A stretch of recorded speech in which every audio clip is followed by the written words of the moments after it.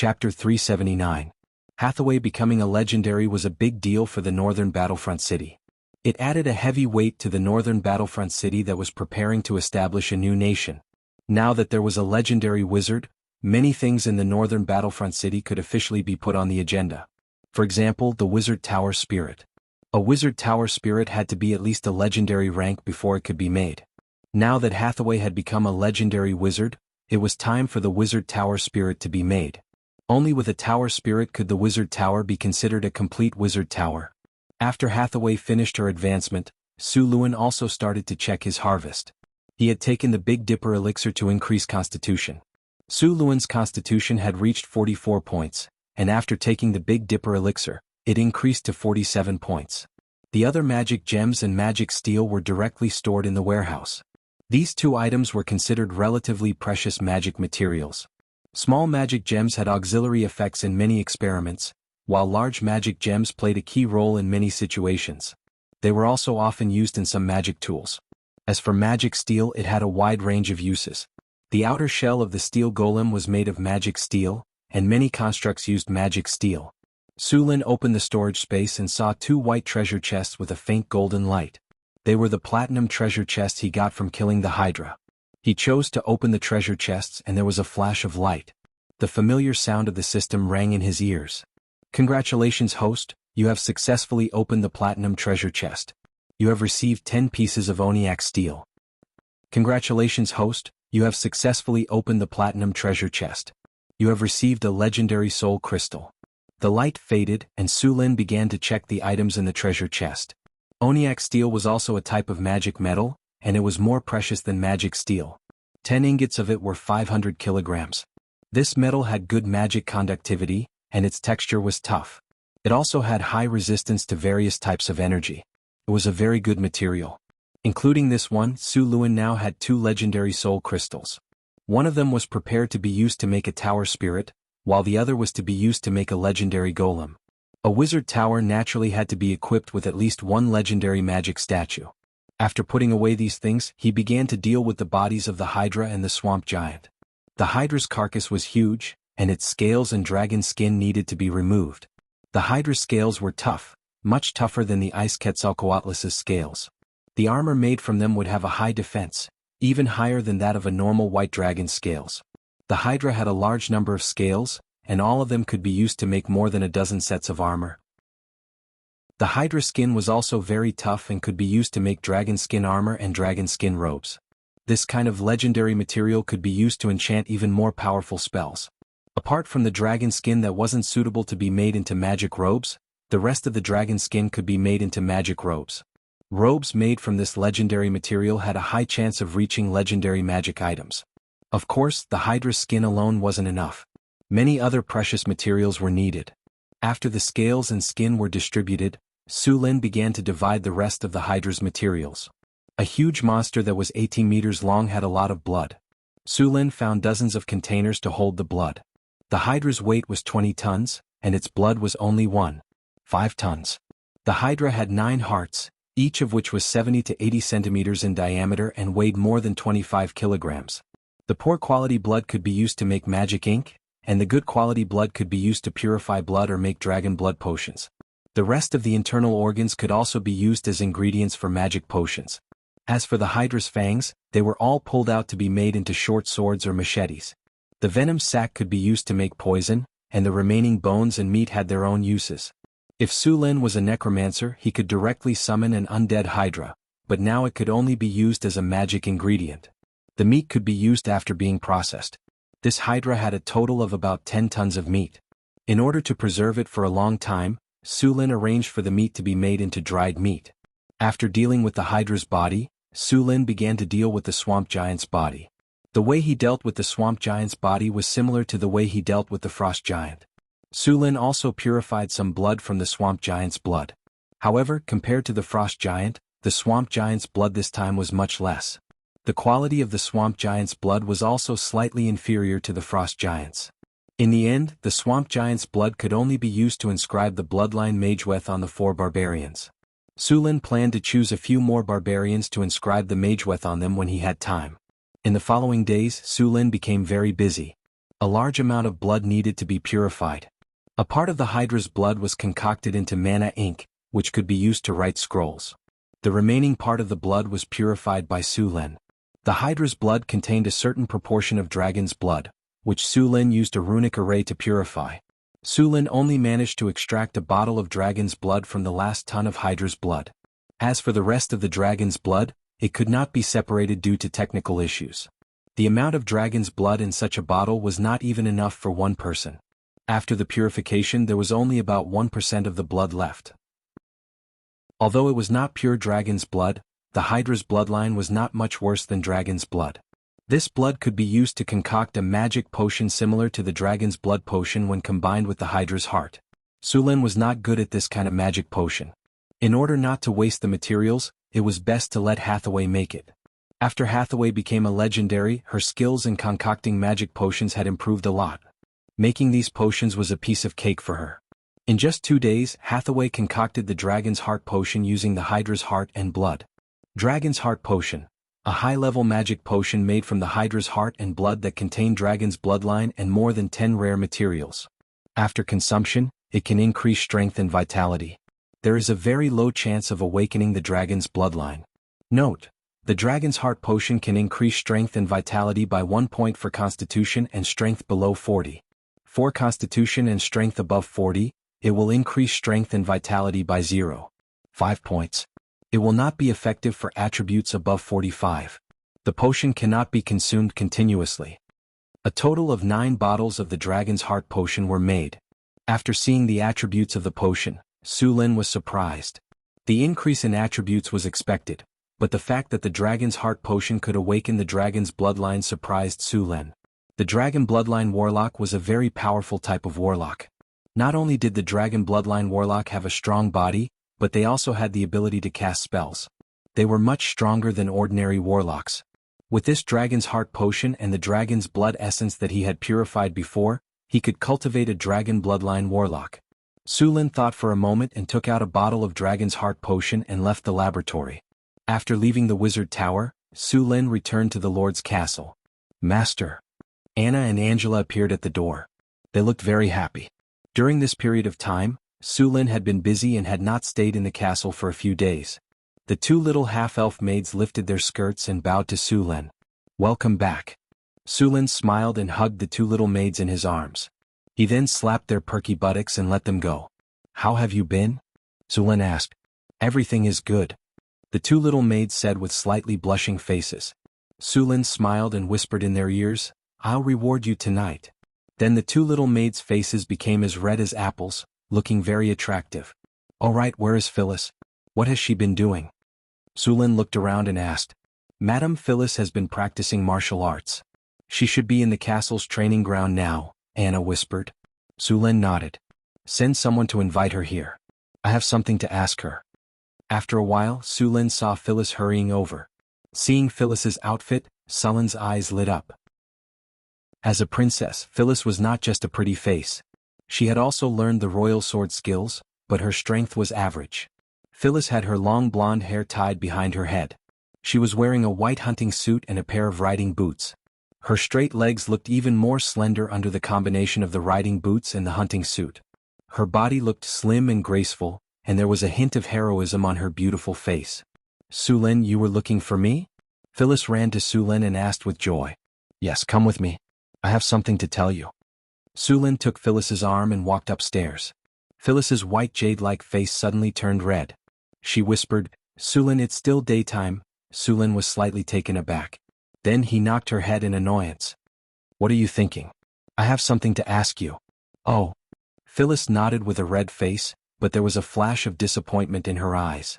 The 2 came to the room. Su Lin took out a bottle of Dragon Heart Potion and handed it to Phyllis. This is the Dragon Heart Potion. It has a certain chance of allowing you to obtain the Dragon Bloodline and become a Dragon Disciple. Try it. Dragon Bloodline? Phyllis looked at the crystal bottle in surprise. There was some red liquid in the bottle that kept shaking, and there were some sparkling stars in the liquid. This is for me? Phyllis knew very well that Dragon Disciple was a powerful extraordinary. Yes, it has a chance of awakening. Try it and see the effect.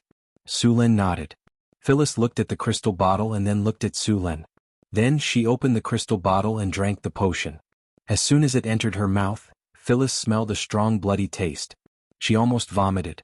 Fortunately, she knew the value of the potion and forced herself to drink it. Chapter 380. After Phyllis took the Dragon Heart potion, Su Luan checked Phyllis's attributes for a while and found that there were no other changes except that her strength and physique had increased by 1 point. Su Lin shook his head when he saw that there was no awakening of the dragon bloodline. Good thing this potion can be stacked. I'll try again in a few days. Phyllis was a little disappointed, but she was relieved when Su Lin said there was still a chance. In the next few days, Su Lin began selecting barbarian Great Axe Berserkers to help them level up into barbarian raiders. This time the giant's blood could level up 4 people. One of them was Boulder and the other 3 were barbarians. Since he had a lot of experience, Su Lin was very familiar with this kind of rune engraving. It took 3 days for the 4 barbarian raiders to finish. Other than Boulder and Johnson, who were heroic units, the rest of the barbarian raiders were still normal units. However, unlike the barbarians of the past, they were now called elite monsters. While Su Lin was busy engraving runes on the barbarians, Phyllis also started her daily training. Ever since she was brought to the northern city as a tool for the marriage alliance, she felt a sense of crisis. She was very confident in her appearance, but after coming to the northern city, she quickly realized that she didn't have much of an advantage. There were more than one woman around Su Lin who was prettier than her. Without the advantage of her appearance, Phyllis became a little nervous. She was worried that she would be sent to a random place. As a member of the royal family, she had heard too many stories about how the 2 sides of the marriage alliance would become strangers or even worse. Fortunately, Su Lin didn't do that, which made her feel relieved. After living in the northern city for a while, she found that she liked life here. However, another thing made her worried again. She realized that none of Sulin's women were normal except for herself. From the wizard to the winged queen, from the succubus to the half-elf, she was the only normal human. This made her feel very disappointed. But after some time she picked up the court swordsmanship from a long time ago. She didn't want to be a vase that would be casually discarded when she grew old. When Su Lin saw her practicing her swordsmanship, he also found her a half-elf tutor. Just 2 days ago, Su Lin had specially prepared a bottle of potion for her, which was said to be able to help her become a dragon disciple. However, after she took it, she didn't become a dragon disciple except for increasing her strength and body. This made her very disappointed. "Madam." Just as she was in a daze, a middle-aged maid beside her bowed and said. Phyllis put the weapon back on the shelf, but the maid handed her a towel to wipe her sweat and said, "Have you sent the food over?" "It has been delivered, madam," said the middle-aged maid. "You guys go ahead and prepare dinner. I'm going to take a bath." Phyllis took off her tight hunting suit, revealing her white silk underwear. Her voluptuous body outlined her impressive curves. After changing into a loose bathrobe, Phyllis turned around and walked to the bathroom. The bathroom was steaming. Phyllis had worked out for a long time on the training ground today and was very tired. As soon as she went in, she took off her bathrobe, revealing her slender waist and plump buttocks. She reached out to test the temperature of the water, then raised her fair legs and stepped into the pool. Her curvaceous body slowly submerged in the water. However, as soon as she stepped in, Phyllis frowned slightly and whispered, "What's wrong? Why is the hot spring water a bit cold today?" "Someone!" Phyllis shouted outside. A series of footsteps came, and then a maid came in and asked respectfully, "Madam, what can I do for you? Why is the water a bit cold today? How long has it been since the water was changed?" Phyllis asked. "Cold." The maid was a bit surprised. "Madam, the water was just changed." "Just changed the water?" Phyllis was a bit surprised. The maid took 2 steps forward and came to the side of the pool. When her fingers touched the hot water, she felt a burning sensation. "The water isn't cold." The water in the pool was slightly hot, and the temperature was at least 60 degrees. This temperature was a bit high for taking a bath.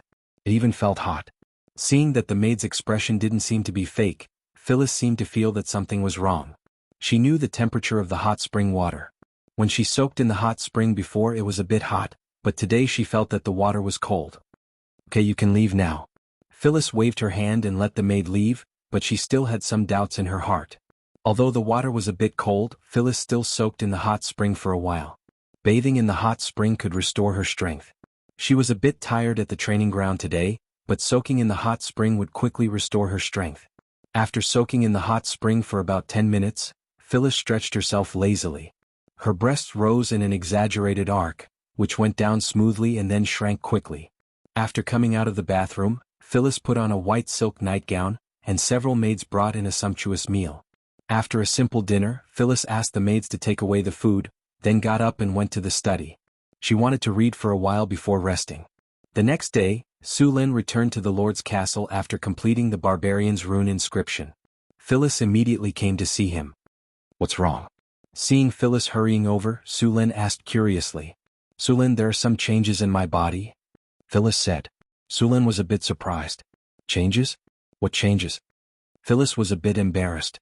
"I don't seem to be afraid of heat anymore." Su Lin frowned slightly. "Not afraid of heat? Is this the awakening of the Dragon Warlock bloodline?" Thinking of this, Su Lin hurried over to check Phyllis's pupils.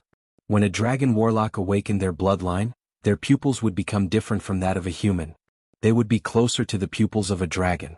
After careful observation, Su Lin found that there were no changes in Phyllis's pupils. "Come with me." After finding no changes, Su Lin did not give up. Instead, he led Phyllis to a room. Su Lin opened the system panel and found Phyllis's information. Soon he saw a line of small words under Phyllis's information.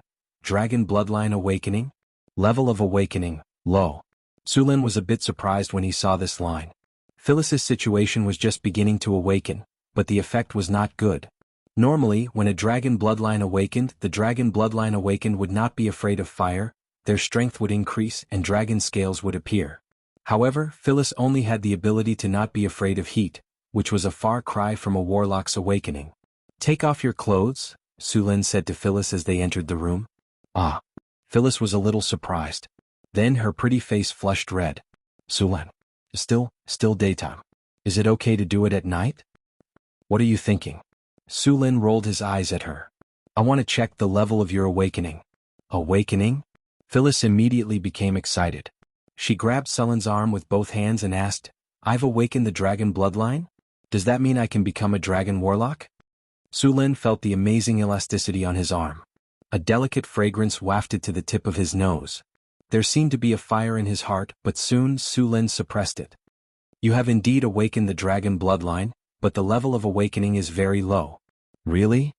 Phyllis's eyes flashed with a hint of surprise. "Hurry up, take off your clothes." "I'll check," Su Lin urged. "Oh." Phyllis hesitated for a moment. Then she undid her belt shyly. The silk robe slid down gently, and a beautiful jade-like body appeared in front of Su Lin. She had full breasts, a slender and powerful waist and slender and straight legs.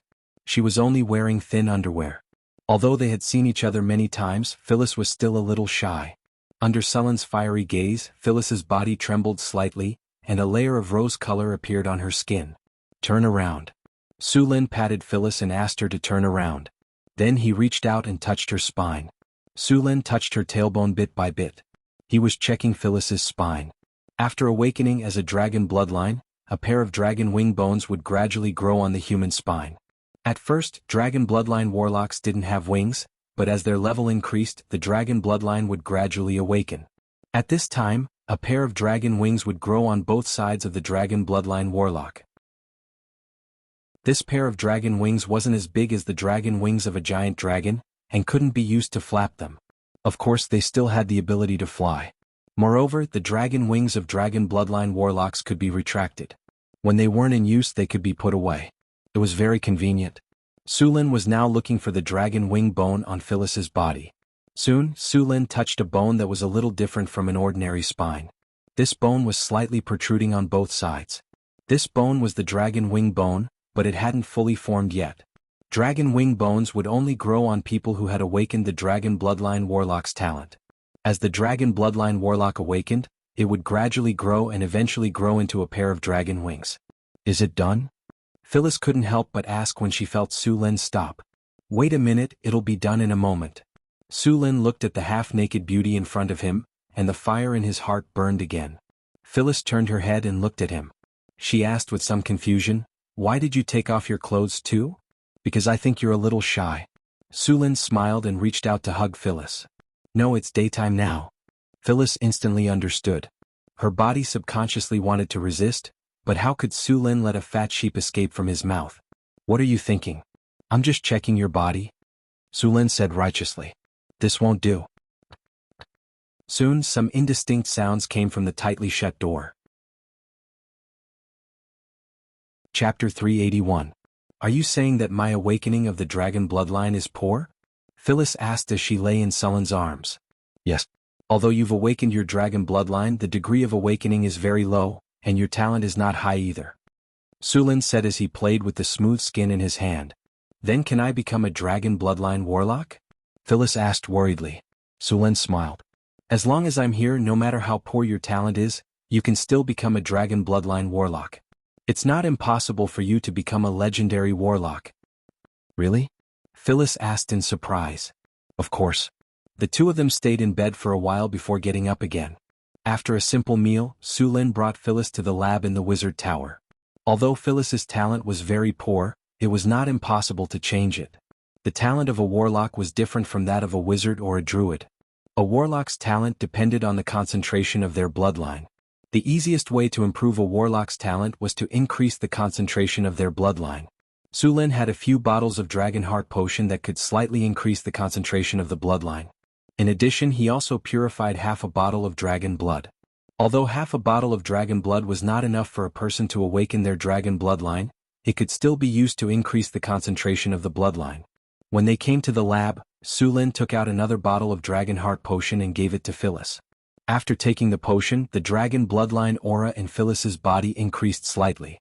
At the same time, her strength and vitality also increased a little. Next, Su Lin opened the bloodline magic circle in the lab. Light blue elemental energy slowly poured into it, and soon the whole circle lit up. Take off your clothes and lie down, Su Lin said to Phyllis. Okay. Phyllis obediently took off her clothes again and lay down in the center of the circle. Next, Su Lin took out a delicate crystal bottle, which contained more than half a bottle of bright red blood. This blood was the dragon blood he had purified before. Su Lin opened the crystal bottle and felt around Phyllis's spine. Phyllis felt a burning pain and her body trembled slightly. Dragon blood was highly corrosive.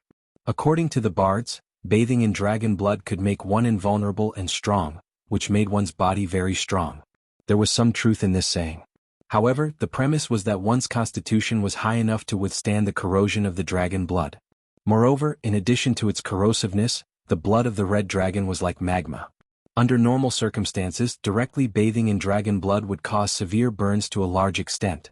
Although the blood of the white dragon would not burn, it would freeze people into ice. Phyllis's body trembled slightly and her muscles tightened. Obviously, she was in great pain. Bear with it, it will be over soon. Su Lin looked at Phyllis, who was biting her lips so hard that they were about to bleed. Phyllis nodded with some difficulty. As long as I can become a dragon disciple, I can endure any pain. Yes. Looking at Phyllis's expression, Su Lin nodded slightly. The bloodline transformation circle was not difficult, and Su Lin did not have a hard time operating it.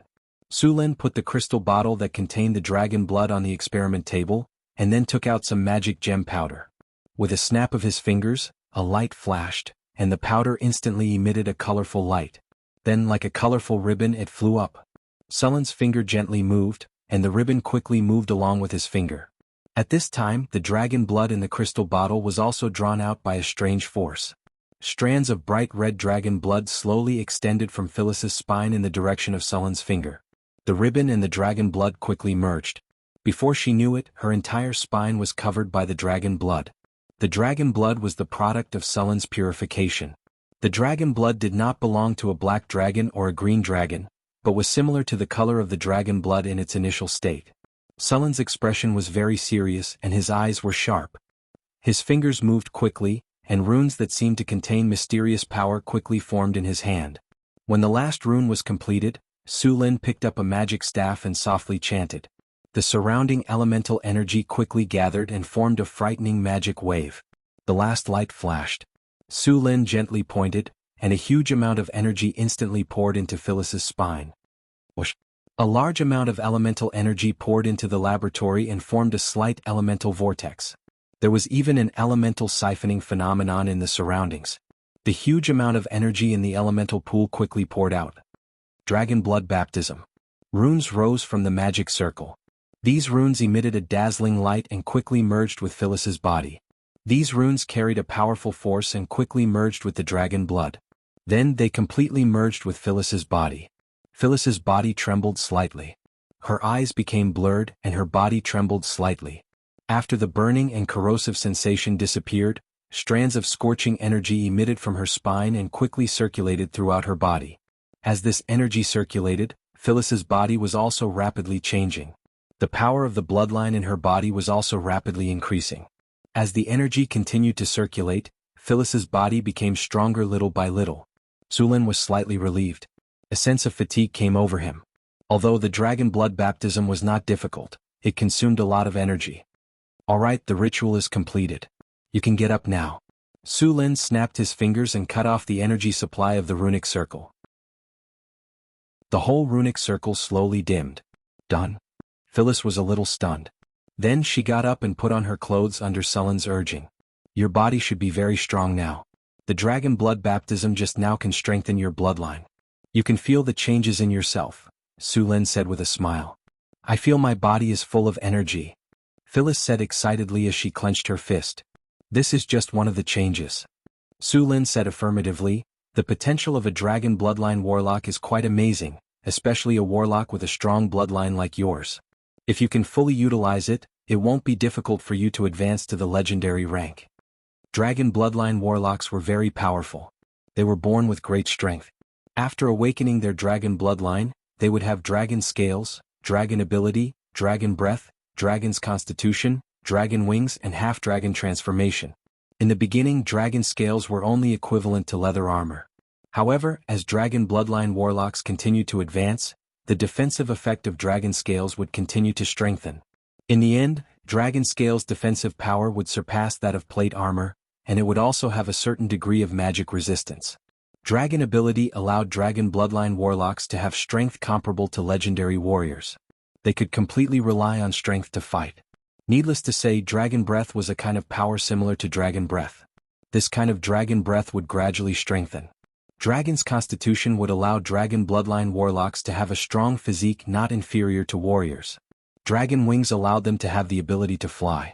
Half-dragon transformation allowed them to transform into some of the characteristics of dragons in battle. In the state of half-dragon transformation, the various strengths of dragon bloodline warlocks would be strengthened again. In fact, a powerful dragon bloodline warlock's close combat strength was not inferior to a warrior. Moreover, compared to warriors, they also had the ability to fly and cast spells. Although dragon bloodline warlocks' casting ability was weaker than that of ordinary warlocks, the gap was not big. Moreover, they also had dragon breath. In addition to these, dragon bloodline warlocks inherited the dragon bloodline, so their lifespan was also very long. The basic lifespan was more than 300 years. If they advanced to the legendary rank, their lifespan would be greatly extended. Dragon bloodline warlocks also had an enviable ability, that was, their strength would slowly increase over time, even a little bit when they were sleeping. This ability was very similar to dragon sleep. Phyllis had obtained the dragon bloodline as a red dragon warlock. The first ability she awakened was fire resistance. However, as time passed, this ability would gradually strengthen. Finally, she would gain fire resistance. After Sulin performed the dragon blood baptism on her, Phyllis awakened dragon ability. Her physical strength had been strengthened. Now her strength attribute had directly increased by 3 points. If strength increased by 3 points every time she advanced, then Phyllis's strength would increase by at least 15 points. Of course, this was only the most basic. With some professional training, it would not be difficult for Phyllis's strength to exceed 35 points. Many legendary warriors after advancing to the legendary rank did not have the same strength. Okay, now go to the training ground to test your ability, Sulin said after watching Phyllis move her body for a while. Okay, I still can't control the sudden increase in strength. Phyllis nodded. She had not yet adapted to the sudden increase in strength. Sulin took Phyllis to the 5th floor of the Wizard Tower. This floor was the training ground of the Wizard Tower. There were a total of 30 training grounds here. They used the space expansion technique to expand the space. These training grounds were blessed with various protective spells and were divided into levels. However, the training grounds in the Wizard Tower could only withstand the spell attack of a level 4 wizard at most. As for more powerful spells, they could only go to other places to practice. In fact, there were basically no training grounds that could withstand legendary attack spells. Sulin chose a level 2 training ground, which could withstand the destructive power of spells between level 0 and level 4. Phyllis had just become a dragon bloodline warlock. Although her strength had increased greatly according to the destructive power, it was not at the level of a level 4 spell, so she could use all her strength. Catch. Su Lin took out a long sword and handed it to her. Now that your strength has increased greatly, you can try swordsmanship first. Then get used to it as soon as possible. Phyllis nodded and took the long sword. As soon as the long sword was in her hand, she could acutely feel that the weapon was much lighter. In fact, it was not the weapon that was lighter, but her strength had increased. Phyllis had learned palace swordsmanship before, so she began to practice it as soon as she got the weapon. Chapter 382. Phyllis waved her weapon and then launched an attack on Su Luan. Su Luan gently flicked her weapon away with his wooden sword, and then casually knocked Phyllis's calf with his sword. Focus, Su Lin said in a deep voice. Sorry. Phyllis quickly got up, picked up her weapon and got into a fighting stance. Ha! Phyllis once again waved her weapon at Su Lin, but of course she was easily defeated by Su Lin. After a while of sparring, Su Lin had a rough idea of Phyllis's strength. To be honest, Phyllis's combat awareness was not high, and the palace swordsmanship she learned was not very effective. The palace swordsmanship was developed from the battlefield swordsmanship, and there was nothing wrong with it. But later, the palace swordsmanship gradually began to be improved in the direction of rituals and patterns. In the end, this kind of swordsmanship was inclined to the performance type and was not suitable for fighting. Phyllis, don't learn the palace swordsmanship in the future, Su Lin said. I'll ask the drows to teach you a swordsmanship suitable for fighting. Phyllis nodded. After awakening the dragon bloodline, Phyllis's strength had reached the 1st grade, but because she was not good at fighting, her strength could only be regarded as average, and it was completely due to the improvement of her physical fitness. Her current physical fitness was very strong, and she could basically crush ordinary knights. After a complete test, although Phyllis was very tired, she was very excited. She was obviously very happy with the power she had just gained. Take a rest, Su Lin said with a smile. Since you've awakened the dragon bloodline, don't be lazy in the future. Phyllis panted and took the towel handed to her by the maid to wipe her sweat. After Phyllis awakened the dragon bloodline warlock, Su Lin put away the remaining bottles of dragon heart potion. These potions could no longer increase the concentration of her bloodline. He planned to let others try it in the future. While Su Lin was busy processing the materials from the Hydra and the Swamp Giant, Hathaway was studying the creation of the Tower Genie. It was very difficult to create a tower spirit. Originally, Hathaway had planned to use the normal method to create a tower spirit. However, after obtaining the Mageweth inscription technology, it could also be used to create a tower spirit. After some discussion, Su Lin and Hathaway decided to use the Mageweth inscription technology to create a tower spirit. Initially, Su Lin had thought that Hathaway would still need some time to learn this technique, and that it wouldn't be the best time to create the Tower Genie. However, he didn't expect that after advancing to the legendary level, her learning ability would also increase. It only took her a few days to completely master the Mageweth inscription technique. Compared to Su Lin, who was a wizard who only focused on one subject, Hathaway, who had a formal wizard education and a part-time master alchemist, learned all kinds of skills much faster. She could learn all kinds of knowledge by analogy. When he saw Hathaway again, she was full of energy. Su Lin, I'm going to make the tower spirit. Su Lin's face lit up with joy. You've already mastered the Mageweth inscription technique? Yes, I've succeeded, Hathaway said with a smile. Then what are we waiting for? Let's make the tower spirit. Su Lin excitedly pulled Hathaway directly to the wizard tower. The two arrived at the laboratory where all kinds of equipment were ready. The energy of the elemental pool was turned on, and the concentration of elemental elements in the laboratory rapidly increased. Su Lin took out a legendary level soul crystal. This high-quality soul crystal looked very beautiful, like a bright gem. It contained powerful soul energy, which was the main material for making a tower spirit. Hathaway gently pointed with her finger, and a large amount of elemental energy rushed out. The rune circle that had been prepared in advance quickly lit up. Su Lin handed the soul crystal to Hathaway, and Hathaway took out a magic staff. Then she gently pointed at the soul crystal, and the purple soul crystal floated in midair. A chant was heard, and Hathaway summoned a ball of elemental fire that kept jumping. This elemental fire was a power that only a master alchemist could control. The blue elemental fire seemed to have no temperature, but it was actually very hot. She took out a piece of mithril and threw it into the elemental fire.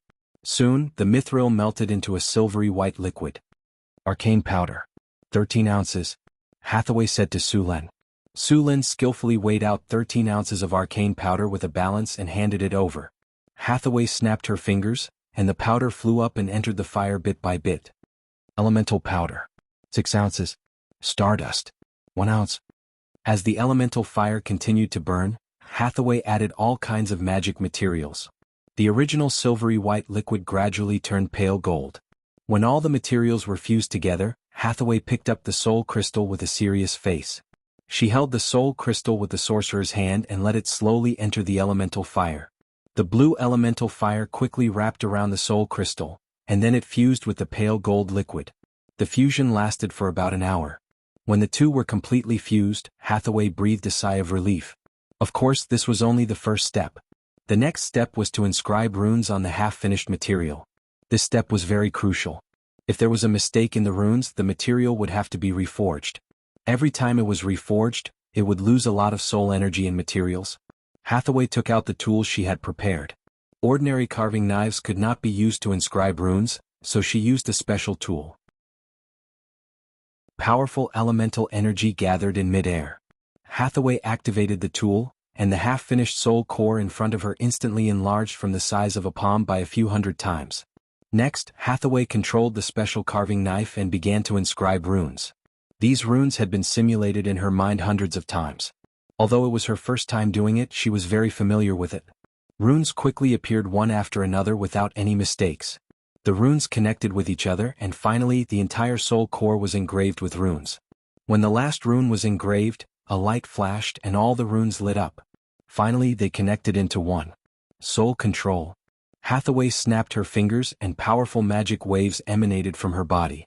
In the next second, a stream of soul energy was extracted from the soul core. Traces of vague whispers appeared in the laboratory, and the negative energy in the surroundings began to gather. If someone was here, they would clearly feel that the place had suddenly become gloomy. A huge amount of soul energy appeared. Although this soul energy had lost its consciousness, it quickly began to struggle and wanted to escape. Soul shackle. A pale golden chain suddenly appeared and directly entangled all the soul energy. The soul energy, which was still moving, immediately became obedient. Su Lin lit up the ghost wood that he had prepared earlier. The ghost wood was a type of magical plant that grew in graveyards and other places with dense negative energy. It was usually used to make concentrating incense, which could increase the efficiency of a wizard's meditation. Could also protect and calm the soul. With the appearance of the smoke, the soul energy seemed to have become more solid. Soul construct. Hathaway softly chanted, and a purple light merged with the soul shadow. The soul shadow also began to undergo various changes. Hathaway continued to repair the soul energy. Soul weave. Rays of light flashed, and as time went by, the soul energy gradually became the appearance that Hathaway wanted. There were many types of tower spirits, from the combat tower spirits to the auxiliary tower spirits, to the dual-purpose tower spirits, and so on. Generally, wizard towers used auxiliary tower spirits or dual-purpose tower spirits. The tower spirits used in floating cities were large and comprehensive tower spirits. A floating city's tower spirit would be composed of many auxiliary tower spirits and combat tower spirits. Sullen's wizard tower naturally did not need so many tower spirits. The tower spirit that Hathaway made this time was a dual-purpose tower spirit. Because of the use of Mageweth inscription technology, the tower spirit made by Hathaway had a powerful computing ability, much stronger than the average tower spirit. The current world's tower spirit technology was only upgraded from the early tower spirit technology of the Arcane Empire era. Compared with Sullen's tower spirit, the gap was not small. This tower spirit would become the tower spirit of the wizard tower. It would assist Su Lin and Hathaway in controlling the wizard tower, adjust the energy supply of the wizard tower, and command the puppet golems to patrol according to the predetermined route. It was the manager of the wizard tower. When the tower was invaded by foreign enemies, it would command the puppet golems to fight. After completing the soul construct and soul weave, Hathaway gently snapped her fingers, and the soul energy once again merged into the soul core. Soul fusion. With a flash of light, the soul core in midair returned to calm again. Hathaway breathed a sigh of relief and reached out to take the soul core and began to examine it. After finally confirming that everything was normal, Hathaway breathed a sigh of relief. But until now, the tower spirit was still not completed. Hathaway was not in a hurry to complete it. Instead, she took a short break. When her mental strength recovered to its best state, Hathaway began the next step. Activate the construct life. Soul awakening. The surging elemental energy was quickly extracted by Hathaway. Her mental strength guided the magic to quickly construct a complex magic array. Melodious spells were constantly chanted from her mouth, and a powerful magical wave appeared in the laboratory. A golden aura appeared out of thin air. The soul core, which was originally a dead object, seemed to have undergone other changes. The brilliance dissipated, and another soul wave appeared, followed by a strange life wave. Finally, all the light dissipated, the soul power was completely recovered, and a special construct life appeared. Chapter 383. Tower spirits were not simple magic creations. They were a special kind of life form. They were very similar to elemental creatures, but they were different from elemental creatures. According to the template of society in his previous life, tower spirits should be a high-level artificial intelligence. Master. A cold mechanical voice sounded. From today onwards, your name is Milky Way. Sulin gave the new tower spirit a name. Yes, Master. Tower spirit Milky Way is at your service. The new tower spirit quickly accepted its name. Hathaway began to add all kinds of information to Milky Way. A newly born tower spirit was not a blank piece of paper. Because of the remnant soul consciousness in the soul crystal, it usually received some simple general knowledge. However, this general knowledge was not enough to control the wizard tower. Hathaway needed to instill all kinds of knowledge into the tower spirit. With the continuous infusion of knowledge, the tower spirit quickly learned through a large amount of computing power and constantly grew. When Hathaway finished instilling all kinds of knowledge, she picked up the tower spirit's soul core and went to the 7th floor of the wizard tower. The 7th floor of the wizard tower was divided into two parts. One was the astrology platform and the other was the control center. The control center had been completed long ago, but because there was no tower spirit, it was empty. Now that the tower spirit was completed, it naturally had to be placed in the control center. Only in this way the tower spirit could control the wizard tower and assist Sulin and Hathaway in controlling the wizard tower. In the empty control hall, there was nothing other than the control center. The floor here was paved with white marble, and it was enchanted with a hardening spell. Its hardness was far greater than that of steel. A large number of energy channels were laid under the marble, and these energy channels were all connected to the control center. Hathaway arrived in front of the control panel in the middle. This stone platform wasn't made of stone, but it looked like it was made of stone. Hathaway had used several dozen kinds of magic materials to create it, and it had a very strong magic conductivity. A large number of magic patterns had already been engraved on the control panel. In the middle of these magic patterns there was a groove. With a light tap of her finger, several rays of magic light flashed, and the control center slowly rose.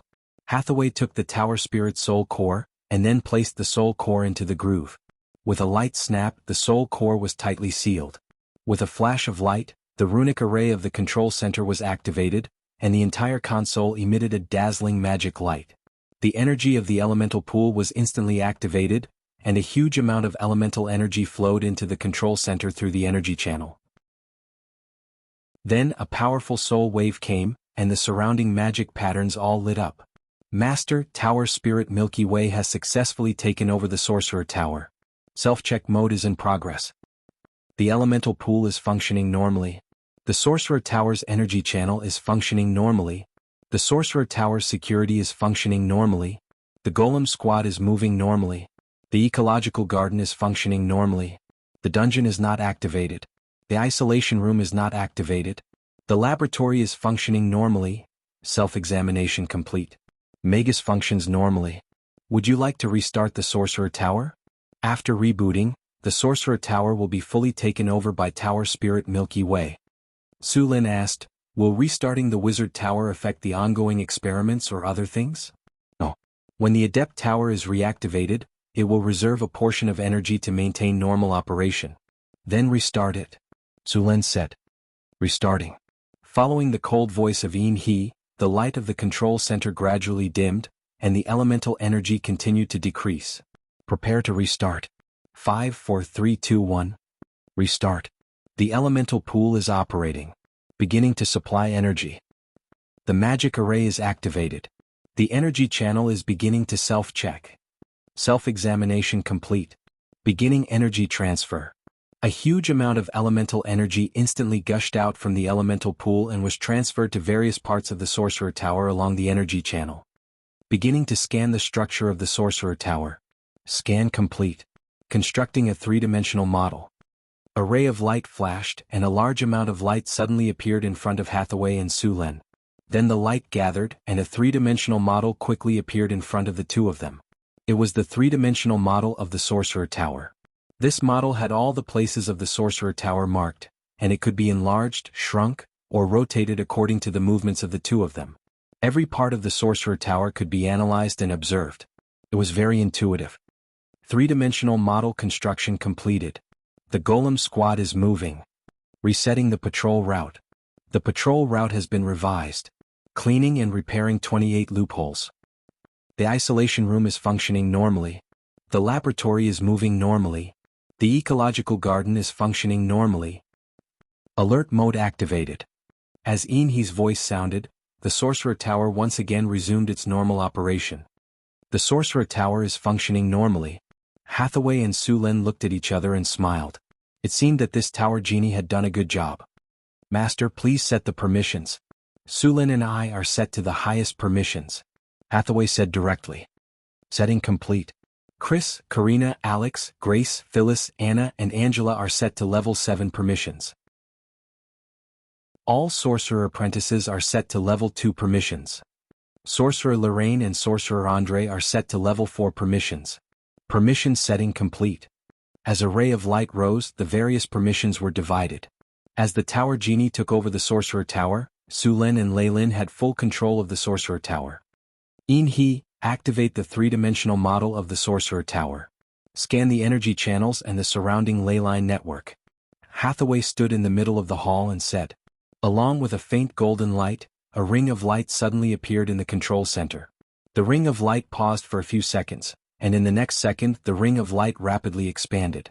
In just a moment, it turned into a ray of light that could not be seen by the naked eye and spread out. The light quickly scanned the Sorcerer Tower, and then Inhe's cold mechanical voice sounded again. Model activated. The model of the Sorcerer Tower appeared in front of Sulen.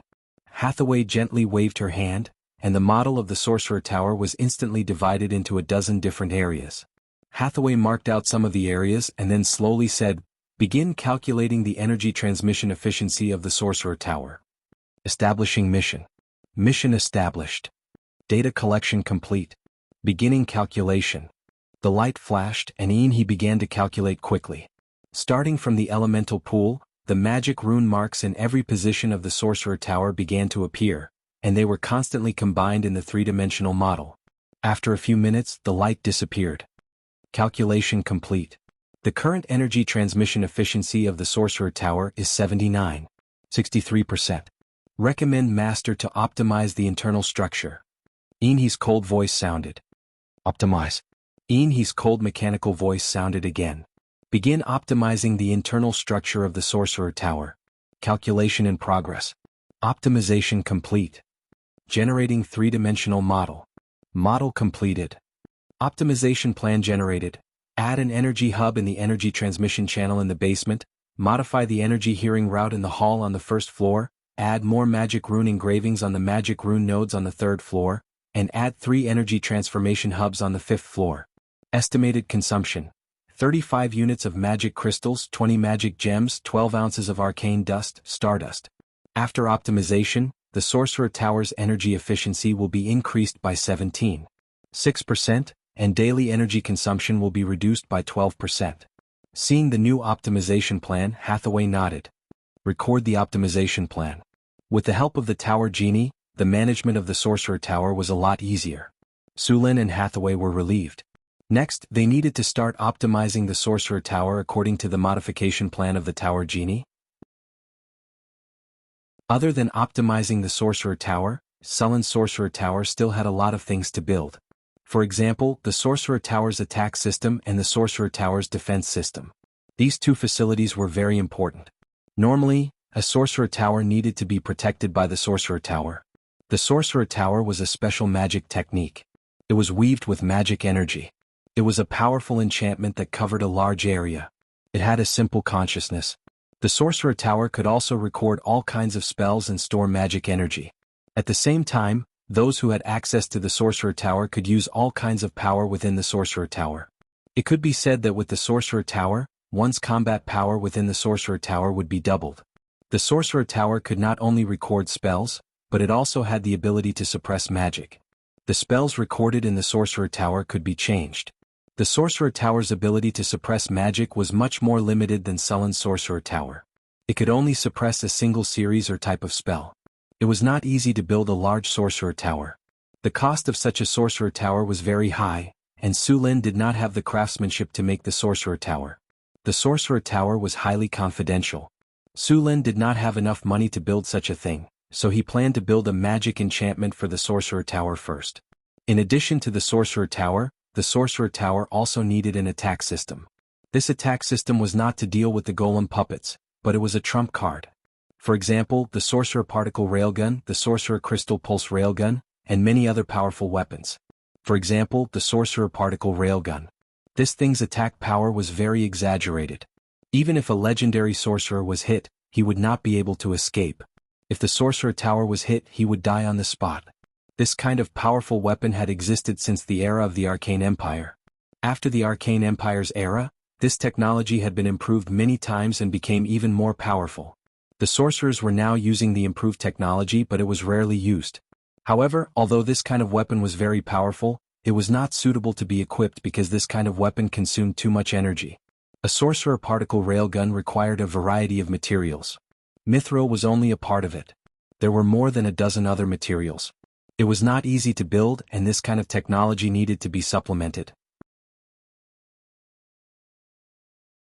Chapter 384.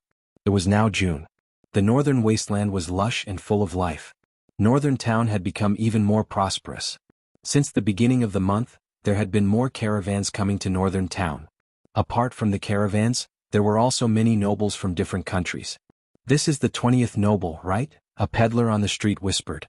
"The 21st, a shoemaker who was mending a pair of boots added.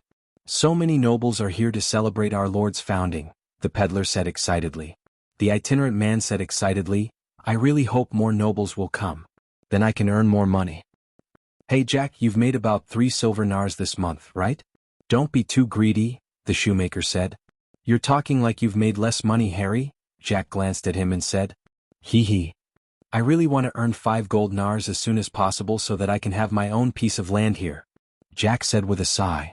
"Yes, thanks to our kind Lord. Otherwise, we wouldn't be able to save enough money to buy a piece of land," Harry said with a smile. Harry smiled and said, "This month our Lord is going to officially establish a duchy. May the gods protect our Lord and our country." When night fell, Jack walked briskly to the market. Every day when the market was about to close, he would come here to buy some cheap food. Northern Town had a lot of seafood, so the price was not expensive. Now that the market was about to close, the price was even lower. A 2-pound fish only cost 8 copper nars. When the market was about to close, the price was even lower. If it was a dead fish, it would only cost 4 copper nars. Although it was a dead fish, it had been dead for less than a day. His son was lucky. Now he could eat fish soup every now and then. When he was young, he couldn't even eat enough potatoes, let alone meat soup. It was really a good time. Jack's house was on the west side of the outer town. It was a small house with 2 bedrooms and 1 living room. He lived here with his wife and 3 children. The house was small and shared a yard with several other families. Outside there was a drainage ditch. There were 3 faucets in the yard. There were some empty spaces in the yard for drying clothes. There were also a few chicken cages next to the yard. There were a few hens in the cages. The eggs that the hens laid would be accumulated and sold at the market when there were enough eggs. As a commoner who had lived here for almost a year, Jack had his own plans. He wasn't like some people who enjoyed a good life and lived a careful life. He planned to work hard to earn money and buy a few acres of land when the price of land in Northern Town was low. Then, when his 2 sons grew up, his elder son would continue to be a peddler, his younger son would work as a farmer, and his daughter would find a good husband and give them a dowry. This way their family would be able to take root in Northern Town. At the thought of this, Jack's heart was burning with passion. He could be considered worthy of his 3 children. When their grandfather and his father died, not to mention the land, even the house was in ruins. The inheritance that he left for them was already much better than his father's. When Jack returned home, he found that Hansen's family, who used to live in the same yard, had moved away.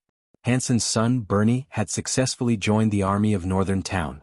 His family had also left the commoners' class. The soldiers in North Town City were paid handsomely, and their families were allowed to have their own houses. It wasn't like the 40-square-meter house he was currently living in, where 5 or 6 families were squeezed together. It was a real house with a courtyard. As long as they became soldiers, they would be treated very well. The army provided food and shelter, and they could eat meat every day. This was something that countless commoners envied. After becoming soldiers, Northern Town would also distribute land. It could be said that as long as they became soldiers, their family wouldn't have to worry about food anymore. However, it wasn't easy to become a soldier. Every day they had to undergo cruel training. If they were eliminated during training, they could only become a militia. The treatment of a militia was far worse than that of a soldier. Jack once wanted to join the army, but he gave up after trying.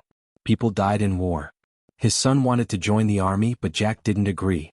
Now he just wanted to live a stable life and make his family better little by little. Northern Town was under construction every day. Although many places were completed, there were still a lot of empty spaces in the city. These empty spaces would naturally be used for construction in the future. The most important thing in Northern Town now was to prepare for the Lord's founding celebration. The entire Northern Town was busy preparing for this. For the celebration, every street in the city had to be cleaned. Trees and flowers were planted on both sides of the road. The city was decorated with beautiful flowers. Perhaps Northern Town wasn't as prosperous as the cities in the Southern Alliance, nor was it as populous as the capital of Florence. However, anyone who came here first felt that everything was solemn and neat. Everything was in order. The refugees from various countries quickly got used to the order of the city. They accepted their new life and quickly integrated into it. In just over 2 years, such a magnificent city had appeared in the northern wasteland. The sea breeze from the eastern sea brought enough rain to the northern wasteland. Many caravans from the Kingdom of Florence came to Northern Town along the road to the northern wasteland. Carts of goods were transported to the warehouse by laborers. These were the goods and daily necessities that Northern Town had purchased from various countries. For example, cloth, oil, slaves, spices, salt, preserved fruits, and enchanted materials. The number of slaves purchased by the Northern Town City had never decreased. The slave trade used to be the Northern Town City's biggest business.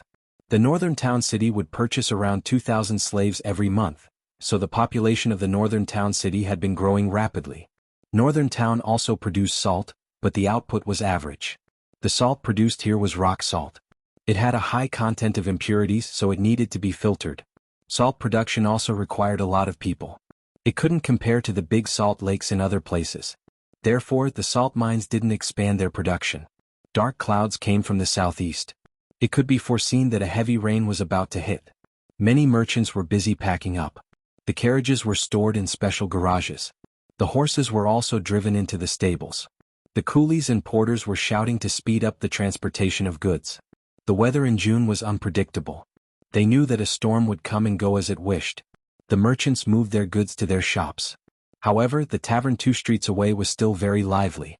Because of the prosperous trade in the northern wasteland, many mercenaries came here with caravans every year. At the same time, many adventurers used the tavern as a base to explore the northern wasteland. Many adventurers and mercenaries liked to squander the money they earned in a short period of time. Taverns were built one after another in Northern Town. At the same time, some seafood merchants with a keen sense of smell came here to sell abalone. Although the drinks and food in Northern Town were good, the ratio of men to women in the city was a bit imbalanced. The ratio of men to women in the city was about 6 to 4. This was mainly because Sulin didn't buy female slaves when he first bought slaves.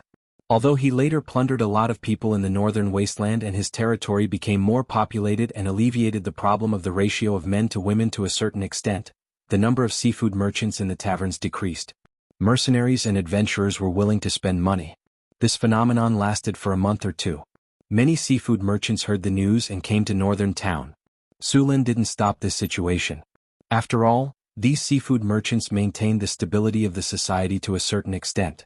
Otherwise, those mercenaries and adventurers who were bored out of their minds might not take the risk. There were many civilians in Northern Town. Some of these civilians were craftsmen. After hearing that Northern Town was rich, they came to live here. These civilians rarely left after coming here.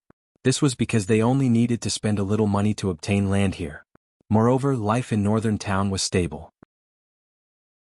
There weren't many exorbitant taxes, so they didn't have to worry about the nobles seizing their property. Compared to other cities, this place was like heaven. A caravan slowly approached the city gate. The tax officer who was already at the gate walked over quickly with 2 soldiers. "Where are you from? What kind of goods are you selling? You have to pay 10% tax to trade here. Also, all goods are not allowed to be traded outside. You have to go to the trading market in the city." The tax officer walked up and said. Soon, a man dressed like a manager of the caravan came to negotiate with the tax officer. The tax officer recorded the information while checking the goods for contraband. After a while, the tax officer finished checking and took out a special piece of paper to record the goods. After confirming the goods, the tax officer asked the merchant to sign. After completing the transaction, the tax officer would give the merchant a token. This was the certificate of permission to trade. Only those who had the token could trade in northern town. Soon, the tax officer finished recording and left. It was going to rain soon. Although he was a tax officer, he didn't collect taxes. He was only responsible for recording the goods of the caravan. He would only collect taxes when the caravan entered the market. The caravan moved forward again. At this time, a few cloaked figures left the caravan. They nodded at the manager of the caravan and gently knocked on the belly of their horses. They left the caravan and entered the city. So this is northern town? It's so prosperous in the north. Do you see that tall tower? There are actually wizards building wizard towers in this place. Do you feel it? The concentration of elemental energy here is very high. Chapter 385. Yes, the elemental concentration here is at least twice as high as the outside world. Another old voice sounded. It seems that the Lord of Northern City isn't as simple as we thought. The older man glanced around and said, "This place is indeed different from what we imagined. We've seen many cities before and we know what they look like. The first impression I got from this city is that it's clean, and then it's orderly. Along the way, whether it's Cult City, Cold Winter City, Monster City, or Port Tylon, you can smell the stench from afar.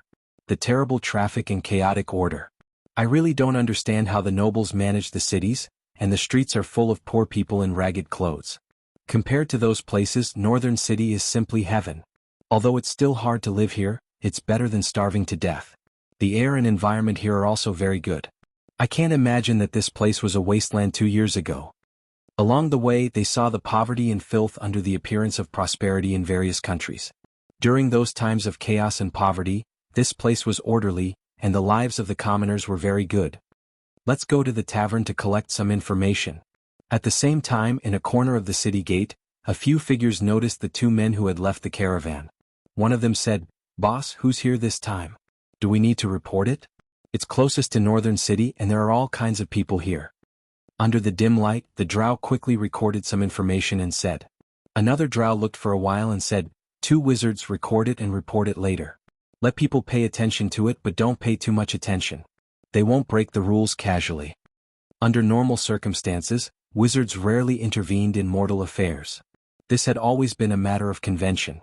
Most of the time, wizards wouldn't even take the initiative to expose themselves to society. They were also known as the mysterious ones among the commoners. Since coming to Northern City, Su Lin had led them to victory again and again, which gave them a kind of blind confidence. Even if the 2 wizards dared to make a move here, they would be discovered immediately. They were confident that they could get rid of these slaves. 2 wizards walked into the city. They observed everything while chatting. The fame of Northern Town City had spread far and wide with the help of the caravans. There were many rumors about this pearl of the northern region, and the majestic buildings in Northern Town City had also spread far and wide.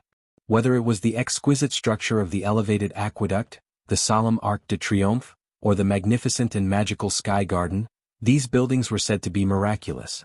Many people listened to them as myths, but in fact, even those who spread the word did not know that these buildings really had various miraculous effects.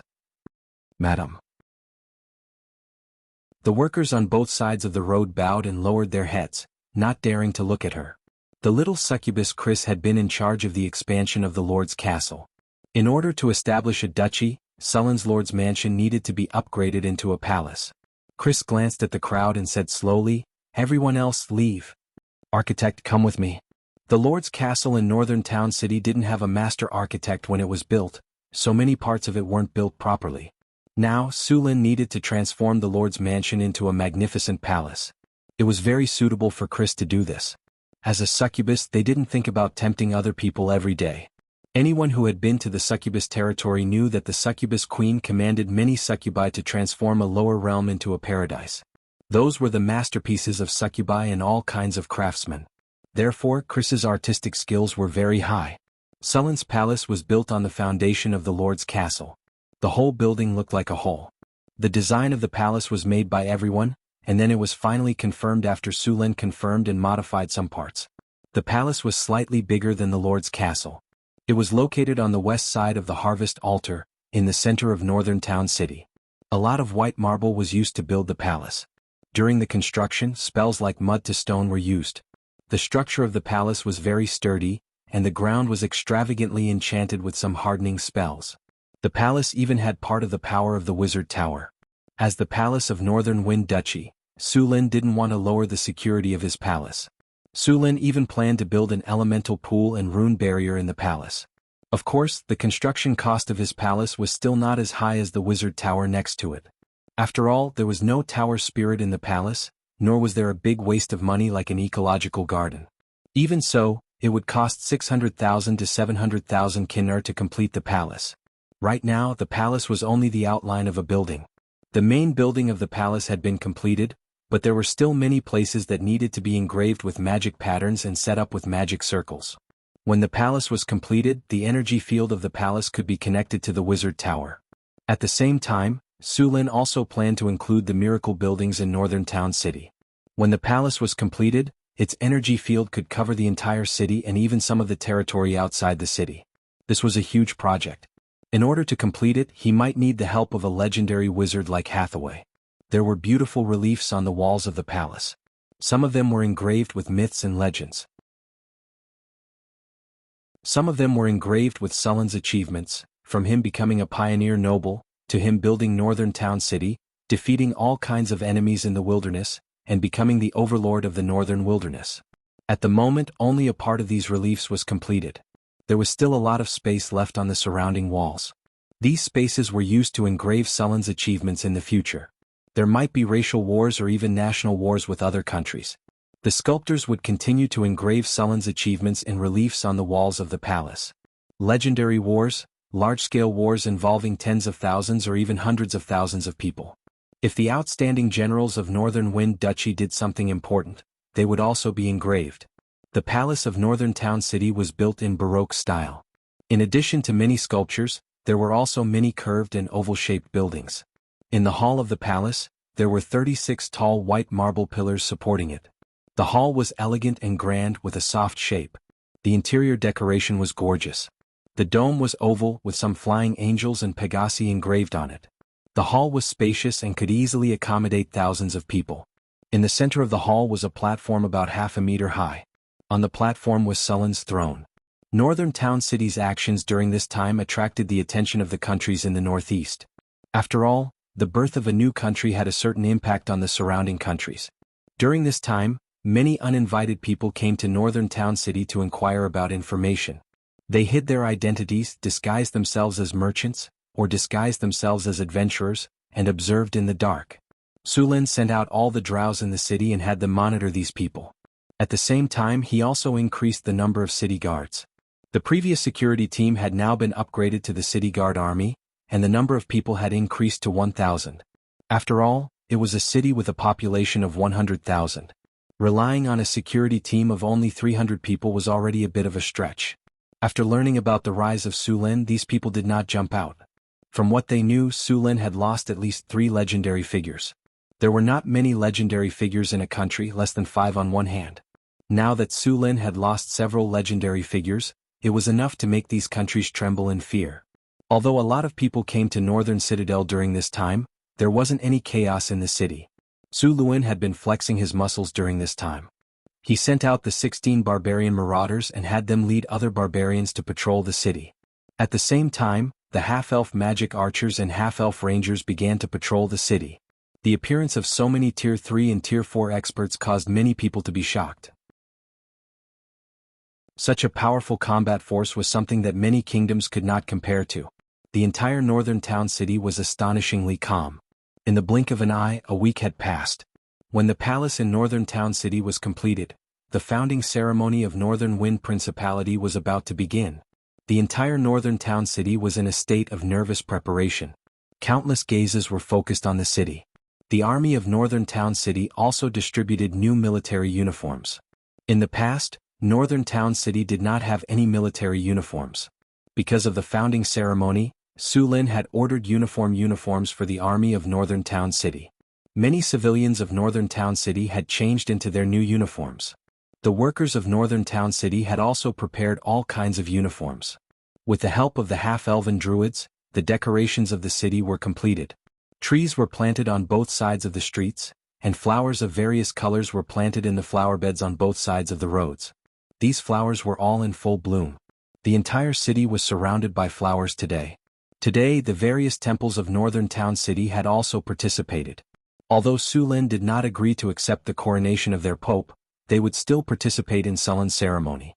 After all, as the lord of northern town city, if they really pissed him off, Su Lin could use all kinds of rules to restrict them from developing their churches. Therefore, under normal circumstances, the various temples would try to maintain a good relationship with the local lord.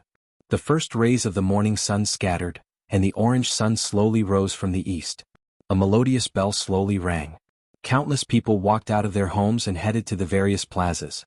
Today was the day Northern Wind Principality was officially founded. Chapter 386. In the northern wasteland, when the first ray of sunlight pierced through the darkness, the light of dawn flashed across the astrology platform on the top floor of the wizard tower in the northern wasteland. As the first ray of sunlight appeared, the bell in the northern wasteland city rang loudly. The quiet northern wasteland city was awakened at this moment. Whoosh, whoosh. Dozens of magic fireworks shot into the sky, piercing through the darkness before dawn. They bloomed beautifully in the sky. The entire city turned into a sea of joy at this moment. The royal palace of the northern wasteland city. Outside the newly renovated royal palace, rows of well-equipped spear guards stood straight on both sides of the road. The roofs around the royal palace had been occupied by half-elf archers. The main roads of the city had been cleared. The wide and straight road extended all the way to the royal palace. The streets were covered with red carpets, and all kinds of flower petals were falling from the sky. All the residents of the northern wasteland city stood on both sides of the road, waving their arms and cheering. At this moment, a few black shadows quickly approached from the sky. The sound of wings flapping could be heard. With the first ray of sunlight, a group of people appeared in the sky. 9 giant Cryopterus bodies appeared in the sky. Although these pterosaurs were only 2 years old, their wingspan was already more than 6 meters. There was a drow knight sitting on each Cryopterus. Their armor made of fine iron was not heavy. It set off their tall and slender bodies. The ferocious pterosaurs under them looked extraordinary. However, they were not the main characters. They were only the vanguard guards leading the way. Behind these Cryopterus knights, a majestic Pegasus flew across the sky. Su Lin had a sword at his waist, and he was wearing a gorgeous silver armor. He was riding the Pegasus at full speed. The morning glow in the sky covered them with a layer of golden red light, making them look like gods emitting a golden light. Long live Su Lin, long live the Northwind Principality. After seeing the figures in the sky, the cheers sounded in unison. The army of the northern wasteland city cheered in unison. Their voices were deafening. The residents around them also cheered. Their voices echoed through the sky. Some people in the northern battlefront city were watching the ceremony from afar. As long as they did not approach the important areas of the city, the hidden guards would not chase them away. Su Lin chose to hold the founding ceremony at dawn, the last touch of darkness before dawn. Then he waited for the first ray of sunlight to pierce through the darkness and descend from the sky. Accompanied by a golden radiance, Su Lin descended from the sky with 9 winged dragon knights. The winged dragon knights glided in mid-air before taking off again. Su Lin rode his Pegasus and landed on the red carpet covered with flowers 100 meters away from the Arc de Triomphe. The Pegasus raised its head to the sky and neighed, gently kicking its hooves. At this moment, the bell rang again, leisurely spreading throughout the entire city. It was like an order. The entire northern town city was filled with symphonic music. The bells and drums rang together, solemn music resounding in the city. A ray of golden light descended from the sky. The path under the Pegasus' feet instantly solidified. It was as bright as gold, but it was not vulgar. The golden path extended from under his feet all the way to the northern town city palace. Su Lin smiled casually. He gently squeezed the horse's belly. The Pegasus snorted and stepped on the golden light. As he kept moving forward, the residents on both sides of the path knelt on the ground one by one. As he kept moving forward, the people in the crowd knelt down in rows like dominoes. 1 step, 2 steps, 3 steps. As Su Lin kept moving forward, the solemn Arc de Triomphe emitted a faint spiritual light. As he kept getting closer, the spiritual light became brighter and brighter. At the same time, a faintly discernible song sounded around the Arc de Triomphe, and it became clearer and clearer. Finally, as Su Lin came to the front of the Arc de Triomphe, the song became deafening. Dozens of faint golden figures could be seen on the Arc de Triomphe. These figures were all wearing armor and holding weapons. Their cold faces appeared. They were the faces of all the sacrifices since the founding of the northern town city. War souls. These soldiers who died on the battlefield did not disappear. Instead, they became army souls and entered the Arc de Triomphe. If they were given enough time, these army souls would gradually transform into heroic spirits.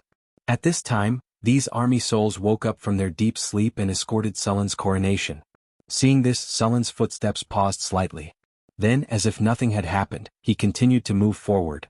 At this time, he had already sensed that a few miracle buildings in the city had been activated by themselves.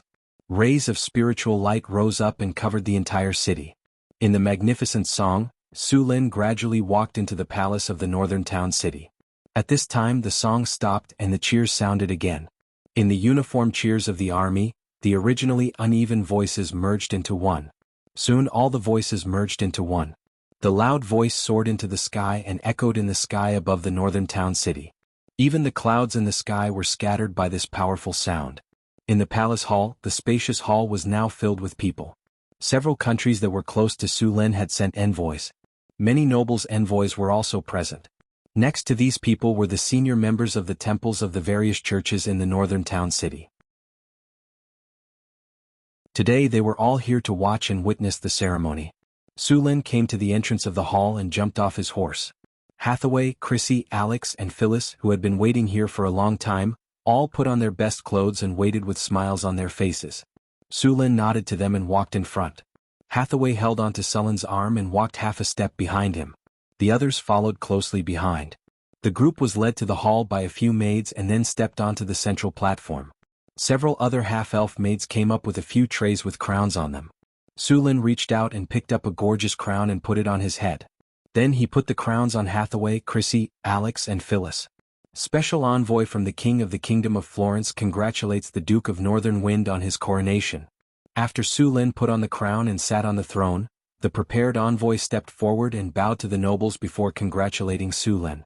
The special envoy from the Kingdom of Florence opened the curtains, followed by many special envoys from other kingdoms and nobles who came forward to congratulate him.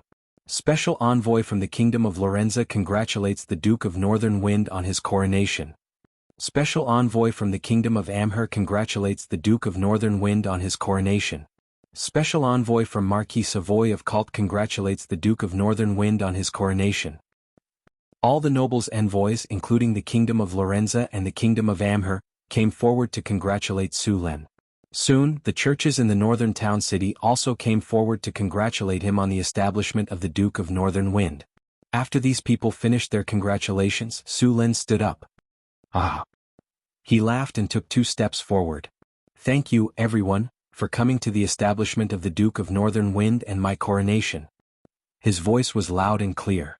In an instant, the clouds parted and the sun rose in the sky. The dazzling sunlight shone on Su Lin as if he was the only one in the world. In the hall and in the square, thousands of people stood on both sides of the square. Their burning gazes were all focused on Su Lin. There was reverence, joy, admiration, and fear. At this moment, all of them gathered together. I announced the establishment of the Duke of Northern Wind. In the name of the Duke of Northern Wind, I announce that today is the National Day of the Duke of Northern Wind. At the same time, I confer Hathaway, Chris, Alex, and Phyllis as duchesses. Hearing Sullen's words, the surrounding nobles looked at each other. It was the first time that 4 duchesses were conferred at once. For a moment, the nobles' envoys in the hall whispered to each other. Hathaway stood up and walked to Sullen's side, snorting softly. Her voice was low, but it seemed to ring in their ears. In an instant, the whole hall quieted down. Then a powerful energy wave surged from Hathaway's body. Even the jade ornaments in the surroundings were blown back and forth by this force. Hiss. Everyone sucked in a breath of cold air. Legendary wizard. How is this possible? A 20-year-old legendary wizard. So strong. After feeling the energy wave from Hathaway's body, the nobles' envoys who had just fallen silent, suddenly burst into an uproar. They looked at Hathaway in disbelief. In this world, a legendary wizard's deterrence was much stronger than a legendary warrior's. After all, no matter how strong a legendary warrior was, it was still very difficult for one to destroy a city. However, a legendary wizard was different. They had too many ways to destroy a city. Meteor shower, meteor fall, undead calamity, and many other powerful spells. They could even permanently change the environment of an area.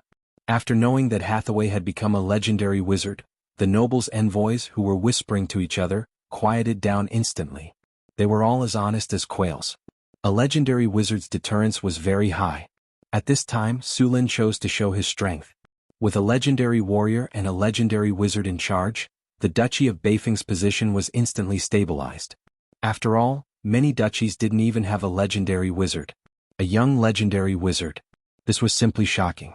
It was not as easy to become a legendary wizard as a legendary warrior. There were very few duchies in the continent that had a legendary wizard in charge, and they all needed to support these legendary wizards' experiments. The annual cost of Kinur was a huge figure, but there were still many people who were willing to do it. Compared to warriors, wizards had a much longer lifespan. As long as there were no accidents, they could live for thousands of years. Chapter 387. A large amount of data flashed past Sullen's eyes. Congratulations, host. You have successfully established a dukedom. Country template is being activated. Country data is being calculated. Data conversion in progress. Data calculation complete. Country template activated. Countless streams of data appeared before Sullen's eyes. A large amount of information appeared and disappeared quickly. Soon, all the data disappeared and a template appeared before his eyes. Country, Northwind Dukedom, Location, Northern Wastelands Underground World, Territories, Northgard City, Mirror Lake City, Centaur City, Orundo, City of the Grey Dwarves, Crete City, City of the Taurens. Omitted, will be added later. The country template looked simple, but it contained many meanings. After establishing the dukedom, not only were the 3 cities in the Northern Wastelands included, even the cities in the underground world were included in the dukedom. Congratulations, host. You have successfully established a dukedom. The reward is the Imperial Jade Seal. Congratulations, host. You have successfully established a dukedom. You have received an exclusive troop class. Congratulations, host. You have successfully established a dukedom. You have received the title, King of the North.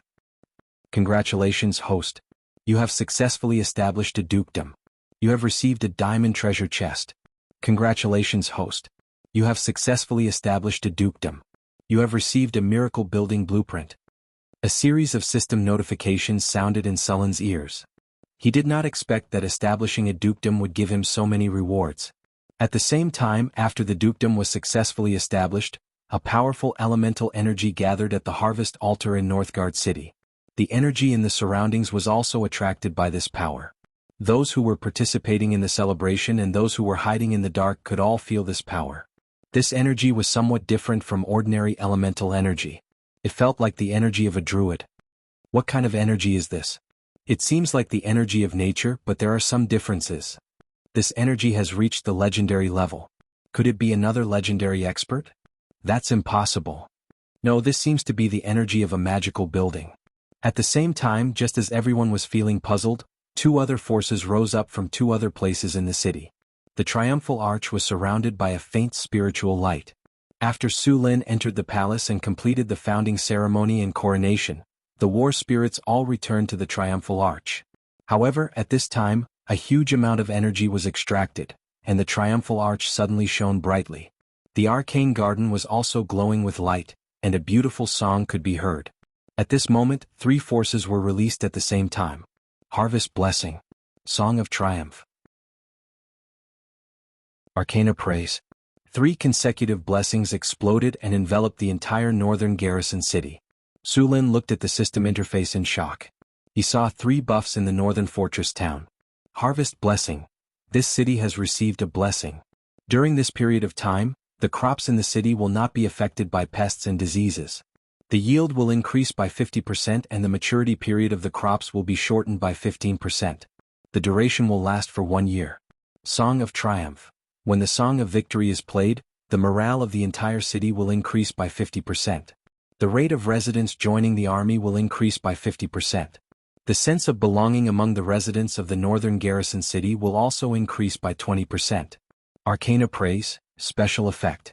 For the next 1 year, the strength of newborns born in the northern garrison city will increase by 50%. After seeing these 3 buffs, Su Lin was very happy. It could be said that these 3 buffs had increased the effect of the 3 wonders of the city by 50%. The founding ceremony ended with cheers and applause. The entire city became a sea of festivities. All kinds of food and performances were prepared in advance. The civilians began to celebrate. In the palace, the grand ceremony had also begun. Su Lin prepared a sumptuous feast for the guests. However, he did not have time to chat with these people. After leaving things to Chris, he returned to his room and began to check the rewards of the successful founding of the northern garrison city. After returning to his room, Su Lin opened his storage dimension and saw a jade seal carved out of beautiful jade. Imperial Jade Seal. This is the symbol of the northern garrison city's power. It represents the power of the Duke. Destiny plus 20, Destiny Suppressing plus 20, Peace and Peace plus 20, People's Allegiance plus 20, Evil's Avoidance plus 20, Indestructible plus 20, The Way of the Emperor plus 20. Su Lin took out the jade seal, which was the size of a palm. It was made of suet white jade which was smooth to the touch. A mythical beast was carved on it, and there were beautiful patterns around it. The bottom of the jade seal was engraved with the words, "Receive the mandate of heaven, live long and prosper forever." Of course, this Imperial Jade Seal and the Imperial Jade Seal from his previous life had nothing to do with each other except for the words carved on it. However, the attributes of this Imperial Jade Seal seemed to be very good. It would benefit the territory a lot. After putting away the Imperial Jade Seal, Su Lin continued to check the rest of the items. Su Lin had obtained an exclusive troop class. After Su Lin opened it, he realized that the troop class could only be obtained through a lottery. Su Lin chose to check. Suddenly, a Russian-like roulette wheel appeared in his mind. There were all kinds of troop classes on it, such as the White Horse Cavalry, Shiliang Cavalry, Xiandeng Death Soldiers, Wudong Flying Army, Brave Tiger Guards, Yilin Guards, Tiger Leopard Cavalry, Imperial Guards, Yilin Cavalry, Winged Ho Archers, and about 20 to 30 other troop classes. After seeing the Dragon Cannon Guards and Imperial Guards, Su Lin's eyes lit up. These 2 troop classes were very strong. Both of them could attack from a distance and their attacks had additional effects. The Dragon Cannon Guards could shoot fireballs, which had explosive and burning effects. The Imperial Guards could shoot thunderballs, which had paralyzing and chain lightning effects. The other special troop classes also had their own strengths. Su Lin was dazzled. Su Lin hesitated, took a deep breath, closed his eyes and spun the roulette wheel. The roulette wheel spun quickly. Su Lin became nervous. Although he could definitely get a special troop class, each special troop class was different. He naturally wanted to get a high-value troop class. Soon the roulette wheel slowed down. In the end, the needle went past the Wudong Flying Army and Xiandeng Death Soldiers. It looked like it was going to stop at the Dragon Cannon Guards, but the roulette wheel didn't seem to have run out of power. It moved forward a little more and stopped at the Imperial Guards. Seeing that the needle was pointing at the Imperial Guards, Su Lin was disappointed. The Imperial Guards weren't a fighting force. They were better at invading, assassinating, and spying. Although he was disappointed that he didn't get the Dragon Cannon Guards, the Imperial Guards weren't bad. Although they had lost a powerful unit, the Imperial Secret Service was still a good intelligence network. Together with the Flying Eagles in Northern Town City, the foundation of an intelligence network was almost complete. Although they had lost a powerful unit, it was still a good idea to build a perfect intelligence network. Su Lin happily put away the commander's seal of the Imperial Guards. Then he looked at the other rewards. After establishing the country, Su Lin also received the title of King of the North. It sounded very impressive. Su Lin was looking forward to the effects of the title. King of the North, exclusive title. After countless battles, you have defeated the gnolls, trolls, ogres, orcs, frost giants, hydras, and many other races and powerful enemies. You have successfully established a powerful country in the northern wastelands. You have become the king of the north. Your prestige has increased. Your people love and respect you. Your enemies are hostile to you. They are afraid of you. The other races in the wastelands also respect you. There is a certain chance of you receiving contributions. King of the North plus 20, Coercion plus 20, Submission of the Four Seas plus 20, People's Allegiance plus 20, Intimidation plus 20. Effect is permanent. F***CK This title is awesome. Su Luan rubbed his chin. The effect of this title was effective after he obtained it. He didn't need to wear it anymore. In this way, Su Luan could wear another title, and the attributes of this title were also very good. It was comparable to the bonus of a special building. After checking the effects of the title, Su Lin took out the remaining diamond treasure chest. This was the first time Su Lin had obtained a diamond treasure chest. He didn't know when he would get one again.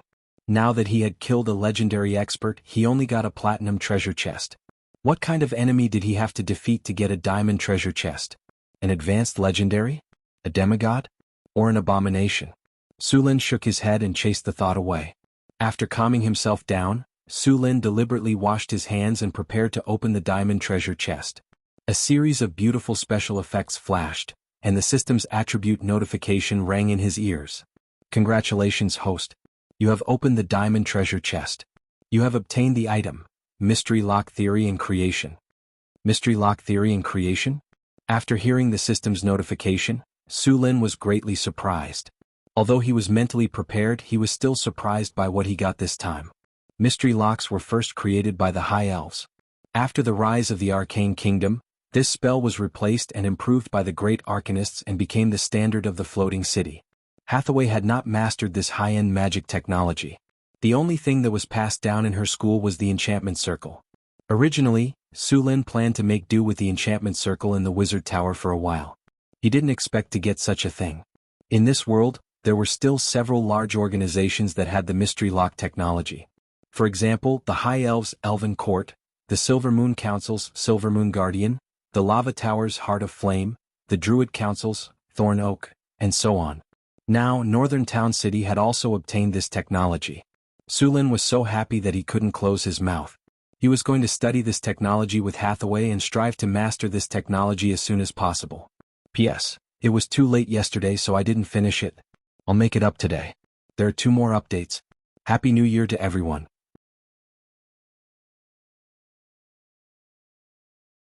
Chapter 388.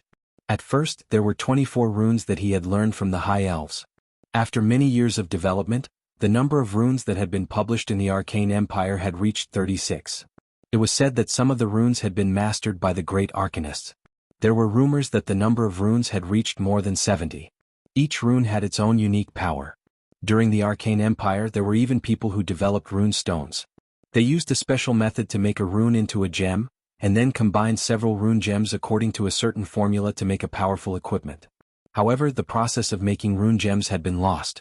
Most of the rune equipment circulating now were products of the Arcane Empire, and some were made from rune gems excavated from ruins. Enigma was a spell sequence composed of a large number of runes according to a special arrangement. At first, the Enigma of humans did not cover a large area, generally only 300 to 500 meters. At the same time, the Enigma created by the High Elves could cover a city. During the Arcane Empire, the Enigma of humans developed by leaps and bounds and became the standard of wizard towers and floating cities. After putting away the important spell book, Enigma Principles and Creation, Su Lin took out the last remaining blueprint of the Building of Wonders. Building of Wonders Blueprint, Hero's Spirit Tower. After use, you can build a Hero's Spirit Tower of Wonders. Hero's Spirit Tower. Construction requires the Triumphal Arch. This is a tower built with iron and blood. It is the final home of a warrior.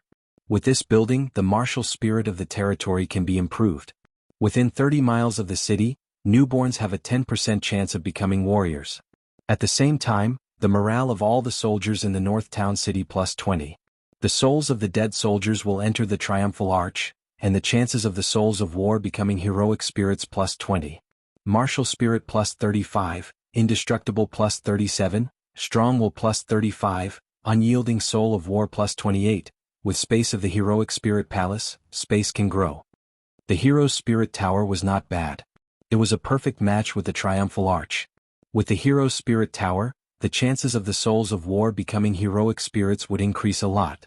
However, to build this building he still needed 2 battle soul stones. Su Lin did not have any battle soul stones now, so he could not build it for the time being. It wasn't easy to get a battle soul stone. Su Lin had issued a mission to the caravans to purchase battle soul stones. Over 100 caravans from all over the continent had gathered in northern town city. As long as the price was right, someone would be able to get it. After packing up, the atmosphere of the banquet in the palace was very hot. Su Lin came to the banquet in a good mood and greeted everyone. After staying here for more than 10 minutes, he left the banquet. After the establishment of the principality, life in Su Lin did not change much. After all, it was only a small country with a population of a few 100,000. There was no need to appoint ministers. The caravans that had come to attend the founding ceremony of Beifeng Principality also began to load up the goods produced by Beifeng City and leave. Because of the celebration, Su Lin specifically ordered that the quota for this month would be doubled. Now, the most popular commodity in northern Battlefront City had changed from white sugar to toilet paper. This kind of toilet paper was not only popular among the nobles, but also among the commoners. Of course, the nobles would buy the delicate, soft and white toilet paper that was sprayed with perfume. The commoners would buy the yellow toilet paper that was of average quality. When Su Lin saw that the toilet paper was selling like hotcakes, he immediately thought of soap and perfume. However, when he was about to start making them, he suddenly realized that he had no idea how to make soap. After all, he was not an engineering student in his previous life. He had no idea how to make soap. Therefore, he could only let the craftsman study it slowly. As for perfume, it was very simple. All he needed to do was dissolve the perfume with alcohol. The difficulty of making perfume was not low. The first step was to find high-purity alcohol. The alcohol content of the drinks in this world was average. For example, ale had about the same alcohol content as beer. It was not easy to find a high alcohol content. At present, the highest alcohol content was the vodka brewed in northern town city.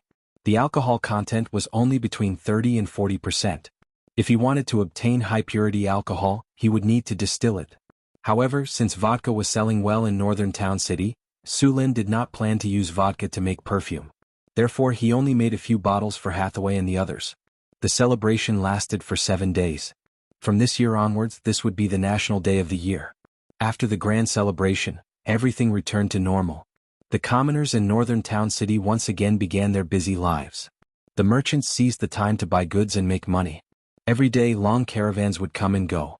The army also began their training and cleanup missions again. Su Lin yawned and rubbed his sore head. The book, Enigma, involved too much knowledge.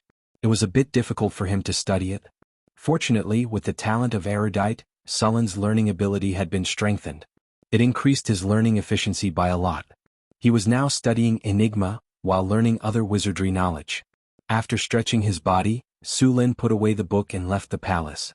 Although he had become a Grand Duke, Su Lin still liked to wander around the city. This way he could better understand the situation of the city's lower class. A lot of things happened during this period. Some things happened in the Southern Sea. A pirate ship found the legendary treasure island. It was said that the island was covered with gold, silver, and all kinds of gems. The ship was brought there by a storm. When the pirates left, they recorded the route. As soon as they returned to the coast, the pirates on the ship had a fierce fight. In the end, only a few people managed to escape alive. The map was obtained by the first mate of the pirate ship. The remaining pirates sold the information to other forces. As a result, many forces started to fight for it. Of course, the northern wasteland was thousands of kilometers away from the Southern Sea. It took a few months for the news to reach here. It was said that this matter even alarmed the Red Dragon Queen. Red dragons love treasure very much. There was also some other news. For example, a marquis of the Lorenza kingdom raised his flag and rebelled. He joined forces with another kingdom to attack the Lorenza kingdom. The Lorenza kingdom suffered heavy losses in the orc invasion last year and was now in a defensive state. Although this was the latest news from northern Battlefront City, the most recent news was from half a month ago. Su Lin listened for a while and went to the barracks. He planned to officially recruit the embroidered uniform guards and establish an intelligence network in the northern city with the help of the Eagle. In the barracks, Su Lin gathered the soldiers in the barracks.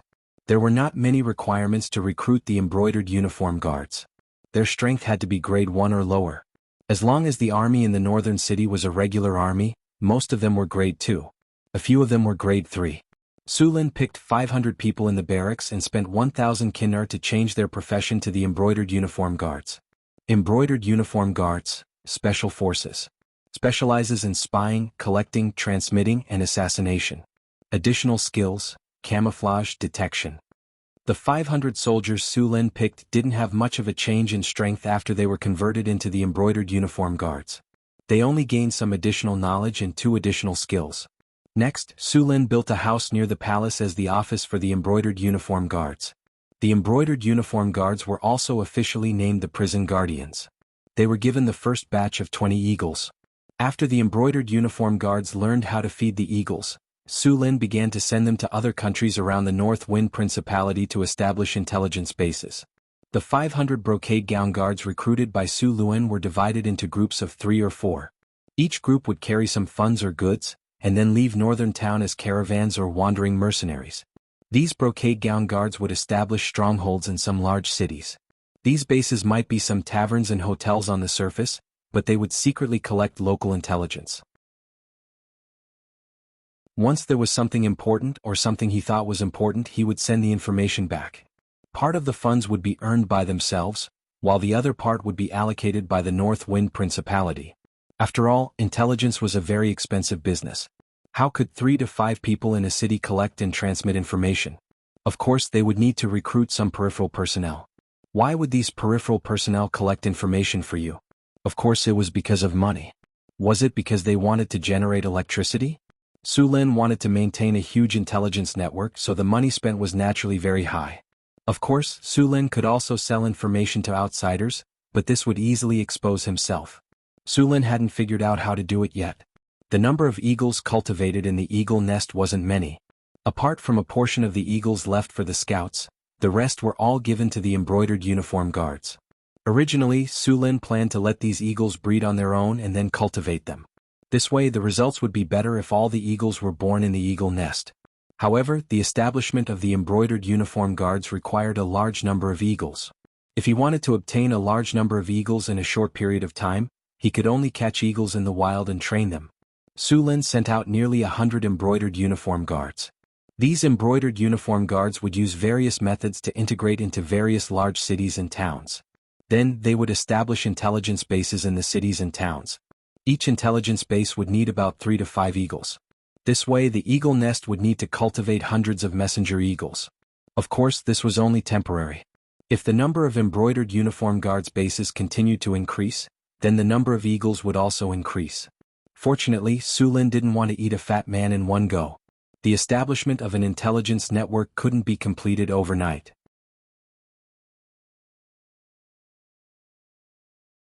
Chapter 389. Su Lin woke up from a deep sleep as the morning sun shone through the curtains. He immediately felt something soft and smooth on his arm. He turned around and looked at the little succubus who was sleeping beside him.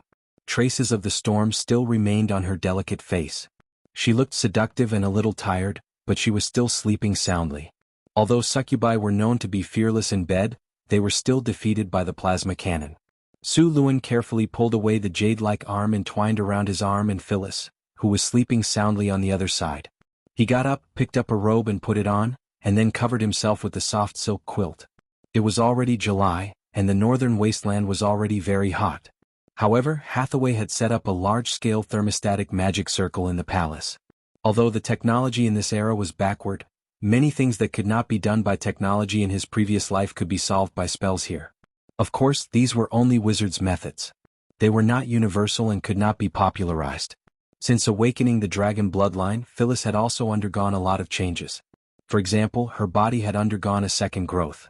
The most obvious change was that she had changed from human to all the way from B+ to D+.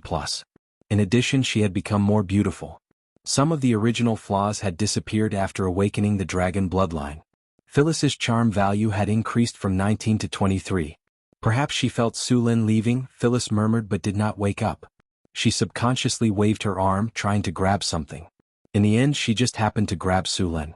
She curled her body into a more comfortable position. As a dragon bloodline sorcerer, although his body was very strong, it depended on who he was compared to. Even if it was 1 against 2 last night, the succubus and Phyllis would still lose. Since Phyllis did not want to let him go, Su Lin naturally would not refuse. He smiled and slid his fingers down the smooth silk quilt. Phyllis, who was resting, trembled slightly when she felt the smooth, plump softness in his hand. Su Lin, who had just woken up, was full of energy. He once again discussed the mysteries of life with Phyllis. Phyllis had realized that something was wrong. She struggled weakly to escape, but was easily caught by Su Lin. Su Lin patted the peach that was as plump as a full moon. Pia. It was clear and melodious. Then he used his arm to help her position it into a triangular structure with the bed. A triangular structure was the most stable structure, and it was perfect for a cannon. Soon a melodious sound came from the room. The sun was high in the sky. Su Lin finally came out of his room. The air was filled with the smell of heather. Reaching out his hand, he slapped the perky peaches of the 2 blushing personal maids. After that, Su Lin walked towards the dining room delightedly. After becoming a Grand Duke, Su Lin's life did not change much. He still lived the same life as before. Of course, there was one more activity now, which was to learn about puzzles and magi knowledge. The system would sort out and summarize everything that happened in Beifeng Principality. All he needed to do was take a look at the way the council hall handled matters. If something important happened, the system interface would directly notify him. Su Lin's job became much easier after he digitized the information of Beifeng Principality. Wizard Tower. A tall steel golem stood still. Hathaway spent a lot of effort and finally completed the steel golem. The steel golem's strength was at grade 4, and its challenge level was 17. Hathaway got the technology to build the steel golem from the tower spirit in the secret realm. Hathaway snapped her fingers and a flash of energy disappeared. Then the steel golem's eyes lit up slightly. Master. The steel golem bowed slightly. From today onwards you are the guard of the wizard tower. The Milky Way will arrange things for you. Go. Hathaway waved her hand and said. The steel golem's heavy body turned around and walked away. In fact, although the steel golem was only at grade 4, there were many powerful golems that were upgraded and modified based on the steel golem. The most famous was a golem construct during the Arcane Empire with the ability to transform and repair. This golem's body could transform and repair itself. As long as there was enough energy, it was very difficult to deal with.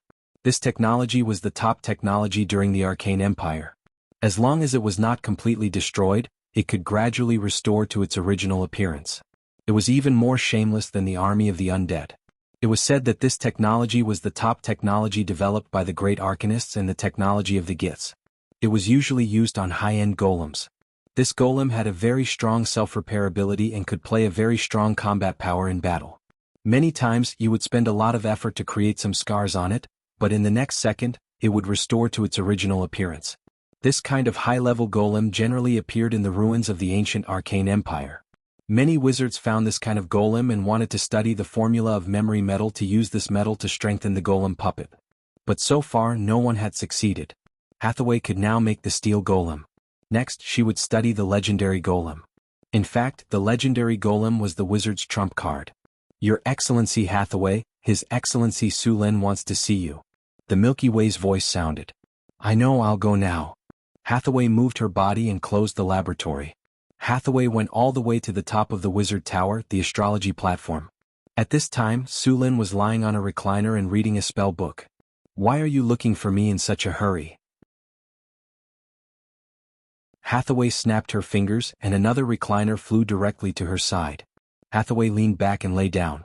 I got a book and I need you to take a look at it. Su Lin dropped the spell book in his hand.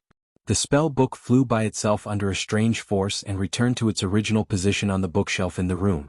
Hearing that Su Lin got another spell book, Hathaway immediately became spirited. Last time, Su Lin got a spell book about magic tattoo techniques. Hathaway had only heard of this kind of high-level spell knowledge. The 2 books about magic tattoo techniques could be said to have benefited her a lot. Now that Su Lin got another spell book, Hathaway was naturally full of expectations. What spell book? What kind of spell book? Su Lin smiled slightly, and then took out the book, The Theory and Making of Riddles, from his storage space. Here it's this one. The Theory and Making of Riddles was a silver-white book. It looked very precious. Hathaway quickly reached out and took it. After seeing the Nesser title on the book's surface, Her body instantly jumped up like a spring. "This is the method of making riddles?" Hathaway exclaimed. She stared at Su Lin without blinking. Su Lin yawned, stretched, and said, "Isn't it written on the cover? Why are you asking me? You don't know Nesser?" "Of course I know it. I taught you Nesser." "I'm asking if this book really has information about riddles," Hathaway asked. "Would you believe me if I said it now? You'll know when you see it for yourself." Su Lin rolled his eyes at her. Hathaway flipped through the book suspiciously. Riddles contained a lot of information, and it was not a normal book. It was a magic book. Riddles was made of a strange material. Although it looked like paper, after careful inspection, one would find that it was two completely different things. Riddles did not contain everything about riddles. In fact, it contained a lot of knowledge that extended to many different fields. Since this book dared to name itself, The Theory and Making of Riddles, the knowledge contained in it was all-encompassing. Su Lin even suspected that the author of this book was not an ordinary arcanist. When Su Lin read the book, he found that if one's mind power and intelligence did not meet the requirements, they would not be able to understand the content. There was a strange magic in this book. It seemed to be able to categorize the mind power and intelligence of the reader. Not everyone was qualified to read this book. Take Boulder and Johnson for example. Their brains were full of muscles, so they couldn't open this book at all. This thing could be used as an intelligence detector. Of course, even if one was qualified to read this book, it did not mean that one would be able to understand it after reading it. This book was a magical item. To read it, one would need to concentrate his mind power, which would consume a lot of his mind power. To understand this book, not only did it require a lot of wizardry knowledge, but it also required the reader to have high intelligence and power. Even if Andre were to read this book, he could only scratch his head and not know where to start. Hathaway flipped through the book and immediately found that this book was different. She frowned and began to read it. Many words automatically appeared on the cover of Riddles. There were also many special symbols that were formed by golden lines. As she read, the lines would automatically form various complicated rune patterns and diagrams. Hathaway could not move her eyes away from the first time she read it. Although this book did not look thick, it contained a lot of knowledge. If all of it was recorded in words, it would take a few million or even tens of millions of words. Su Lin spent a week reading about 500,000 to 600,000 words. It was not that he did not want to read more, but that he did not have enough knowledge. If he forced himself to read it, he would find that he could recognize all the words, but could not understand the meaning when they were connected. This was the problem of not having enough professional knowledge. The more Su Lin wanted to read this book, the more he needed to learn the other basic knowledge and read it. This method was too time-consuming. He wanted to find Hathaway to find a teacher who could explain it. P.S. Thank you to book friend Long Ting Guishio, Cici Makujio, Yun Xiao Shirfan, Emin I like martial arts, Sockfield, Pain in the Dark, Nightmare Bodyguard, are you alright? Shengguan Chuha, Q. Ice, 350°C, The Beauty of Poetry, Isa, Ashima More Popular, Crazy Me, Nameless Emo Chin, Unforgettable Thoughts of Death, Nangong Shu, Floating Dreams Short and Small, I Am Not Short and Not Small, Sa Zhu, Treasured Spear Edge Sharpened, Yang Shua, Huang Junming, Forgotten Darkness, Heaven Rewards the Diligent Book Friend, Floating Dreams. Thanks. Thank you to book friend Ratsan Isa for your rewards. Thank you to CC Scar of the Heavens for your rewards. Floating Dreams. Thanks again. Happy New Year to all book friends who support Floating Dreams.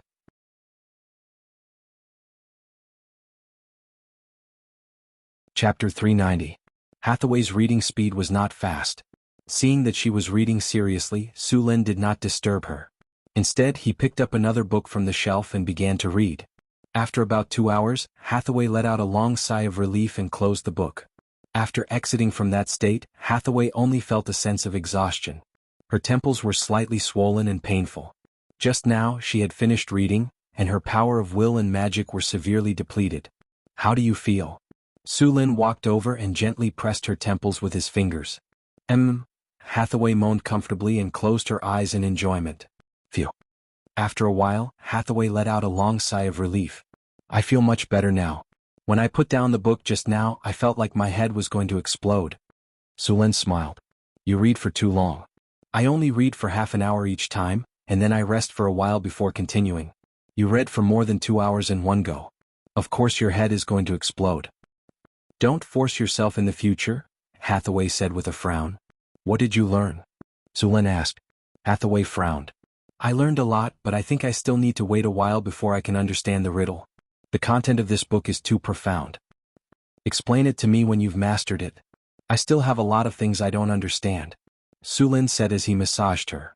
Okay, I'll find you a few books later. The knowledge in those books is all prerequisite knowledge.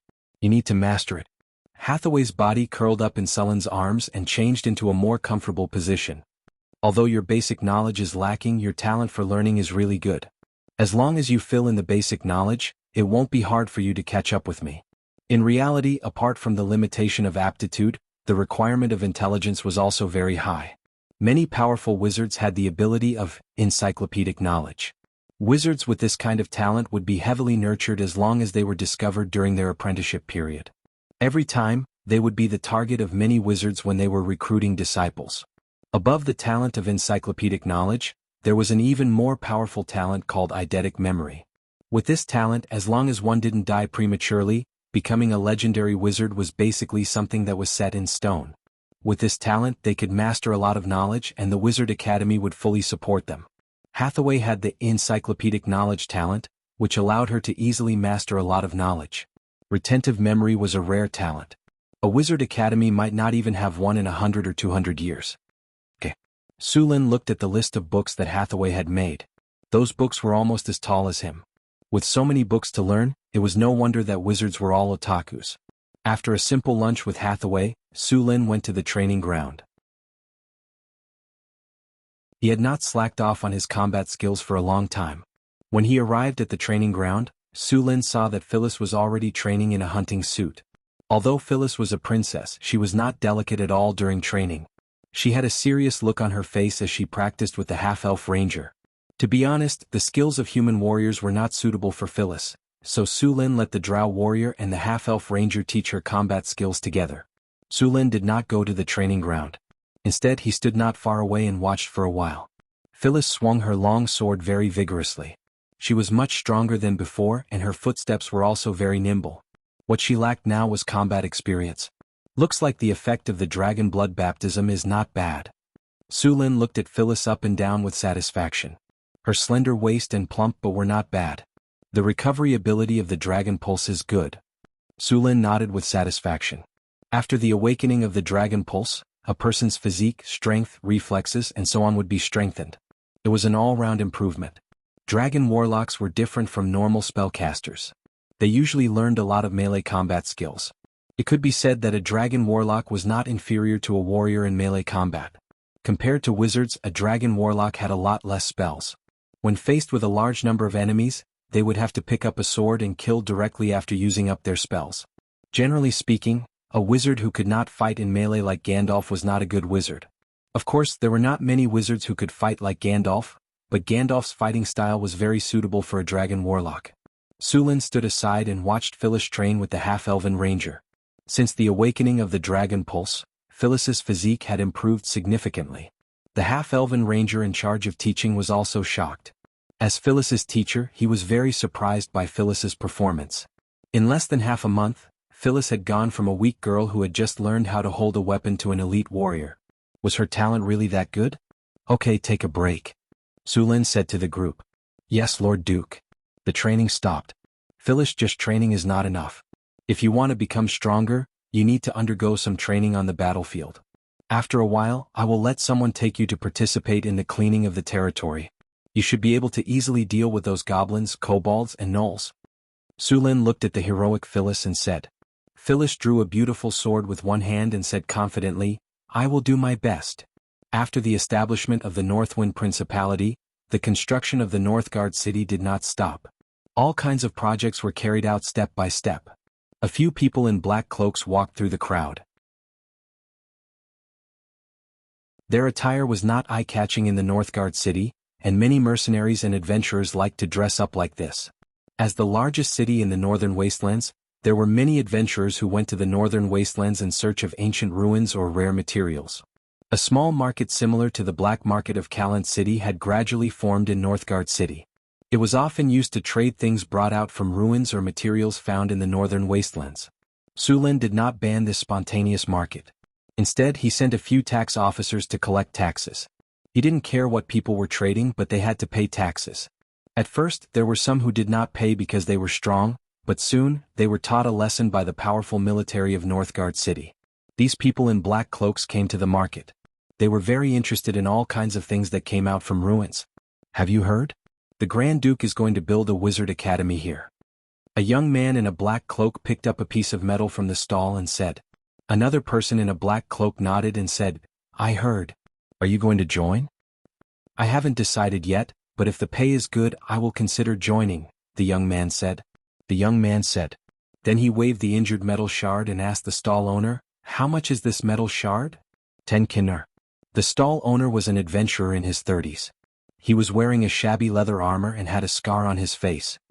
He looked a little down, but the light in his eyes showed that he was not as simple as he seemed. The young man paused for a moment and put the piece of metal back. You can keep it for yourself. After that he stood up and walked to another stall. The other person in a black cloak also left. With our current strength we will need a lot of resources to advance. It is almost impossible to rely on ourselves. If we want to advance we have to join an organization. Of course I know that. But there is a problem. How can you be sure that we will not be used as cannon fodder if we join an organization? The other person in a black cloak asked. We have also studied the Northwind Principality and the personality of the Grand Duke. The probability is very small. The younger man in a black cloak said. We've come all the way from the Southern Sea to here, and we've met quite a few wizard organizations along the way. However, those organizations don't trust foreign wizards. Even if you join them you won't be treated well. Most of the time you're just cannon fodder. They trust the wizard apprentices they've cultivated more than people like us. Of course I know that. But you should know that those wizard organizations are all old forces. The most recent one has a history of almost 1,000 years. They have enough apprentices and all kinds of people. But Northwind City is different. I have already asked around. There are less than 10 wizards in Northwind City. They have no one to use. We do not have to worry about being used as cannon fodder. Alright, since you've already made up your mind, let's give it a try. If any of the Grand Dukes can offer decent conditions, I'll join the academy as well. The other magus thought for a moment and nodded in agreement. After hearing his companion's agreement, the black-cloaked wizard was very happy. Then it is settled. After we are done here we will go to the wizard tower to sign up. Okay. The other wizard nodded and said, Northwind City is not bad. The concentration of elements here is much higher than normal places. The northern wasteland has a lot of materials, and the price is much cheaper than the south. I heard that the legendary wizard has a botanical garden in his wizard tower. I don't know if it is true or not. I think it is true. Have you sensed the garden in the sky in the city? The concentration of elements there is even more shocking. Also, there are a lot of magic plants there. It is said that as long as you can join the Magic Academy, you will be able to get a small piece of land. You should know that it is a piece of land that can grow magic plants. I really admire that Grand Duke. The cost of building such a garden is shocking, and he is using it as a reward. Let's not go to the market today. Let's go sign up now. If we wait any longer, the Sky Garden might have already been divided up. Another wizard heard the news. He stopped walking around the market and left with his companions.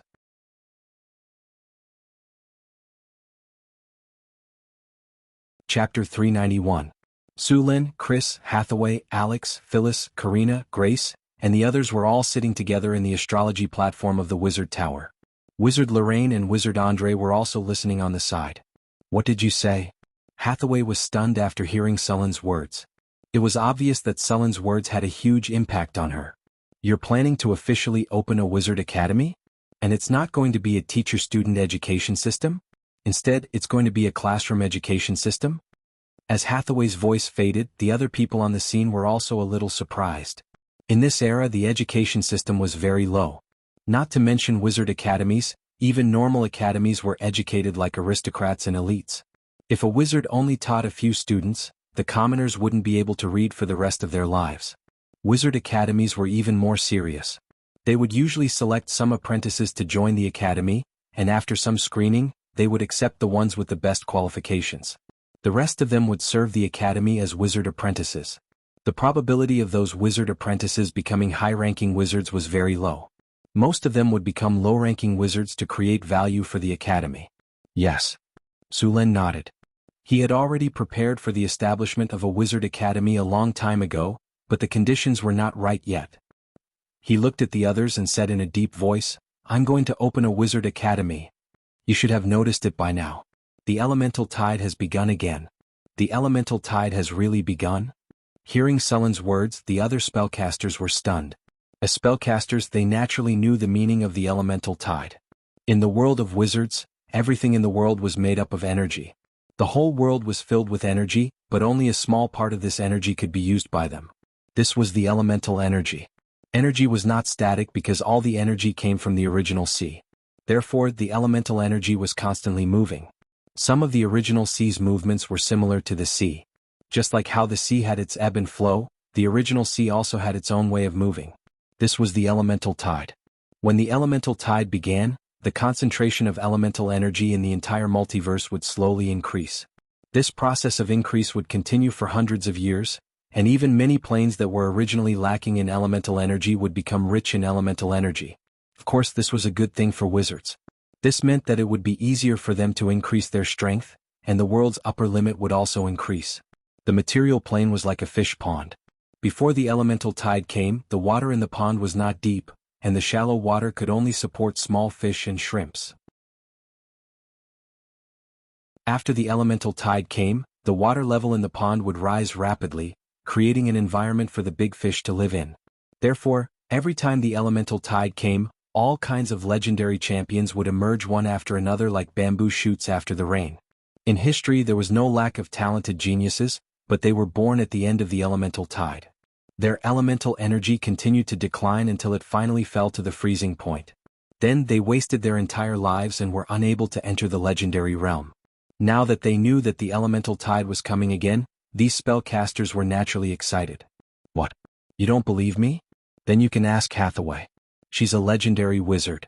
She should know more about the elemental tide than I do. Seeing the look in their eyes, Su Lin said with a smile. Hathaway looked at them and nodded. During this period of time, the concentration of elemental energy has been slowly rising. The probability of the elemental tide coming is very high. After hearing Hathaway's words, a trace of joy flashed in the eyes of these spellcasters. It was obvious that they would be able to enjoy the benefits of the elemental tide. After getting the confirmation, everyone kept talking. Dong dong dong. Seeing that these people were getting further and further away from the topic, Su Lin could only knock on the table and remind them. Today we are discussing about the Wizard Academy. You can discuss the elemental tide in private. Yes, sir. Everyone stopped talking. After the hall became quiet again, Su Lin continued, there's another benefit of the elemental tide. The number of people with the potential to become a wizard will increase. There are now hundreds of thousands of people in the North Town City. There are many newborns with the potential to become a wizard. We must make use of them. Quite a few wizards have come to North Town City these days. Although most of them are low-ranking wizards, they don't know many spells and they aren't very powerful. The knowledge they have accumulated is very valuable. If the North Wind Duchy wants to develop, we need a lot of talents. Also, we have built the largest wizard tower in the Northern Wasteland, but we don't have enough wizard apprentices to do the daily work. The maintenance of the wizard tower can't all rely on the puppet golems. Although they are very useful, there are still some details that they can't handle. A functioning adept tower requires a large number of apprentice adepts and low-grade adepts. We don't use the aristocratic elite education method because although it's good, the efficiency is too low. A wizard usually teaches 6 to 7 wizard apprentices. It's too slow compared to the big classroom education method. Also, this kind of big classroom education method doesn't have high requirements for the teachers. Although the old way didn't teach many wizard apprentices, it took up a lot of time. After all, not all wizard apprentices have the same learning speed. Now that we're following the big classroom style of education, this kind of situation is rare. We can divide these apprentices into several stages. Every wizard only needs to take out a class every day to teach them in turn, and those apprentice wizards will be able to obtain a large amount of knowledge. Under this kind of education method, the wizard apprentices will have enough time to do all kinds of research and learning. It's like killing 3 birds with 1 stone. Su Lin explained the benefits of this kind of education method. As soon as he finished speaking, Karina continued, Lord Duke, the method you're talking about does have a lot of benefits, but it also has a lot of problems. The most important thing is that the success rate of wizard apprentices who use this method to become a high-ranking wizard will decrease. You know, the value of a high-ranking wizard is more than 100 low-ranking wizards and wizard apprentices. This kind of education method will cause a gap in the high-end fighting power of our northern town city. Su Lin smiled and said, Karina, I understand your concern, but it's not impossible to solve. Just like you said, if the success rate of becoming a high-ranking wizard is decreased, then we can increase the number of wizard apprentices. We can increase the number of wizard apprentices who can successfully become a high-ranking wizard apprentice. But there aren't many wizard apprentices in the first place. Even if there's an elemental tide, there won't be many wizard apprentices. It won't reach the level you're talking about. Su Lin laughed in his heart. Of course, the elemental tide alone wouldn't be enough, but with the bonus of the arcane garden and the arcane praise from the Duchy of North Wind, the number of wizard apprentices in the northern town city would increase by a few times. With such a base number of wizard apprentices, even if they used the big classroom education method, they wouldn't have to worry about not having enough wizard apprentices to become high-ranking wizards. That's not necessarily true. Su Lin smiled mysteriously at him and continued, if you're worried about the education in the big classroom, we can also give some of them individual tutoring. We can gather some of the wizard apprentices who have good potential and give them special treatment. We can train them as elites. This way, the number of wizard apprentices who can become high-ranking wizards will definitely increase. After hearing Sullen's solution, everyone thought it was a good idea.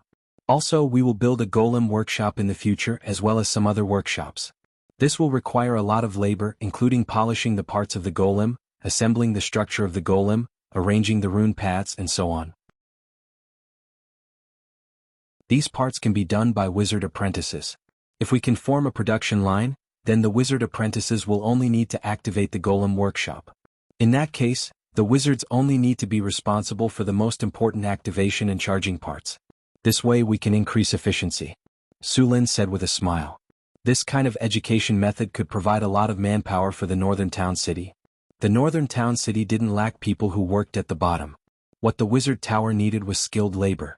To Su Lin, the wizard apprentices were like tools. They didn't need to be strong or have ideas. They just needed to work according to Sullen's requirements.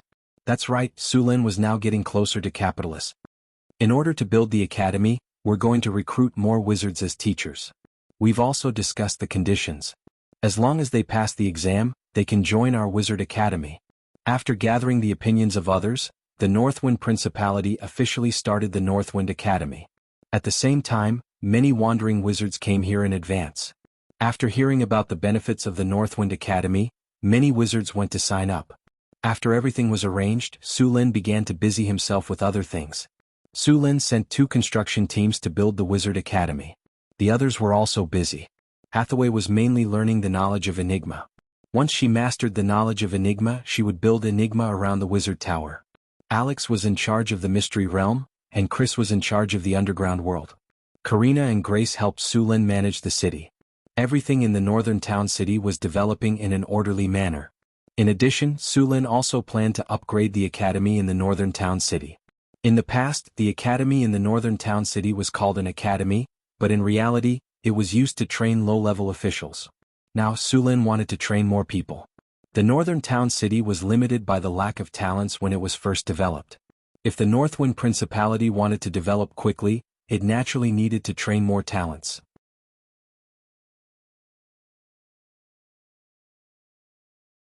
Chapter 392. The academy in Northern Town was not big at first. In the beginning there were only 2 or 3 scholars as teachers. After several expansions, the number of teachers was less than 20. Now that the number of officials in Northern Town was almost enough, he planned to turn the academy into a school. When he built Northern Town, Su Lin promised the soldiers that he would build a school in the future so that the children of the soldiers could learn to read and learn. Now that Beifeng Principality had been built, he planned to fulfill his promise. In the arena. It was the only place in Northern Town where legal duels could be held. It was as lively as ever. There were a lot of mercenaries and adventurers in the city. Usually these people who lived on the edge of blades had bad tempers. They would start a fight if they had a disagreement. Because of the strict laws in Northern Town, these people did not dare to fight in public. Therefore they would come here to arrange a duel. Because of this, there were often single elimination matches in the arena. The officials of Northern Battlefront City were quite supportive of this. This was because these single elimination matches would attract a lot of spectators. The officials would directly sell tickets in the arena. Some of the more famous ones would even set up bets for the matches. Now the arena had become a stable industry. When there were no duels, the officials would arrange for some gladiators to fight. Martial arts were popular in Northern Town, so the arena was very popular here. The arena in Northern Town could hold 3,000 to 5,000 people at most. The ticket price was from 3 to 5 silver nars. The VIP seats were as high as 1 kinnar. There were not many entertainment activities in this era. Apart from taverns, seafood merchants, bards and circuses, there were only gladiator fights. Traveling poets and circuses rarely came to Northern Town. The cheapest drink in the taverns cost at least 3 copper coins, and the amount was not much either. It would be gone in a few mouthfuls. It was not affordable for ordinary people, so the gladiator arena was more exciting. Today the gladiator arena was packed with people. 2 people were fighting in the gladiator arena. There were several types of fights in the gladiator arena. The most common type was the performance type. This type of gladiator arena was very exciting and had many rules. Although there were casualties, it was very low. The other kind was the arranged duel.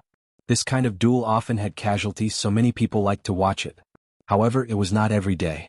Today it was an exhibition fight in the arena. However, unlike the hot-blooded shouts of the past, many people were whispering to each other today. Is this true? Of course it's true. The city hall has already announced it on the bulletin board. The academy is officially open to the citizens of the northern battlefront city. As long as you are a citizen of the northern battlefront city, you are eligible to enroll. Really? Do you have any other requests? There are no requirements. Also, if your family has a family member in the military, you can waive your tuition fees. The school will provide you with 1 meal a day and the school will last for 5 years. This is the Grand Duke's promise to us. Since the establishment of the Duchy of North Wind, Sulin had been addressed as Grand Duke. More and more people began to praise Sulin's great achievements. After all, the entire North Town was built because of Sulin, and they could live such a good life because of Sulin. The people at the grassroots level were actually very easy to satisfy. If you're not a citizen of Northern Battlefront City, you won't be able to enjoy such treatment. A bearded man beside him said excitedly, the city hall has already explained the situation in detail. The teachers in charge of teaching are the ones who taught the officials before. What does this mean? The people around him looked at him curiously. However, the bearded man was no longer in a hurry. The other man next to him rolled his eyes and immediately picked up his own wine pot and handed it over, saying, brother, you drink. How can I? The bearded man gave him a thoughtful look. He reached out and took the wine jug, then raised his head and took a big gulp. Ah, this feels good. The bearded man breathed a sigh of relief and said with an intoxicated look, you've drunk the wine. Hurry up and tell us. Someone beside him urged. What's the rush? The bearded man closed the wine jug and moved his body for the man, then said, think about it. Those teachers used to teach the officials. Now they're teaching the students. Are they teaching the ordinary students? You're saying? A hint of surprise flashed across the faces of the surrounding people who were still somewhat at a loss. Right. The bearded man chuckled, they're recruiting probationary officials. Hearing that the riddle had been solved, everyone sucked in a cold breath. Probationary officials, they were officials. Although the treatment of officials in Northern Town City was not as good as that of soldiers, soldiers had their risks. Look, Northern Town City is big enough. It only took 2 years. Our Grand Duke will definitely continue to expand his territory. In a few years he will definitely build more cities. How will the officials in the city come? Won't they be trained in this school? The bearded man said with a smile. In this era it was very difficult to cross the social class. Naturally, people were very willing to cross the social class in this way. Sulin did not expect that the establishment of his school would be interpreted in this way by these people. However, even if he knew, he would not refute the rumors. Sometimes, the more you refute a rumor, the more people would believe it.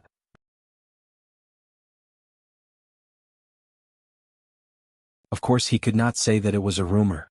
After all, if the Duchy of Northern Wind continued to expand, these people would definitely be transferred to serve as low-level officials. You think that's all? At this time, a nearby soldier who looked like a city guard said with a smile, not only that. I heard that Northern Town City will start to check all the children in the city this year. The purpose is to select children with the potential to become wizards. If your children can pass the test, I'm telling you, you'll definitely earn a lot. They have the chance to become wizards. TSK. This is a great opportunity to reach the sky in one step. I heard that there are no restrictions on the selection. As long as you live in Northern Town City, you can join. Hearing this, the others were stunned for a moment. Then they said with joy, "Is that true?" "Of course it is. I'm going to go back and register my son."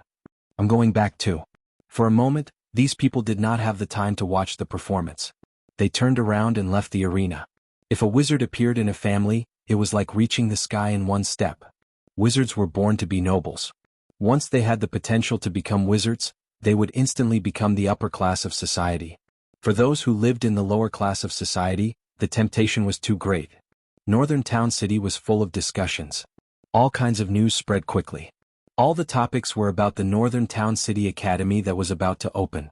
As the ruler of Northern Wind Duchy, Sullen's every move had already affected the thoughts of everyone in Northern Town City.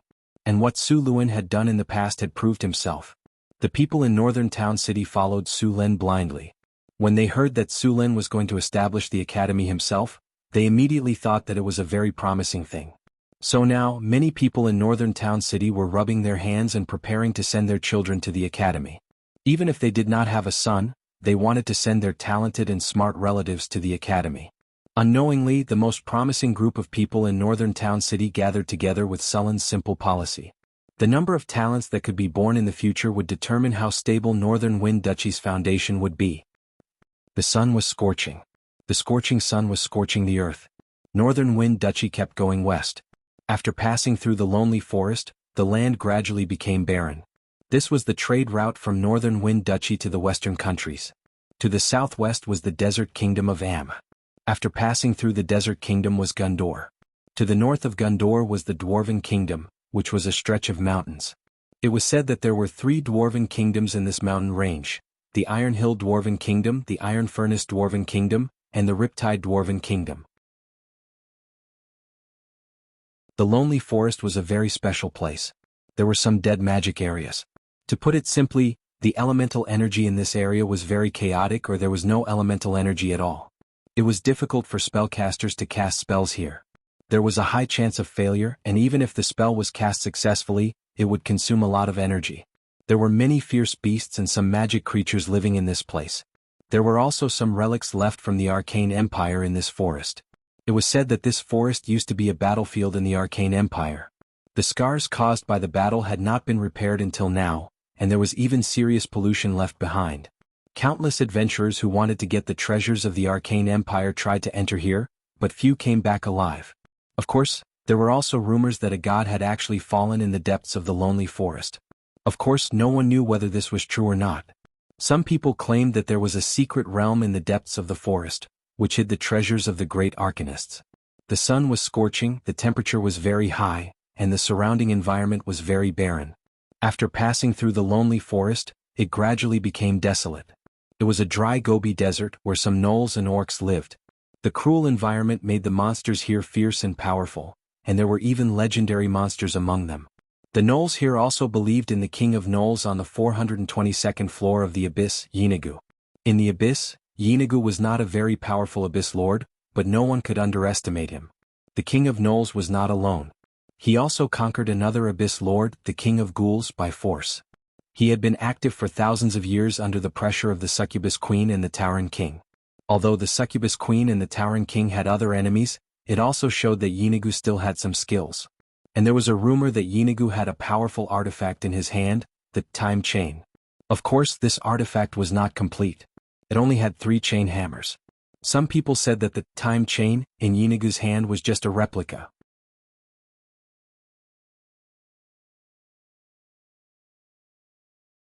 Chapter 393. It was still uncertain whether the 3-headed flail in Jianghu's hand was a divine artifact or not, but he had been searching for the parts of the flail of time to restore this powerful divine artifact. However, many people did not want this divine artifact to be restored. Whoosh! An arrow flew across the sky and instantly pierced a gnoll with khaki fur. The powerful force directly penetrated its body and sank deep into the hard Gobi desert. Su Luen shot and killed a Jack Allen scout that was following him. He pulled his cloak over his body to block the sandstorm outside. Su Luen did not bring anyone else out this time. It was more convenient for him to ride the Pegasus alone. The strong wind blew by, and the Pegasus shook its head and snorted. Obviously, it did not like this environment. Su Lin took out a shabby parchment map from the storage space. He opened it and looked at it. The map was very simple. There was no standard way to make a map in this era. Most of the time he could only guess while looking at it. This map was sent by a caravan. Because Su Lin issued a message to buy the Battle Soul Stone, a month had passed and the caravan had not received the Battle Soul Stone. They only received this map and some news. The map recorded a ruin in the desert. It was said that in this ruin there might be a Battle Soul Stone. It was said that this ruin was destroyed in a war. Both sides could be said to have perished together. The probability of a Battle Soul Stone being born in such a large battlefield was very high. After Su Lin learned about this situation, he planned to explore the ruin himself. The deeper he went into the Gobi Desert, the fewer traces of surrounding plants there were. Some desert plants such as camel thorns struggled to grow in this cruel environment. However, as he went deeper, even camel thorns, which were tenacious plants, became fewer and fewer. In the end, the Gobi Desert became a desert. A gust of wind came out and the yellow sand danced in the sky. There was almost no green in front of him. This was the result of the war between the Arcane Kingdom and the gods in ancient times. This was part of the main battlefield. Many once glorious cities were now buried under yellow sand. At that time, the various magic energies released by the two sides changed the world. The originally rich land became a barren desert. The rivers dried up and the land was desertified. That desert was not the largest desert in the world. Continuing to the west, in the south of the continent, there was a vast desert that stretched for thousands of miles. It was called the Death Sand Sea. That was the largest desert. That desert was the most intense battlefield between the Arcane Kingdom and the gods. It was almost impossible to survive in the Death Sand Sea. Although thousands of years had passed, the damage caused by the war still affected the place. The elemental energy was chaotic and there were even some spatial cracks. Some places caused by the war between the two sides. The death. Fortunately, Su Lin's target this time was not the Death Sand Sea, which was a place where even legendary masters could die if they were not careful. Although the desert Su Lin came to this time was not small, the degree of danger was not so high. Although the desert kingdom of Am claimed that the whole desert was their territory, in fact the area under their control was only the western and southern parts of the desert, where the desertification was not serious. There were also some large oases in the desert. As for the rest, it was occupied by various small forces. The Druids had a high status in the desert. Since the land became a desert, many Druids who believed in nature came here. They used their own power to transform the desert. They had not stopped for hundreds of years.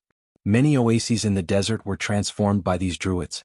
Because the energy left over from the war had not dissipated, it also made the transformation of the desert difficult. These Druids were believers of the goddess of nature. It took a lot of effort to transform a desert area into an oasis.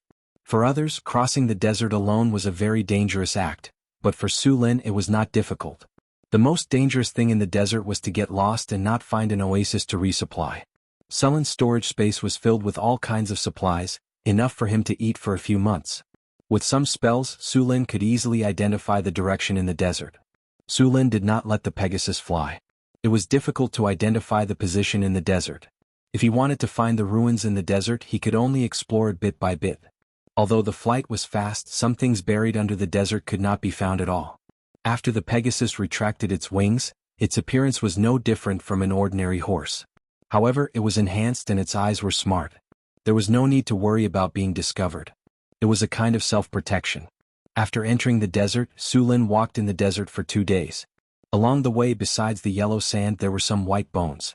Some of the white bones looked very strange. Su Lin found several camels kneeling on the ground. There were no wounds on their bodies and they did not struggle. Under the continuous sand dunes, some broken buildings were buried. These buildings were seriously damaged. Many of them could not be seen clearly. The surroundings were buried by yellow sand. It was very difficult to dig them out. Excavating the ruins in the desert needed to be careful of quicksand.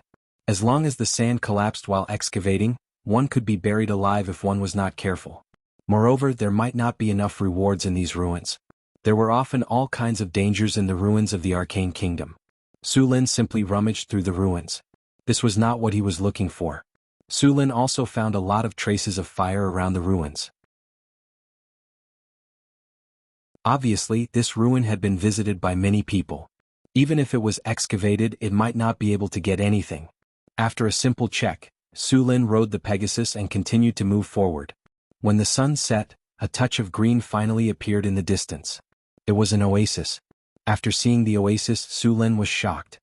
He patted the Pegasus's neck gently.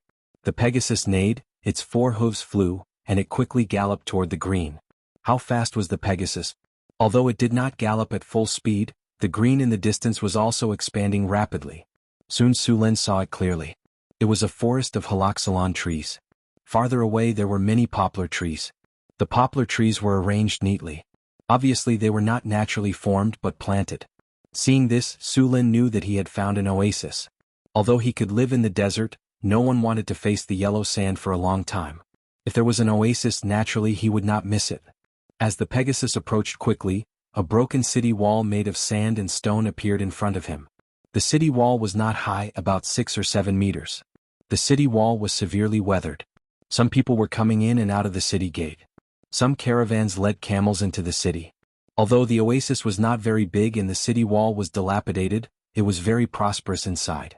There were many caravans coming and going. Su Lin saw many merchants hawking on the street. The buildings in the city were also made of sand and stone. They looked rough. Su Lin dismounted and led the Pegasus slowly to the city. The inspection of the city was not strict. Several soldiers stood at the door. A fat tax officer was checking and recording with a pen. A caravan leader nodded and bowed to the tax officer. Su Lin saw that when the two of them bowed, the merchant nimbly put a heavy bag of money into the tax officer's arms. After the tax officer felt the heavy bag in his arms, he waved his hand in satisfaction and let the caravan enter.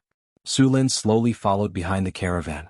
Soon, after a simple inspection, they finally entered the city. There were people from all over the continent in this city. They were communicating with each other in different accents. Fortunately, Su Lin had the ability to understand languages. This was the power given to him by his divinity. With the ability to understand languages, Su Lin could communicate with any intelligent creature. In fact, other than understanding languages, there was also a spell called all-night writing. However, this spell was not commonly used. Only wizards could learn it.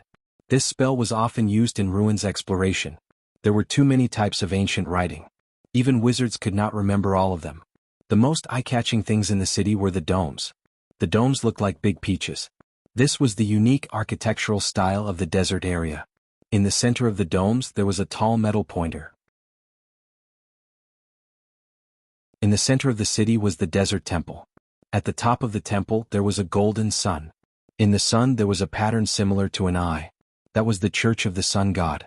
The clergy of the sun god had always been an important field of competition among the gods. Almost every divine system would have a god involved in the sun. Every god named sun god was very powerful. In this world alone there were 3 gods involved in the sun: the Lord of Dawn, the Lord of Light, and the god of Sky and Sunday. The temple in front of them was the church of the god of space and sun in the desert divine system. This was a powerful god. He was involved in the fields of the sun, protection, and revenge. This was a god of the neutral camp. He had the most followers in the desert divine system. The desert divine system was an outsider during the time of the ancient arcane kingdom. It was said that their original world was destroyed for some reason and they had to leave. Many of these people were slaves captured by the arcane kingdom. The relationship between the desert divine system and other divine systems was not harmonious. There was a fierce war between the two sides. However, the desert divine system only lived in the desert and did not expand. The two sides finally reached a tacit understanding. There were often various battles between the other gods on the continent. The desert divine system had always been watching coldly. Su Lin found a clean hotel in the city to stay. Then he arranged the Pegasus and went to the nearby tavern to inquire about the news. It was very difficult to find a place in the desert. After all, there was no obvious reference in the desert. Sometimes after a sandstorm the environment would change greatly. It was not easy to determine the location of the ruins. There were often caravans passing through the desert. These people walked in the desert all year round and knew a lot of information.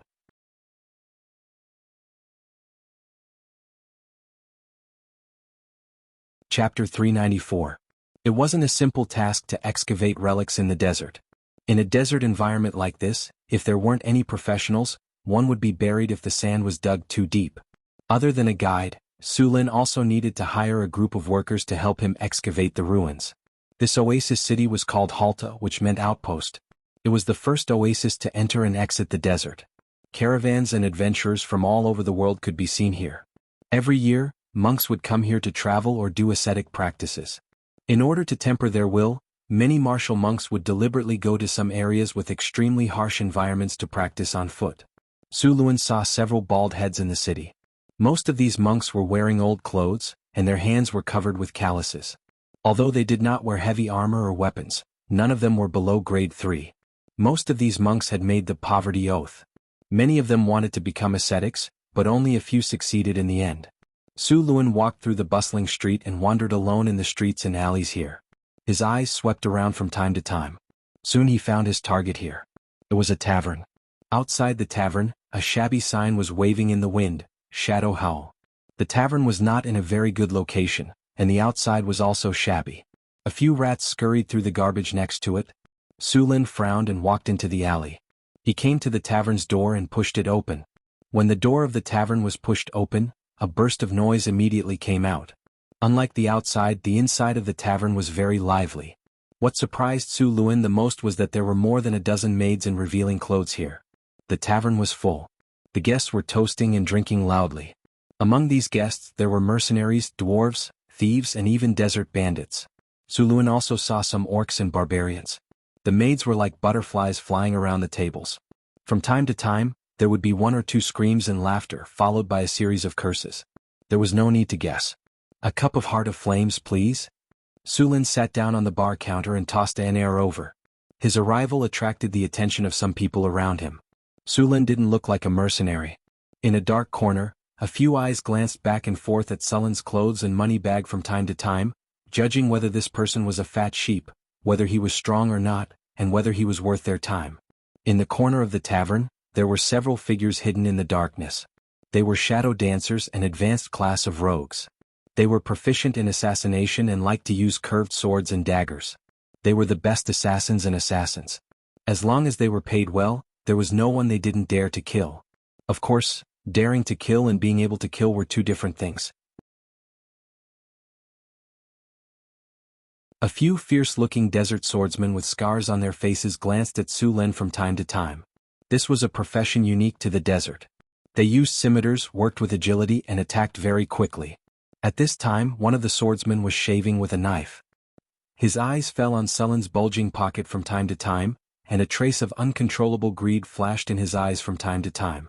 As soon as Su Lin entered the tavern, he felt the malicious gazes around him. Even the human mercenaries were secretly communicating with each other. The Shadow Wailing Tavern belonged to the dark corner of the city. It was said that the tavern was supported by the Shadow Brotherhood. The Shadow Brotherhood was also notorious on the continent. "Your Heart of Flames." A scantily dressed maid put a glass of strong liquor in front of Su Lin. She even deliberately sat on his lap with a big, white and soft peach. The pair of huge breasts in front of her chest almost hid his face. Her eyes were hot and full of provocation. Her small tongue licked her bright red lips as if she was looking at a delicious food. Su Lin took the wine glass. He was not interested in this maid. Although this body had a good figure and was beautiful, Su Lin, who had been spoiled for a long time, did not like to be with others. Moreover, the strong dark aura showed that this woman was either a vampire or a sucking demoness. She was not only lusting after his body, but also his life essence. After casually sending her away, Su Lin picked up the wine glass and drank it in one gulp. This Heart of Flames was made with vodka and a few other spices. Drinking it was like drinking fire. When he put down the glass, he used a little force and the glass was slightly dented. The bar counter of the tavern was made of iron oak wood. It was tough and sturdy. After seeing Su Lin casually use the glass to leave a dent on the table, the people who had been watching him looked away. Although these people in the tavern were not good people, they still had good eyesight. They knew what they were capable of and what kind of enemies they could not provoke. If they did not have good eyesight, they would not have survived. They would have been buried in the endless sandstorm outside the city. "I want to ask for some information." Su Lin's fingers tapped rhythmically on the bar counter. "Sir, what information do you want to ask for?" The tavern owner looked at the glass on the table. A hint of fear flashed through his eyes. "Have you found any ancient ruins around this city recently?" Su Lin asked. The tavern owner shook his head. "This is the periphery of the desert. There are very few ruins. No new ruins have been found in the past 3 years. Su Lin nodded and continued to ask, "You should have a map of this desert, right? I want a detailed map of this place." The oases and cities need to be marked on the map. Sure, but the price. The tavern owner heard Sullen's words and made an international gesture. How much? Sullen smiled. If he could solve it with money, then he would solve it with money. The tavern owner gestured with his hand. 50 kinnur. Not only are there oases and cities marked on the map, but there are also some ruins. Sure. Sullen took out a bag and threw it on the bar counter. The sound of metal hitting metal came from the bag. This is the down payment. If I am satisfied with the map, I will give you the rest. The tavern owner reached out and grabbed the bag. He weighed it in his hand. There were at least 20 kinnur inside.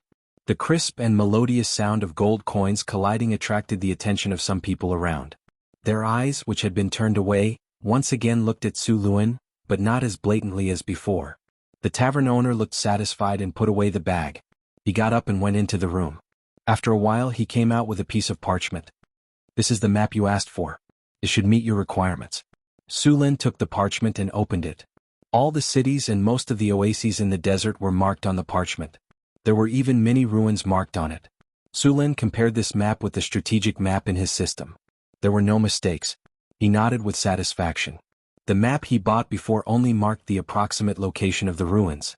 With this more accurate map, it would be much easier to find the ruins. Not bad. This is your reward. Su Lin nodded and put away the map. He threw a bag of money to the tavern owner and got up to leave. Just as Su Lin left, a few people quietly followed him. With the map in hand, Su Lin didn't need to stay here. He planned to go to the ruins as soon as possible. But before that he needed to recruit some people. After all, how long would it take for him to excavate the ruins alone? It was easy to hire people in this desert city. Compared to other areas, the people at the bottom of the desert had a harder time. Adventurers Guild. Su Lin saw many professionals here. Although the desert was dangerous, there were a lot of ruins buried in it. If they could bring something out of the ruins, they could easily sell it for a good price. Therefore, many adventurers liked to come here. Sir, how may I help you? A young man appeared in front of Su Lin. Judging from his clothes, he was the receptionist of the Adventurers Guild. I need to recruit some people. Su Lin looked at the receptionist and said, You want to issue a mission? Please come with me. Hearing Sullen's words, the receptionist's eyes lit up. He led Su Lin to an office desk. After Su Lin sat down, the receptionist smiled and said, Sir, what mission do you want to issue? This is a form. You can fill it out. Su Lin took the form and looked at it. Then he filled it out according to his requirements. After a few minutes, he finished filling out the form and handed it to the receptionist. Exploring ancient ruins? You need 200 people to excavate? You also need an adventurer team. The difficulty of this mission has reached the A level. You need to pay at least 2,000 kinnur. Do you agree? The receptionist looked at the form Su Lin filled out and said, 2,000 gold nars, huh? Yes. Su Lin nodded and said, Since you agree, we will publish the mission information as soon as possible.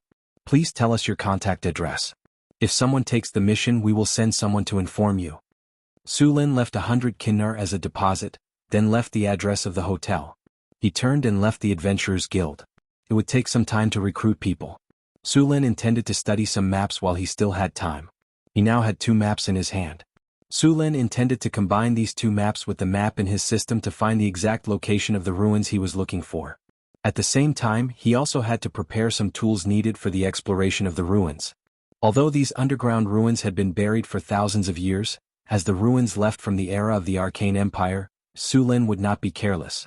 The desert environment was harsh, but being buried by sand was also a kind of protection. There were likely to be a lot of mechanisms and traps inside.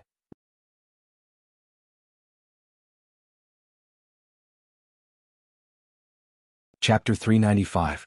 After sending off Su Lin, the staff member of the Adventurers Union took the mission list to the back of the hall and handed it to a one-eyed man. The one-eyed man glanced at it and asked in a deep voice, What mission? Ruins exploration. Looking at the requirements, it should be a large ruins. The staff member handed over the mission list.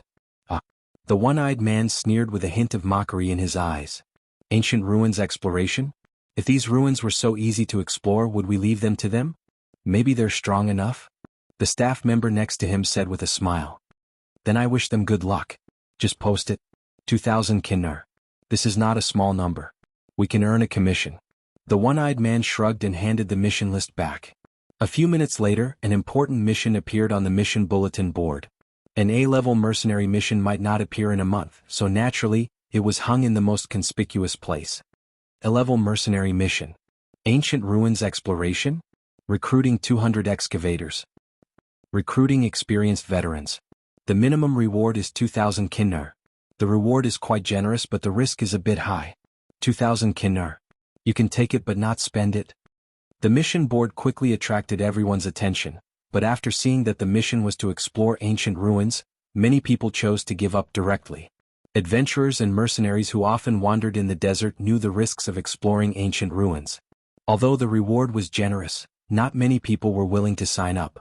There were not many who were sure that they could enter the ancient ruins and come out unscathed. It looks good.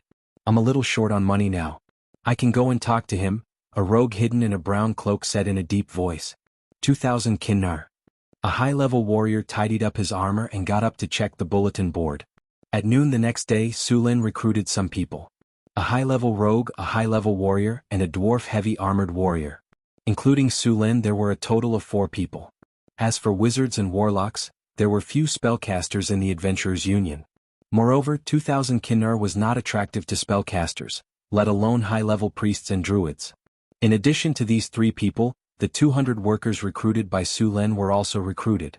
After a simple meeting and discussion, Sulin's adventurer team left the city with a large number of materials on the morning of the 3rd day. 200 workers, 50 camels loaded with goods and 3 high-level professions, led by Sulin, set out into the depths of the desert. Yellow sand filled the sky. The long team moved slowly in the desert. The speed of the team was not fast. The physical fitness of those ordinary people could not be compared with Sulin's at all. In this environment, the consumption of physical strength was very high. The deeper they went into the desert, the stronger the wind and sand. Sometimes they would encounter terrible sandstorms. The feeling of covering the sky and covering the earth made even Sulin feel scared. Fortunately, there was a strategic map in the system, which found sandstorms in advance, giving them enough time to prepare and successfully avoided sandstorms. Of course, compared to the sandstorm, the quicksand was also very dangerous. The sand looked no different from ordinary sand, but once one stepped on it, they would quickly sink. If there was no rescue in time, they would soon be buried alive in the sand. In order to prevent people from accidentally falling into the quicksand, the workers used ropes to connect the people around them. This way, even if they fell into the quicksand, they would be held back by others. Sulin rode back and forth in the team. 50 camels carried a lot of materials. The weather was hot and the whole team was very tired. Captain, the weather is too hot. We need to take a rest. A rogue who was scouting outside came to Sulin's side and said, I hate sand. Valadin the dwarf said in a muffled voice. He was a mountain dwarf, 53 years old this year. He had strong muscles and liked liquor. Sulin only used half a bottle of vodka to become good friends with him. Because of the dwarf's weight and armor, it was very difficult for him to walk in the desert. If he was not careful, his heavy body would fall into the sand. Moreover, the iron armor on his body would often have sand get into it. Coupled with the sweat on his body, it was even more uncomfortable for the sand to stick to his body. Sulin looked at the tired people, then nodded and said, Let's go to the back of the sand dune in front to rest. It can shelter us from the sun. Everyone work harder. We can rest when we reach the sand dune in front. The leader of the craftsmen shouted. After hearing the voice of the craftsman, the artificial people were refreshed and immediately quickened their pace. The human rogue was called Baron. He often wandered in the desert area. His weapons were curved swords and crossbows. As for the warrior, he was a local adventurer named Jane. He was good at two-handed swords. His strength was average, but he was very experienced. About 10 minutes later, the team came to the back of the sand dune and then began to rest. People took out their own food and water to replenish. Sulin took out the sheepskin map and compared it to see if the team's route had deviated. At this time, some red light spots suddenly appeared on his strategic map. There were about 50 people in the light spots, and they were moving quickly toward their current position. Desert bandits? Seeing the red light spots, Sulin frowned slightly. He did not find anyone watching them in the past 2 days. How did these desert bandits find them so accurately? Screech. There was an eagle's cry in the sky. Sulin looked up and saw a goshawk hovering over the team and then flying away. An eagle. Sulin immediately understood. It was obvious that these desert bandits were using falcons to watch them. If the northern town city could tame falcons, then other people could tame falcons as well. Guards? Su Lin put away the map and shouted. Sir, what can I do for you? The leader of the craftsmen ran over and asked. Desert bandits are coming. Everyone immediately form a circle around the camels. Craftsmen, go into the circle and hide, Su Lin said in a deep voice. Desert bandits? Hearing the word desert bandits, the leader of the craftsmen's face changed drastically. As someone who lived in this area of the desert, he was very familiar with the desert bandit style. These desert bandits often robbed caravans. Their methods were cruel. They usually rode fast horses and held scimitars in their hands. Like a whirlwind, they rushed up to kill. Their speed was fast and they did not leave anyone alive. They also did not negotiate. Could be said that they were notorious. Get up. Everyone form a circle around the camels.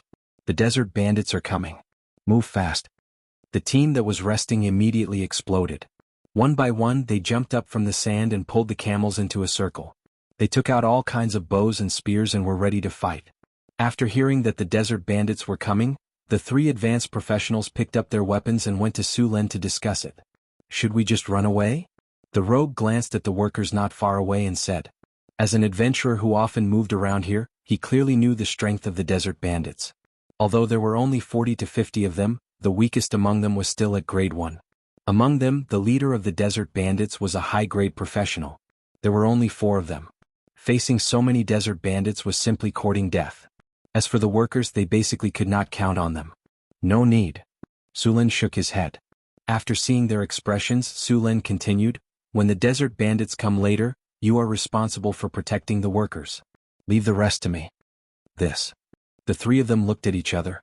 A cloud of dust rose in the distant sky, followed by the rapid sound of horse hooves. Dozens of masked desert bandits quickly approached from the other side of the dune. When they were about 500 or 600 meters away, the desert bandits divided into 2 teams to surround them from the left and right, directly choking off the team's retreat. Kill. The notorious desert bandits did not hesitate at all. Under the command of the desert bandit leader, the rest of the desert bandits waved their scimitars and rushed up. Some of the desert bandits attacked from the side, while the others took out their bows and arrows to shoot. After walking in the desert for so long, I can finally move my body. Speed looked at the desert bandits rushing up and moved his shoulders. Then he tapped the horse's abdomen and the Pegasus instantly accelerated. The storm halberd also appeared in his hand at this moment. He's crazy. Seeing Su Lin rushing directly to dozens of desert bandits, the other 3 advanced professionals' faces changed greatly. The speed of the Pegasus was amazing. In just a few breaths, Su Lin was about to meet the desert bandits. The arrows shot by the desert bandits were directly left behind. Clang. Accompanied by the sound of metal clashing, Su Lin waved his storm halberd and instantly cut off the head of a desert bandit. Even the scimitar in his hand was broken into 2 pieces. The Pegasus' speed did not decrease at all. Su Lin waved his storm halberd and rushed forward. In an instant, the halberd swept across. Accompanied by the whine of the horse and the sound of metal clashing, all the desert bandits who alternated with Su Lin were cut down one by one. Storm. Su Lin waved his hands and the storm halberd was like a wheel. The power of thunder and storm on the storm halberd also burst out. Streams of chi were like sword chi, instantly killing the 4 desert bandits around him. Then the halberd was waved again and again. Light blades flew out and directly killed the desert bandits in the distance. Quick, shoot the arrows, kill him. Seeing that his men had suffered heavy casualties as soon as they came into contact, the leader of the desert bandits panicked and hurriedly ordered the archers to focus fire. However, the arrows were useless against Su Lin. He waved his halberd and deflected the arrows that were shot at him. The Pegasus accelerated again and directly dodged the sound of the rain of arrows. Then it quickly rushed to the remaining desert bandits. Seeing that the arrows were useless, the remaining desert bandits quickly threw down their bows and grabbed their scimitars, ready to attack. Just before the desert bandits could react, Su Lin had already rushed directly into them like a tiger in a flock of sheep.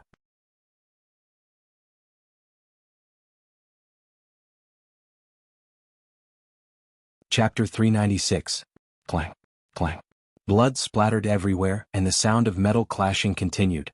Su Lin rushed into the group of desert bandits like a hot knife through butter. One enemy after another was beheaded. Su Lun quickly brandished his storm war halberd like a reaper. Every move he made would take the life of an enemy. None of the dead bodies were intact. Wherever he passed, there were broken limbs everywhere on the ground. This bloody and cruel scene made even the desert bandits, who killed without blinking, feel scared. Some of them even turned their horses and fled when they saw Su Lun rushing up like a killing god. But how could Su Lun let go of these bandits who robbed him? He waved the storm war halberd and 3 crescent-shaped light blades flashing with thunder flew out in an instant. Half Moon/X3. The speed of the light blade was very fast, and 100 meters was covered in the blink of an eye. The light blade drew a straight line in the sand and instantly hit the desert bandit who was running away. The bandit was cut in half along with his horse before he could react. The remaining 2 light blades directly swept through the gathered desert bandits. Wherever the 2 light blades passed, all the desert bandits in front of them were all cut in half. In the blink of an eye, the light blades swept through the desert bandits like plowing through a hole in a courtyard.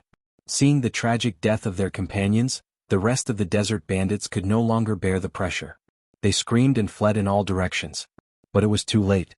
The Pegasus was like a bolt of lightning, leaving a phantom on the sand dunes. It caught up with the desert bandits in a breath and was easily harvested by Su Lun. More than 50 bandits were finally killed by Su Lun. Only 2 bandits who Su Lun deliberately left behind for interrogation survived. Swoosh! The storm war halberd pierced the 2 bandits' thighs into the sand between them. The 2 bandits who had already become frightened could not help but tremble. A fishy smell wafted over. Do you want to live?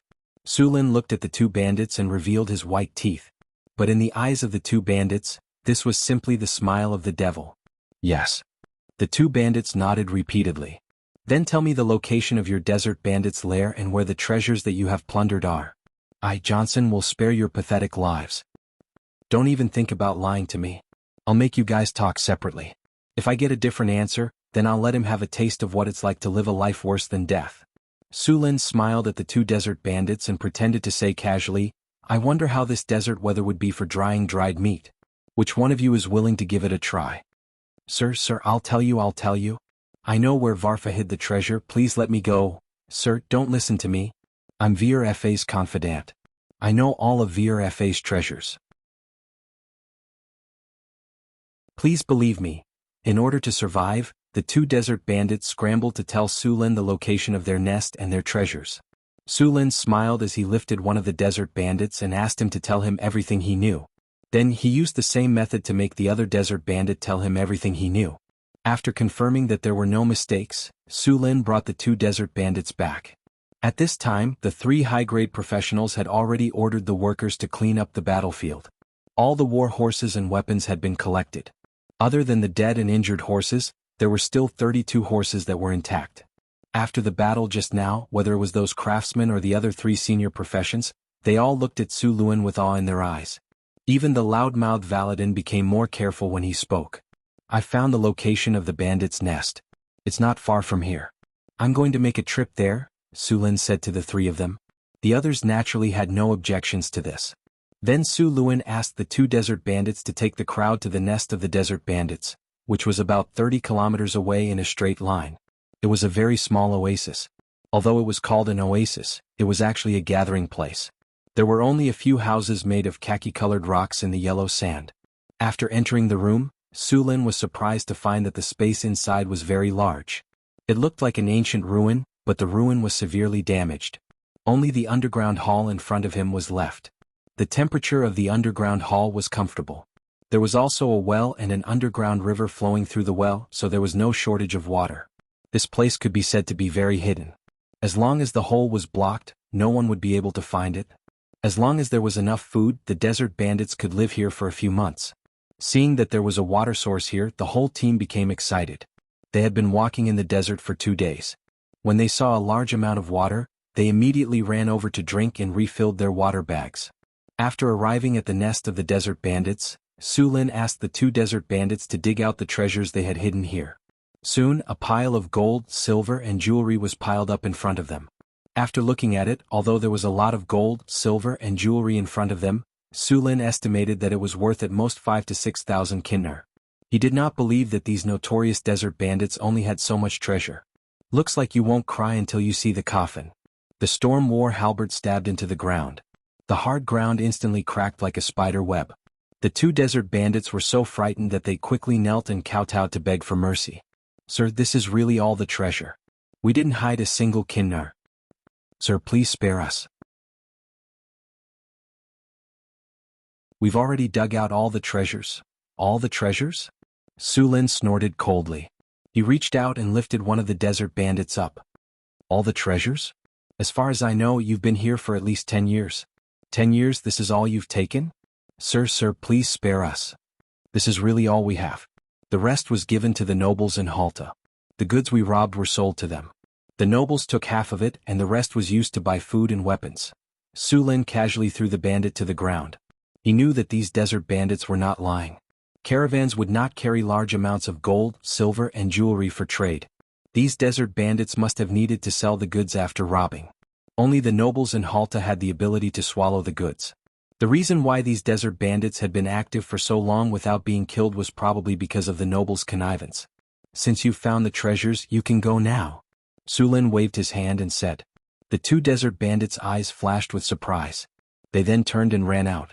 However, just as they ran less than 10 meters, 2 arrows flew out in an instant and hit them in the middle of their backs. "You."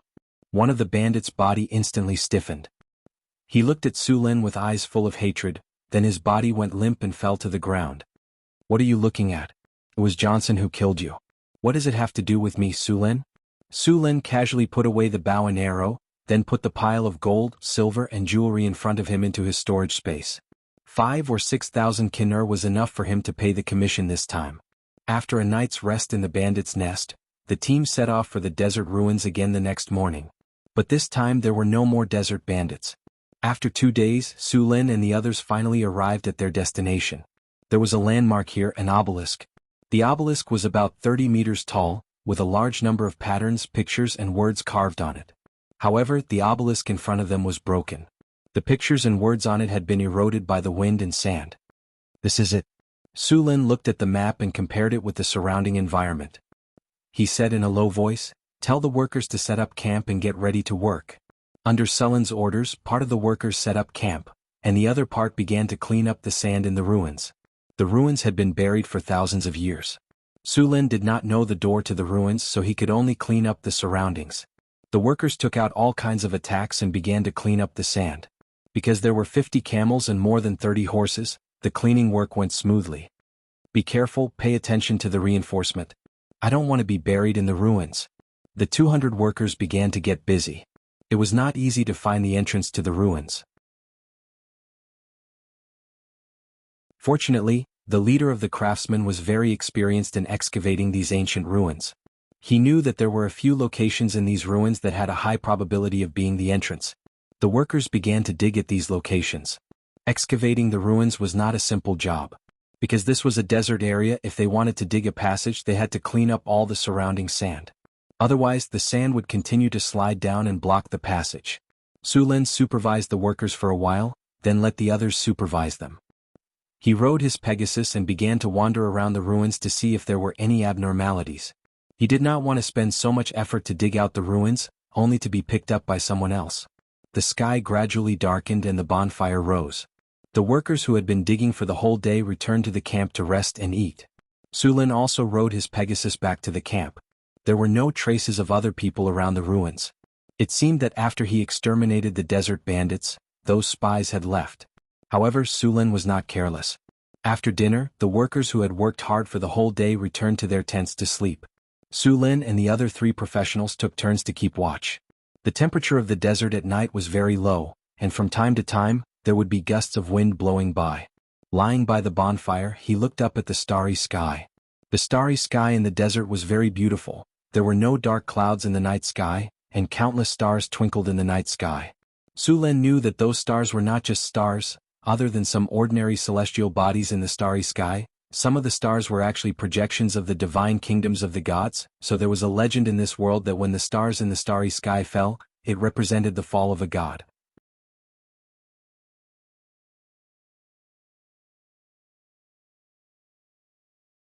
Chapter 397. After eating sand for half the night, it was Baines and Jane's turn to keep watch. The two sat in front of the campfire, drinking and chatting. Su Lin glanced at them and went back to his tent to rest. The night passed quickly. The next day, as soon as the sun rose, the workers were already called to work. The temperature in the desert was very high. If they did a lot of work during the day, it was very likely that they would get heat stroke. Therefore, they had to get up early to work, and then go back to rest when the weather was the hottest. They would continue working in the afternoon when the weather was not so hot. The 200 workers were digging in several places, but after digging to a certain depth, they found that these places were not the entrance. After a day of digging, there were only 2 places left that the leader of the craftsmen had designated. On the 3rd day, the workers continued to dig. When there were only 2 places left, the digging speed was much faster than the previous 2 days. Ah! Monster! Suddenly there was a scream, and then several professionals rushed up. The workers who were digging on the site ran in all directions trying to hide from something. For a moment it was very chaotic. Sullen's body flashed, and the storm war halberd appeared in his hand. He asked in a deep voice, "What happened?" "Mummies. It's mummies." A worker answered Su Lin. At this time he was panicking and wanted to escape. Mummies were a kind of undead creatures unique to the desert. Compared to ordinary undead, mummies moved much faster and had high defense. Although the layer of shroud on their body looked tattered, its defense was higher than leather armor. However, they also had a weakness, which was their low resistance to fire. Su Lin left the frightened worker and appeared at the edge of the sandpit in a flash. At this time, a mummy wrapped in linen was about to pounce on a worker. This mummy was still relatively intact, but now its body had completely withered and decayed. The skin exposed under the linen cloth was black and surrounded by a foul stench. The bandages wrapped around its body were yellowed, and the shriveled skin clung tightly to its body. Its bloody mouth was wide open, and there were sharp black nails on its fingers. At first glance, one could tell that it was highly toxic. Su Lin jumped and appeared next to the mummy in an instant. He kicked the mummy away. Looking at the mummy, Su Lin frowned slightly. The kick just now gave him a strange feeling. It was like kicking a hard stone. Bang! The sound of a violent collision was heard. The mummy that was sent flying crashed into the sand, but it did not cause any damage. In the next second, the mummy quickly flipped over. These mummies' shriveled bodies contained an astonishing amount of strength. All workers retreat. At this moment, a few more mummies rushed out of the hole that had been dug. At the same time, Barn Jane and the dwarf warrior also rushed over. After seeing the mummies, they rushed up directly. For a moment, the mummies were forced to retreat. However, at this moment, a powerful aura of death suddenly came from the entrance of the cave. A mummy shrouded in the aura of death rushed out. This mummy was different from the other mummies. It had a pair of red eyes and a metal mask on its head. Its body was obviously much bigger than the other mummies. Its sickle-like hands had amazing destructive power. Its body was emitting a strong negative energy. Poisonous mummy? Seeing this mummy, the rogue immediately shouted. The toxic mummy was a powerful monster. Aside from having great strength and the plague effect on their attacks, they also had the ability to revive other mummies. They were very difficult monsters to deal with, and their challenge rating was at level 16. Su Lin moved and rushed up in an instant. At the moment when the two sides clashed, the storm war halberd felt like it had pierced rubber. Su Lin directly kicked the poisonous mummy away. Su Lin frowned slightly. A strange energy wanted to invade his body, but as soon as it got close, it was directly rejected by his body. Don't get too close to Hector. The poisonous mummy can spread diseases. Barn, the rogue next to him, reminded. Su Lin nodded and rushed up again. With his vitality, the negative state of the poisonous mummy could not cause any damage. Thunder Spear. The powerful power of thunder and lightning appeared on the Storm War Halberd. The Storm War Halberd was full of thunder and lightning, and fiercely hit the poisonous mummy. The power of thunder and lightning broke out, and the negative energy on the poisonous mummy dissipated. Sullen's whole body turned into a shadow, and the Storm War Halberd in his hand kept attacking. For a time, the poisonous mummy's body was full of thunder and lightning. The poisonous mummy was not slow, and it was not much slower than the average rogue. Unfortunately, it was now facing Su Lin, a high-grade legend, and its reaction speed was not enough. The poisonous mummy didn't fight back. After Su Lin sped up, the poisonous mummy was completely beaten up. The poisonous mummy was attacked by Su Lin more than a dozen times in a short time, but it did not even touch Sullen's clothes. The poisonous mummy was extremely angry, and it roared again and again, but there was nothing it could do. While Su Lin was besieging the poison mummy, more mummies rushed out of the dug hole. Bane, Jane and Valadin fought while retreating. Although these mummies were no match for them individually, they had no choice but to dodge the fearless attacks of a dozen mummies. After all, they were not undead creatures like the mummies. After seeing this situation, Su Lin could not leave it alone. The poisonous mummy had thick skin, and Su Lin could not kill it in a short time. However, the other mummies could not. Fireball. The orange-red fireball quickly took shape, and then flew directly into the mummies that were besieging the three. Boom. With a loud bang, flames rose and instantly wrapped several mummies around it. The mummy that was directly hit was directly blown to pieces, and the other mummies were also ignited and turned into human-shaped torches. These mummies were like dry wood covered with grease. The flames burned bigger and bigger, and there was no way to put it out. Soon they were burned into a pile of charcoal. The air was filled with the unpleasant stench of corpses. With nearly a third of the mummies gone, the pressure on the three was instantly reduced. Su Lin swung his storm battle halberd again, and the powerful lightning energy dissipated the poisonous mummy's aura. The mummy's tall body kept retreating. Just as Su Lin was about to rush up and finish off the poisonous mummy, a thick ray of negative energy suddenly flew out of the mummy's mouth. Su Lin dodged it. The black ray of negative energy hit the mummy that had just been burned into charcoal. The next moment, an aura of death erupted, and the mummy that had turned into charcoal was resurrected. Undead resurrection. After resurrecting one mummy, the poisonous mummy did not stop. It was ready to resurrect another mummy. Su Lin naturally would not give it another chance. His body flashed, and the storm battle halberd with powerful lightning energy instantly hit the poisonous mummy. The poisonous mummy in front of him stiffened, and then the bandages that were wrapped around its body were torn apart, and the aura of death that was gathering dissipated directly. Su Lin took the opportunity to attack like a storm, and did not give the poisonous mummy any chance to fight back. The poisonous mummy kept retreating, and the negative energy around its body was mostly dispersed. Then the storm battle halberd ruthlessly cut the poisonous mummy in half. A wave of aura of death spread out from the poisonous mummy, and then slowly disappeared. The poisonous mummy's body that was left on the ground was instantly set ablaze. The flames rose as if turpentine had been added, and quickly burned the poisonous mummy's body into ashes. Without the poisonous mummy, the rest of the ordinary mummies were easier to deal with. Soon all the mummies were burned to ashes. Su Lin bent down and picked up a purple crystal from the ashes of the poisonous mummy. It was a high-level soul crystal. Su Lin would not mind having more of it. Hathaway was preparing to build an army of golems, and it was just right for her. The battle ended quickly and all the mummies around were killed. However, there were still casualties among the workers. A worker's throat was bitten when the mummy appeared, and now he could not be more dead. Since he was killed by the mummy, there was a strong aura of negative energy in his body. If he did not find a priest to purify it, it was very likely that he would be resurrected as an undead creature.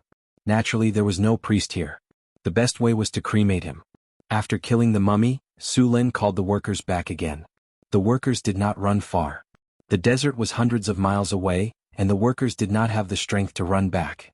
After dealing with these things, Su Lin prepared to enter the ruins. The workers had already dug out a passage. The ruins were very dangerous and ordinary people would die if they entered. Therefore they had to clean up the place first before continuing to excavate. Bane, Jane, Valadin, come with me. The rest of you wait above. There should be a lot of monsters in the ruins. Let's go down and clean them up. Let's go, I want to let those skeletons have a taste of my axe. Valadin said as he waved his battle axe. Bring torches, those undead creatures are afraid of fire. Bane took out a few torches and kerosene and handed them over. We should be the first group to enter the ruins. There should be a lot of good stuff in there. Jane said excitedly. Those who dared to take the risk to explore the ruins were basically here for the treasure. According to the usual practice, the treasures found in the ruins would be divided. Su Lin could take a little more and the others, including the workers, would get a share. It was just that some people had more than others. Hehe, be careful when you go down. Don't get yourself into trouble before you earn any money. When the time comes, even if I want to share the treasure with you, you have to be able to get it. Su Lin said in a deep voice.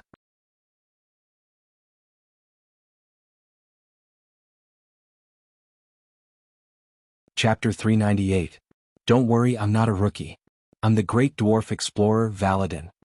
The dwarven juggernaut patted his chest and said, and my armor will protect me from harm. I hope so. Su Lin shrugged. Soon, the workers cleared all the sand and stones piled up at the entrance of the passage. Su Lin nodded to the three and said, "Let's begin." After that, Su Lin snapped his fingers and summoned a gust of wind that blew into the passage. Then 10 seconds later, a gust of wind rushed out with a foul and decaying smell. "Okay, you can go in now." After the foul air in the passage was sucked out, Su Lin gestured to the workers next to him. Then the workers came over with various tools. Supports, pulleys, ropes, torches, hooks, medicine, bandages. After all the preparations were completed, Su Lin's figure flashed, and he slid down the passage with one hand holding the rope. The entrance of the cave was about 10 meters away from the entrance of the passage. After Su Lin came to the passage, he looked around. With dark vision, he could see normally in the dark. He did not find any danger in the passage. He lit the torch and fixed it on the wall next to him. Su Lin then shouted, "It's safe, you can come down now." The second to come down was Bane the rogue. The agile Bane grabbed the rope and slid down quickly. When he was 3 meters away from the ground, he landed firmly on the ground after a light flip. "Hey, excuse me, I'm coming down." At this moment, Valadin's voice came from above. Bane took 2 steps back and said, "Okay, you can come down now." As soon as his voice fell, a black shadow fell from above. Whoosh! Duong! The dwarven juggernaut landed with a dull thud. "Damn it, I hate falling." The dwarf in heavy armor shook his head, then grabbed his battle axe and stood up from the ground. His heavy armor was at least 50 pounds. An ordinary person would not be able to withstand such a height. "Buddy, you should be gentle. This is the ruins. Don't wake those guys up," Bane reminded him. However, Valadin wasn't too bothered. "Don't worry. If those skeletons dare to wake up, my axe won't mind killing them again." Soon, Jane also came down from above and all 4 of them were present. Next, the few of them walked into the depths of the passage with torches in hand. There were many well-preserved murals on the walls on both sides of the passage, which recorded the construction of the city ruins. In the corner of the passage there were many bottles and jars. Valadin seemed to be interested in those jars. He opened them and took a look, only to find that the contents had long rotted, leaving only a pile of black stuff. At this moment, Su Lin suddenly heard a rustling sound, like the sound of leaves being dragged on the ground by the wind. "Stop. Something's happening." Su Lin reminded him immediately. The other 3 immediately moved closer to the center and stared at their surroundings without blinking. However, after a few seconds they did not discover any enemies. "Boss, did you hear wrongly? There are no enemies here." Valadin looked for a long time, but no enemies appeared. Su Lin's expression was serious. He didn't let down his guard because of Valadin's words. "They're here." At this moment, along with a rustling sound, small mounds of dirt suddenly rose from the ground. In the next second, countless sinister-looking insects with black carapaces rushed out from the sand like a tide. "It's the sacred death beetles? Damn it, run." Valadin hates insects. Tens of thousands of strange insects rushed over like a tide. Bane, Jane, and Valadin felt their scalps go numb as they quickly ran back. "Use fire." Su Lin raised his hand and threw a bottle of kerosene. The bottle shattered and the kerosene instantly ignited. The surrounding sacred death beetles were immediately engulfed in flames. "Yes, use fire." The 3 of them immediately reacted. They grabbed the kerosene and threw it over. Soon, a wall of fire appeared in the passage. The temperature of the wall of fire was very high, but the sacred death beetles didn't have the slightest fear. They directly rushed into the fire. Soon, a series of crackling sounds came from the flames. At the same time, the sacred death beetles also attacked from the walls and ceiling. Although the wall of fire was very big, there were too many sacred death beetles.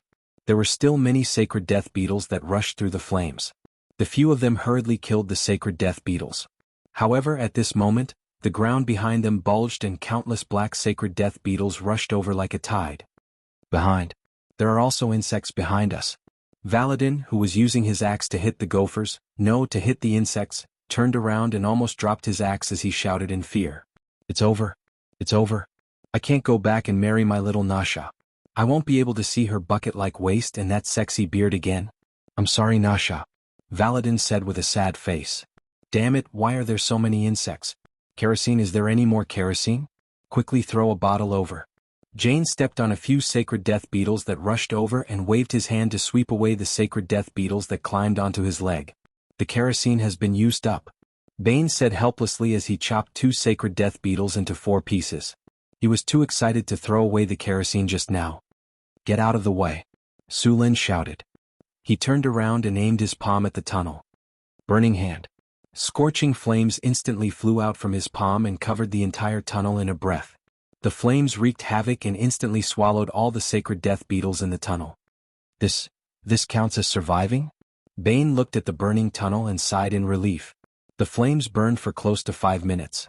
The temperature in the tunnel also became hot and the air was filled with a burnt stench. There were a lot of sacred death beetles. After 5 minutes, the insect tide finally retreated. When the black insect tide retreated, a thick layer of burnt sacred death beetles was left on the ground. "Pay. Stinks." Valadin stomped a sacred death beetle that was still alive to death. After the battle, Su Lin once again lit a torch and continued to explore the depths of the ruins. After the sacred death beetle tide, the group became more cautious. However, they did not encounter any more disgusting insects in the following exploration. After passing through this section of the tunnel, Su Lin discovered that the tunnel behind them had been buried by sand. He could only inform the workers above to come down and dig up the tunnel again. Exploration of ruins was like this. Most of the time they needed to clear the path bit by bit. Fortunately, the tunnel was not buried for long. After half an hour, the tunnel was dug up. Whoosh, whoosh. A gust of cold wind blew. Su Lin frowned slightly. Some strange sounds came from the tunnel, making people feel creepy. After the tunnel was dug up, Su Lin saw the scene behind the tunnel. It was a hall with an area of about 2,000 square meters. The entire hall looked like it had been ransacked and was very messy. On the floor of the hall, there were a large number of skeletons. These skeletons seemed to be divided into 2 camps. Many of the skeletons were still fighting each other before they died. Crash. A sudden sound came from the empty hall, immediately attracting everyone's attention. Under everyone's gaze, a blue flame suddenly appeared and the skeletons on the floor began to move. "It's the undead. All workers retreat." Su Lin immediately ordered the moment he saw the blue will-o'-the-wisp. The workers hurriedly ran back to where they came from. Crash, crash, crash. The sound of bones colliding could be heard. Over 100 skeletons stood up in the hall. The strength of the skeletons was not high. They were only slightly stronger than the lowest level skeletons and zombies. Their challenge rating was level 5. Barnes, Valadin, and Valadin were all high-level professionals. Dealing with these low-level undead was not a problem.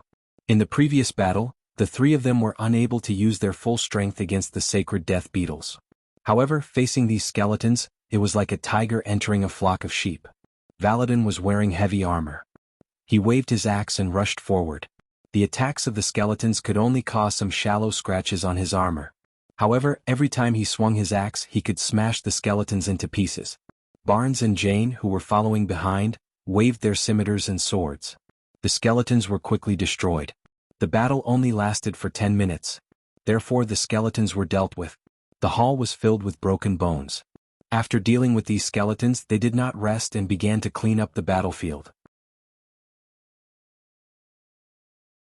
These skeletons were very poor. In addition to some broken weapons, they only had some low-level soul crystals. The quality of these soul crystals was very poor and their value was very low. What a bunch of poor bastards. Jane, who was on the side, picked up a soul crystal and cursed. "This hall is a side hall. Look around and see if there are any passages that lead to other places," Su Lin said as he looked around the hall.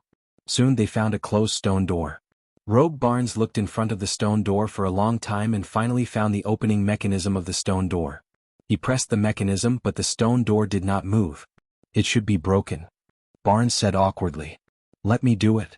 Su Lin took a step forward. A light flashed and instantly hit the stone door in front of him. In the next second, the heavy stone door turned into a pile of soft soil and slid down. After entering the stone door, a small room appeared in front of them. There were a few skeletons inside and some gold items scattered around the room. Seeing these items, the 3 of them were very excited. Fortunately, they remembered that Su Lin was the captain. Although they were envious, they did not make a move. "Clean it up. We'll distribute it when we get out." Su Lin was not very interested in these things. These gold items had been buried in the ruins for thousands of years. Many of them were shrouded in negative energy. Normal people who came in contact with them might get sick.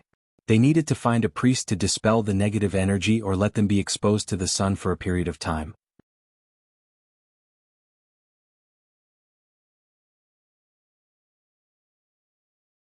Chapter 399. Many people explored the ruins and got a lot of treasures. As a result, not long after they came back they were seriously ill or even died of illness. Then there was a saying that the things in the ruins were cursed, and those people died because of the curse. The saying made some sense. Some items in the ruins did carry curses, but most of them were funeral goods. Most of them were found by Su Lin and the others. Because they had been stored in this environment for a long time, they were contaminated with some negative energy. As long as they were removed they would be fine. These negative energy auras were actually not strong. They could only make ordinary people sick. For professions they would at most feel some discomfort. Very quickly the few of them packed up all of these things. After checking that they did not miss anything, they continued to search in the ruins. The area of the hall was not big. Since they found some hidden rooms again they got a lot of things after opening them. After a few times they were very satisfied with these gains. But what made Su Lin unhappy was that he did not find the battle soul stone he wanted here. "There's a passage here," Ban the Wanderer shouted.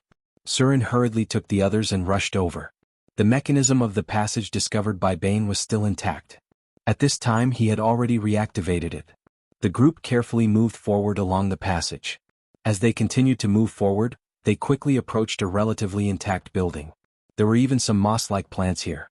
There were even a few weak magic lamps on the surrounding walls, but because they had not been maintained for thousands of years, these magic lamps had become mottled. It seemed that they would be damaged with a touch. There were also some broken magic crystals around. They were used to transmit energy. They did not expect that after thousands of years, they were still working. Intruder found. Intruder found. Activate magic energy construct 3. Start charging backup energy. Implement level 1 alert defense plan. As soon as they entered, a cold mechanical voice came from the surroundings. In the next second, a rumbling sound rang out, followed by the sound of heavy footsteps. A 3-meter-tall magic golem made of silver metal walked out. The golem puppet's body was smooth, and the silver metal was very smooth. The whole golem looked like it was made of technology by Su Lin. "Be careful, everyone. This is a high-level golem puppet," Rogue Barnes said after seeing the appearance of the golem. "Don't fight him head-on. This place has been sealed for thousands of years. They don't have much energy left to fight," Su Lin reminded. In these ancient ruins related to the Arcane Kingdom, they often encountered such steel golems. In the era of the Arcane Kingdom, these steel golems belonged to the city guards.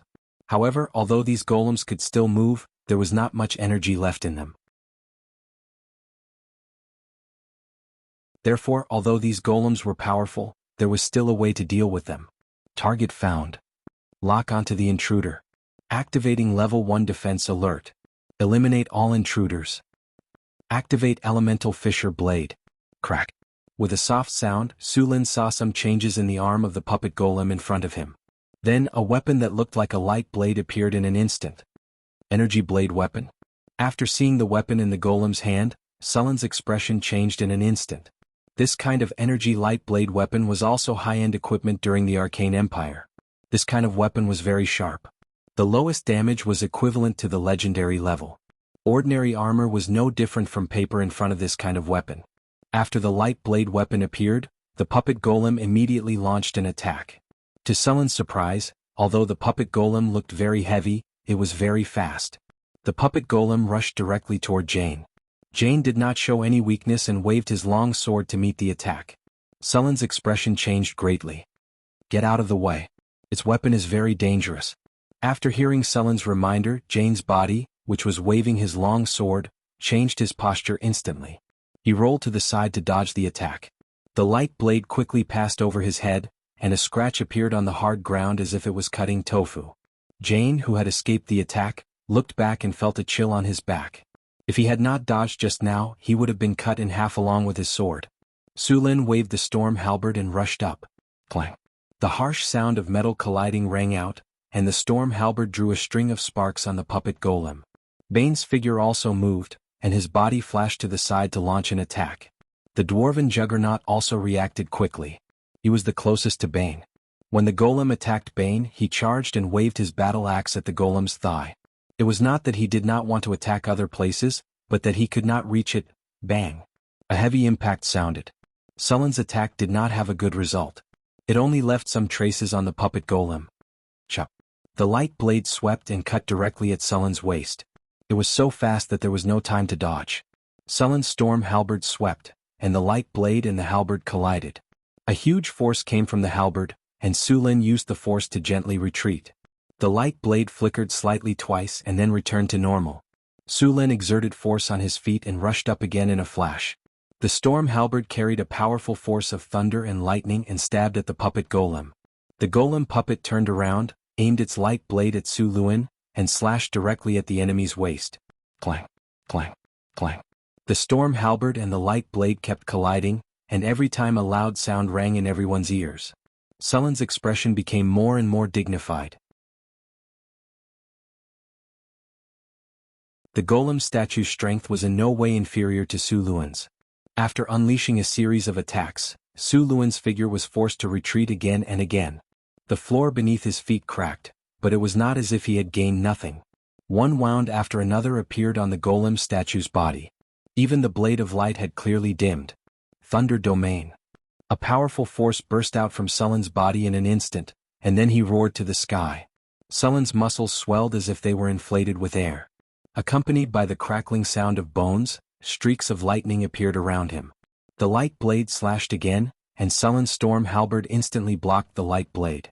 At the same time, the halberd deflected, and with a sweep, the sharp halberd directly slashed the puppet golem's arm joint. The harsh sound of metal rubbing against each other rang out, and a serious gap appeared at the puppet golem's joint. Just as Su Lin and the puppet golem were entangled, the others took the opportunity to attack the puppet golem's leg joints. These experienced adventurers had their own way of dealing with the golems in the ruins. Although the puppet golem's defense was very strong, it would still cause serious damage in the face of continuous attacks on the same part. Beep, beep, beep. Elemental Fissure Light Blade insufficient energy. Turn off Elemental Fissure Light Blade. Magic Construct Guardian switch to combat mode.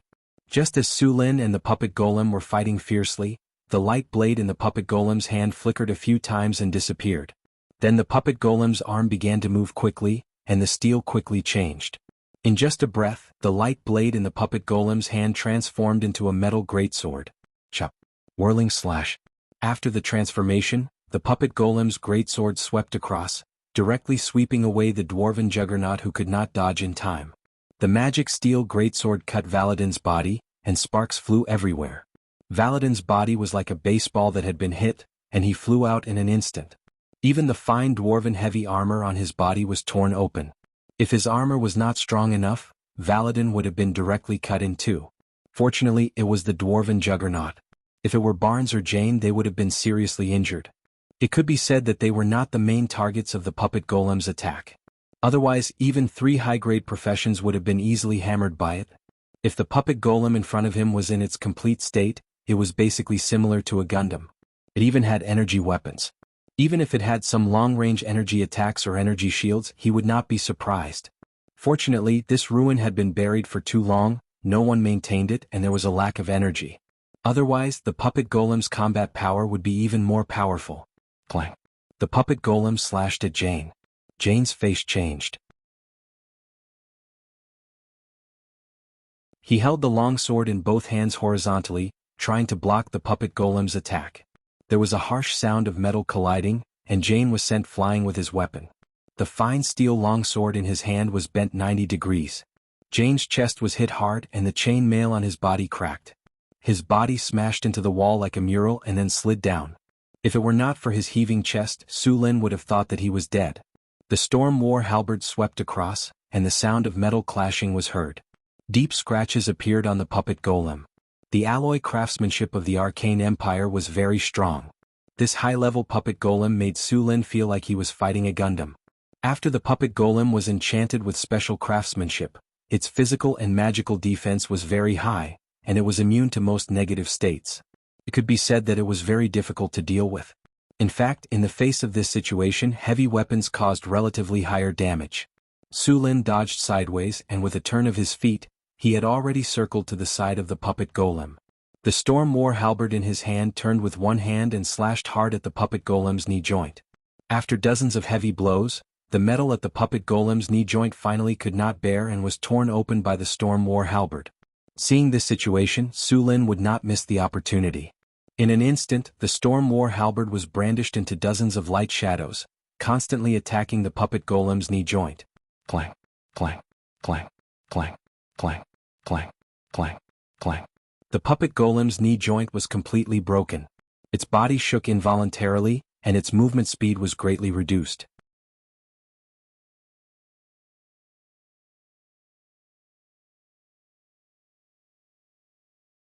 Chapter 400. The golem's body shook slightly, and its speed was greatly reduced.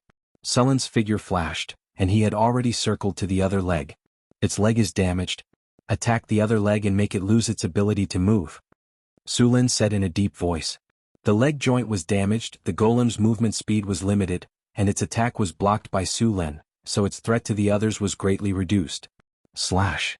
Rogue Barnes' figure flashed and appeared behind the golem. The curved sword in his hand quickly slashed at the golem's leg joint. Among the four of them, his defense was the lowest. Like Jane and Valadin, he could still resist one or two attacks, but if he was hit, he would probably be killed directly.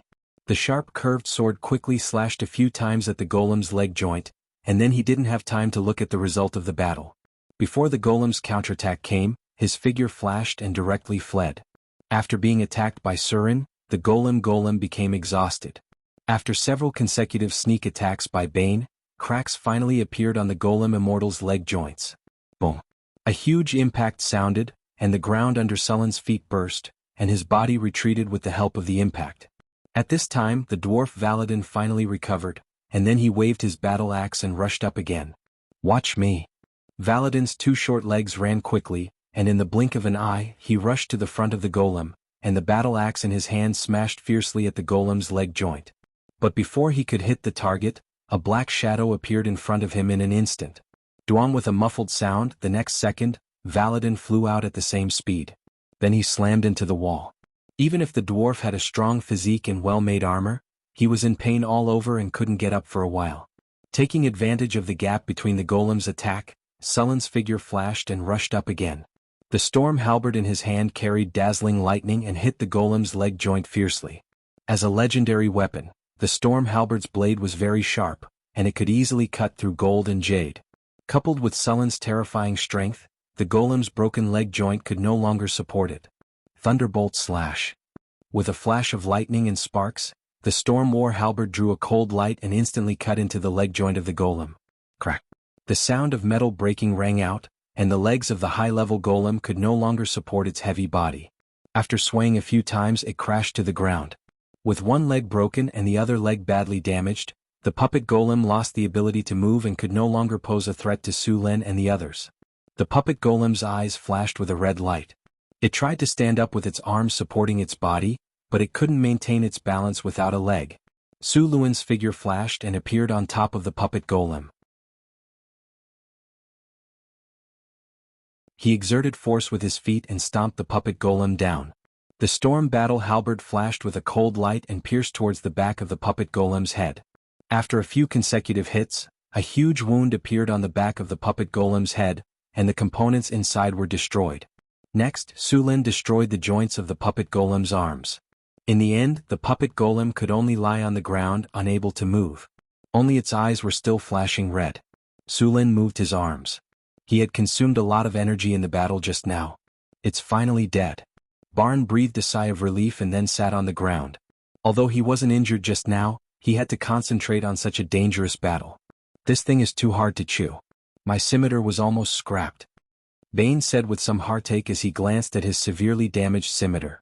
After all, a good weapon was a second life for a rogue. Go and see how the two of them are doing and then collect the spoils, Sulin said slowly after resting for a moment. When he heard Sullen's words, Barn's eyes lit up, and he got up to check on the injuries of the other two. Although Valadin the dwarf was hit twice, the quality of the dwarf's armor was really good, and his physique was strong enough. Although he was sore all over, his body didn't suffer any serious injuries. The warrior Jane was a little unlucky. One of his ribs was broken. Fortunately, Barn was experienced in setting bones and reconnected his ribs. Sulin threw them a bottle of healing potion. This kind of beginner potion could speed up the recovery of injuries. Although it couldn't fully recover, at least it wouldn't affect their movements. Looking at the puppet golem in front of him, he was very interested in this thing. Although it was damaged, the design, structure, and components inside were at the level of the Arcane Kingdom's craftsmanship. He would take it back and let Hathaway study it to see if it could be repaired. Even if it couldn't be repaired in the end, he would still get a lot of useful information. If this golem had enough energy and was in good maintenance, its challenge level would be at least legendary or even high legendary. For example, the elemental Fisher Light Blade. How could an ordinary magic golem be equipped with such equipment? Sulin put the entire golem into his storage space. Fortunately, his storage space was large enough to fit the 3-meter-tall golem. Su Lin looked around and even found the broken zeros of the golem puppets one by one. While Su Lin was collecting the golem puppets, the others had already begun to enter the ruins to look for valuable things. After he put away the golem puppets, the three of them came out with a lot of things. Su Lin glanced around and pointed at some magic gems and elemental crystals that seemed to have been removed from something. They were quite valuable. After collecting the spoils of war, everyone began to patrol the surroundings. Many places had been buried by sand and stone, but judging from the remaining buildings, even if this was not the core area of the ruins, it should be a relatively important place. Would an ordinary place have such a legendary golem puppet guarding it? Obviously, there must be a lot of good things here. Su Lin looked around and said, "Bane, go call those workers and let them come down to clean up. There should be a lot of good things here." Okay. Bane nodded and left through the passage they had come from. About 10 minutes later, the workers came with torches. These workers were obviously still afraid of their previous experience, but they came under pressure from Su Lin and the others. "Okay, we have cleaned up here. There is no danger." Su Lin comforted them and said, "Clean up here. When you are done, you can get 20% of the things you find here. I'm sure you've heard of the value of the items in the ruins." Su Lin smiled and stopped talking. Su Lin had become very familiar with the routine of holding a carrot in one hand and a stick in the other. Sure enough, after Su Lin finished speaking, the workers began to clean up the ruins with all their might. The many torches illuminated the ruins very brightly. Su Lin looked around and found that this seemed to be a square. The square was badly damaged and many buildings had collapsed. In the center of the square stood a statue. The statue looked like the image of a spellcaster. It was a very powerful wizard wearing a gorgeous wizard robe. He held a magic staff in one hand and a book in the other. His eyes were looking straight into the distance. However, the statue was damaged. One of the arms was broken, and even half of the statue's head was damaged. Su Lin went forward to observe and found that there were some words carved on the stone platform under the statue's feet. It was written in the ancient Nesser language. "Great pioneer, teacher, star explorer, Suraran." There were some words below that introduced some of Suraran's achievements. Through these words, Su Lin learned some of the history of this city. The Pearl of the Crescent Plain, Nordenham. "It's dug, there's a passage here." At this moment there was a noise. Su Lin hurried over. Soon he saw a tunnel that had just been dug. This tunnel was still relatively intact. Bane carefully held a torch and entered it. "Look what I found," Barn exclaimed in the passage. Valadin could not help but run in with a torch. Moradin above were rich. After confirming that it was safe, Su Lin walked in with a few craftsmen. The passage was not long and was connected to a solid stone room. After Su Lin entered, he saw golden light everywhere. It took him a few seconds to recover and then he could not help but exclaim, "So many gold coins." Surin was surprised by what he saw. In this small room there were 3 chests piled up. It seemed that because of the passage of time, these chests had decayed, so the gold coins in the chests were all scattered out. A large number of gold coins were piled up on the ground, and Barnes and Valadin were holding bags to put the gold coins in. "You guys go and help too." Su Lin waved his hand. The eyes of the workers behind him lit up. They had been impatient for a long time. When they heard Sulin's words, Jianghu immediately rushed up. Su Lin did not care about the gold coins. Instead he looked around the room. In addition to the gold coins, there were many other things stored here, but most of them had decayed because of the passage of time. Su Lin tried to pick up a sheepskin scroll, but as soon as he exerted force, the scroll shattered into countless pieces. The other sheepskin scrolls around it also shattered into ashes. Seeing this, Su Lin shook his head slightly and then looked for other things. The stone room in front of him seemed to be a treasure room, but he did not know who the original owner was. In addition to the 3 boxes of gold coins, Su Lin also found some gems and even a lot of silk. However, like the sheepskin scrolls, they all turned into ashes with a light touch. Basically, except for the metal and gems that were preserved, the rest had decayed and been damaged.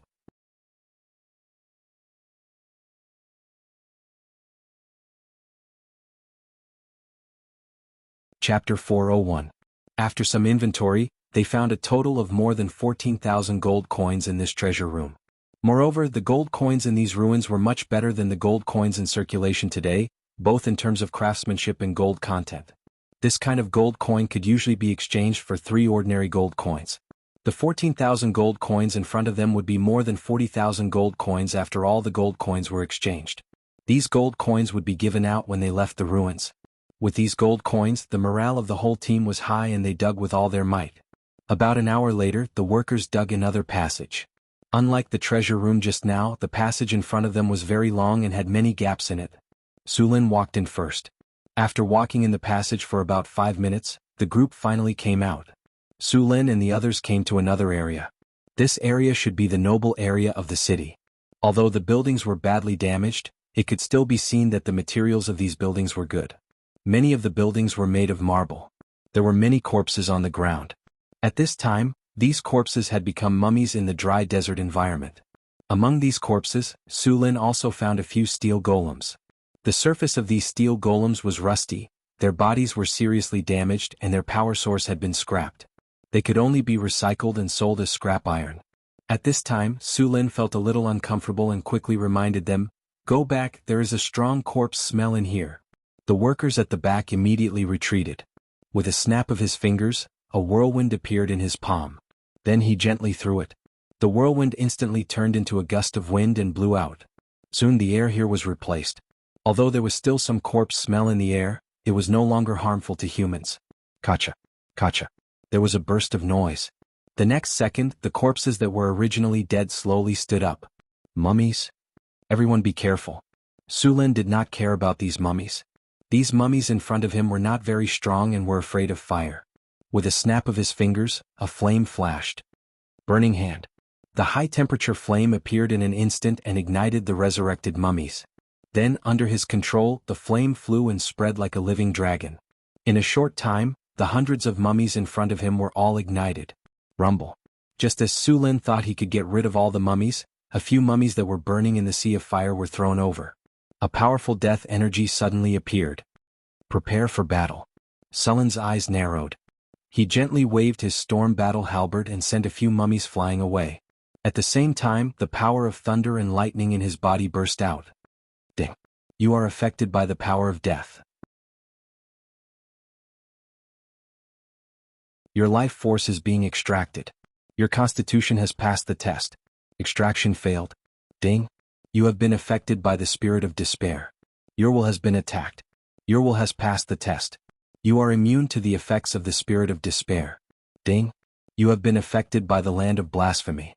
You have been attacked by the power of blasphemy. Your vitality has passed the test. You are immune to this attack. Suddenly, an evil force appeared, and Sulin heard the continuous sound of system notifications. Then, a strange mummy that was different from all the previous mummies appeared in front of him. Ancient mummy, high undead. Mummies were originally undead creatures that were commonly seen in the desert. Some were mummies that were made, while some were mummies that were produced due to natural reasons such as the climate. Usually, due to the dry air and hot temperature in the desert, corpses could easily become mummies. After being contaminated with some negative energy, the mummy would be resurrected as an undead creature. The strength of these mummies was limited. Although their defense was good and they were fast, these mummies were very afraid of fire. As long as they were careful, even ordinary civilians could deal with them. However, among these mummies, once some mutation or evolution occurred, their strength would be greatly increased. For example, the poison mummy and the ancient mummy were similar. Sulin was now facing an ancient mummy. The ancient mummy was much more powerful than the poison mummy. Most importantly, the ancient mummy was already a legendary creature. Any creature that had the word ancient added to it would become very powerful. For example, the ancient dragon was the most powerful creature in the material world. Although the ancient mummy was also very powerful, it was far inferior to the ancient dragon. The challenge rating of the ancient mummy was level 20, and it had many spell-like abilities. Previously, Sulin had to be judged by the negative energy surrounding it when he was attacked. The ancient mummy was a powerful monster that appeared after hundreds or even thousands of years after ordinary mummies absorbed a powerful death energy. It could be said that it was very difficult to deal with. In addition to these, the ancient mummy also had high undead, negative energy erosion, immunity to ordinary weapons, corpse belt entanglement, fast movement, disease, curse, and more than a dozen other abilities. Of course, this kind of ancient mummy was not the most powerful. There was a kind of demigod mummy that was above the ancient mummy. However, this kind of monster rarely appeared in the material plane. Even if there were, most of them were sealed in remote corners. The creatures stronger than the demigod mummy were the abominations, life witherers. This was a powerful monster that was born in the god of death. Because they died before they were born, the life witherers had a strong hatred for all the living. This kind of monster was the legitimate child of the gods and was even more powerful than the demigod. The difference between them and the gods was that they did not have divinity. An evil energy field quickly spread out, suppressing the burning flames. The intensity of the fire was greatly reduced. Immediately after, a tall and big mummy walked out. This was a monster that was covered in bandages and surrounded by a strong death energy. Its scarlet eyes stared at Su Lin. A strange figure dashed over. It was the ancient mummy. In a flash, it passed through the sea of fire and pounced on Su Lin. Su Lin frowned as he smelled a foul odor. This damn mummy didn't care about martial ethics and even dabbled in biochemical weapons. A monster wrapped in bandages rushed out from the shadows. Su Lin's storm war halberd swept out, and a powerful force was transmitted. The mummy's figure was forcibly blocked, and it was even forced back a few steps by Su Lin's weapon. Bah! It's too smelly. He was surrounded by a strong stench. Su Lin almost thought that he couldn't breathe. Wild wind. A whirlwind appeared around Su Lin. This whirlwind had no lethality, and its only effect was to blow away the surrounding air. With the help of the wild wind skill, Su Lin felt much better. Then he rushed to the culprit again, the ancient mummy. Greater haste. Dragon strength. Bear's endurance. Cat's grace. Insight. Rays of light rose from Sullen's body, and Sullen's speed increased again. He moved and appeared around the ancient mummy, swinging his storm battle halberd. Cliff. Su Lin swept past from the right, and the storm battle halberd hit the ancient mummy. The originally withered body of the ancient mummy had been modified by the rich death energy, and it was abnormally tough. Su Lin felt as if he was cutting steel. And as he attacked, a powerful negative energy quickly enveloped his body and tried to invade it. Su Lin frowned as a chill came over him. The next moment, a powerful force of thunder and lightning erupted from his body, and the dazzling lightning instantly dispersed the negative energy enveloping him. The chill around Sullen's body disappeared in an instant, and the powerful force of lightning turned into countless flashing lightning snakes that attacked the ancient mummy. Large amounts of lightning appeared on the ancient mummy's bandages. Thundercleave. The storm battle halberd took advantage of the recoil force and spun in the air. Then it struck again with the power of thunder. Lightning flashed on the primordial mummy's body, and a huge hole was cut in the bandage, revealing the dark brown body inside. It was the mummy's dried flesh. Death entanglement. The ancient mummy was pushed back by Sullen's attacks, and its body was constantly attacked by lightning. The ancient mummy roared angrily, but it was useless. At this moment, the ancient mummy moved back slightly, and the bandages on its body wrapped around Su Lin like the tentacles of an octopus. In an instant, countless bandages appeared around Su Lin, directly sealing his surroundings, and then suddenly wrapped around him. Su Lin could not dodge in time and was instantly bound by a few bandages. The moment he was bound, a cold force tried to invade Sullen's body through the bandages. At the same time, his life force was being pulled and sucked away. Thunder field. The powerful force of lightning exploded from Sullen's body, and directly removed the cold force that had invaded his body. The life force that was being pulled away was restored to normal. Since you like to absorb so much, I'll give it to you. Su Lin smiled ferociously and grabbed the bandages with one hand. The violent force of lightning in his body flowed through the bandages and into the ancient mummy's body. In an instant, the two types of energy exploded in the ancient mummy's body. Large amounts of lightning flashed, and strands of negative energy kept spreading. The ancient mummy's body was constantly crackling, and its body was constantly trembling. The bandages that were tightly wrapped around its body also loosened. Sullen's arm exerted force, and he grabbed the bandages with one hand and threw them out. In the next second, the ancient mummy's body fell heavily to the ground. Su Lin did not let go, and he grabbed the bandages on the ancient mummy's body with one hand and slammed it hard. The marble floor in the ruins was full of cracks.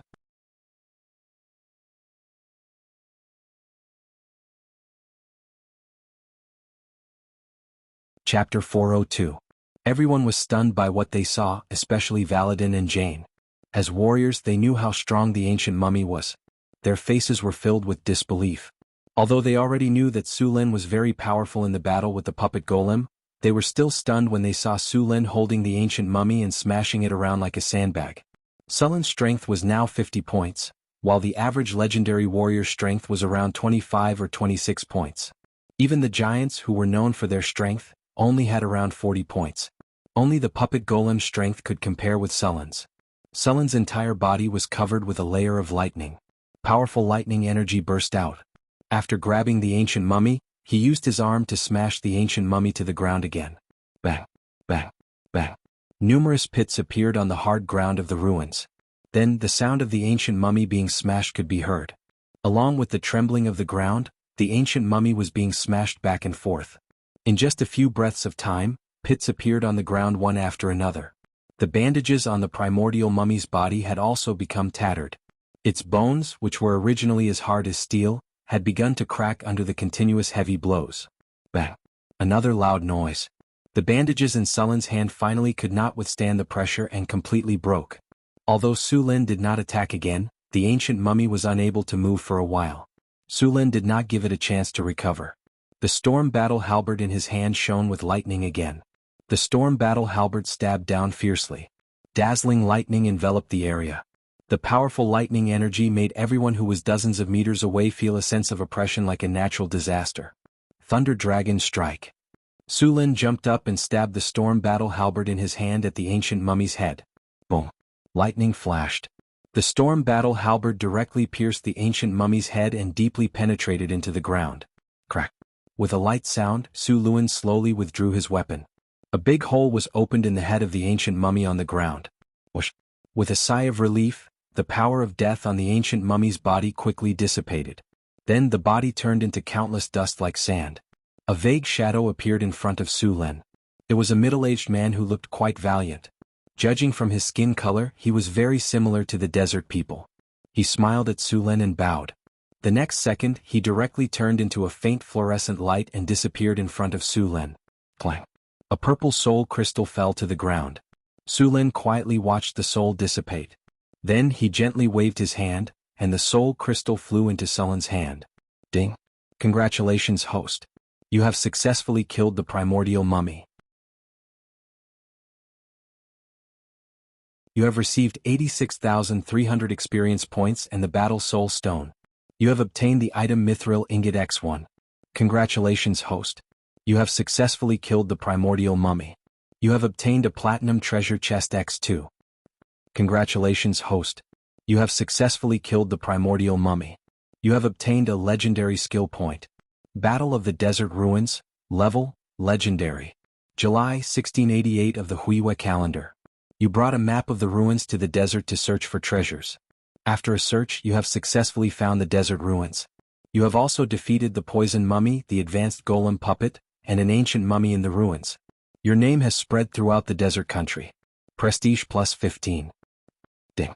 Congratulations, host. You have successfully killed 356 mummies. You have gained 356 experience points. You have gained an item, Air-Dried Bandage, X20. A series of system notifications rang in his ears. Su Lin slowly breathed a sigh of relief. The powerful lightning energy on his body dissipated, and the pressure around him gradually dissipated. After moving his body, Su Lin lightly jumped and landed on a relatively intact piece of ground. He turned his head and looked at the passage behind him. The craftsmen were like quails, quickly shrinking their heads.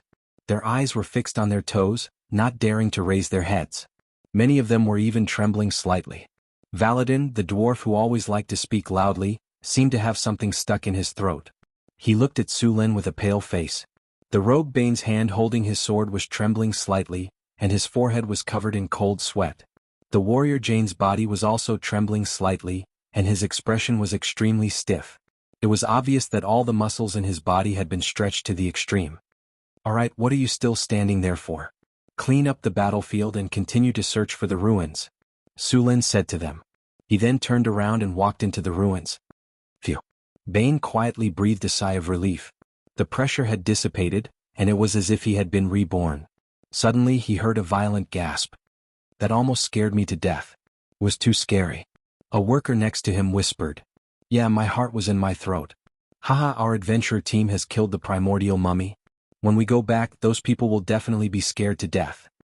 Valadin the dwarf's loud voice rang out. What are you jealous of? That primordial mummy was killed by the captain's stomach. What are you so proud of? Jane, the warrior next to him, said. The captain and I are in the same team.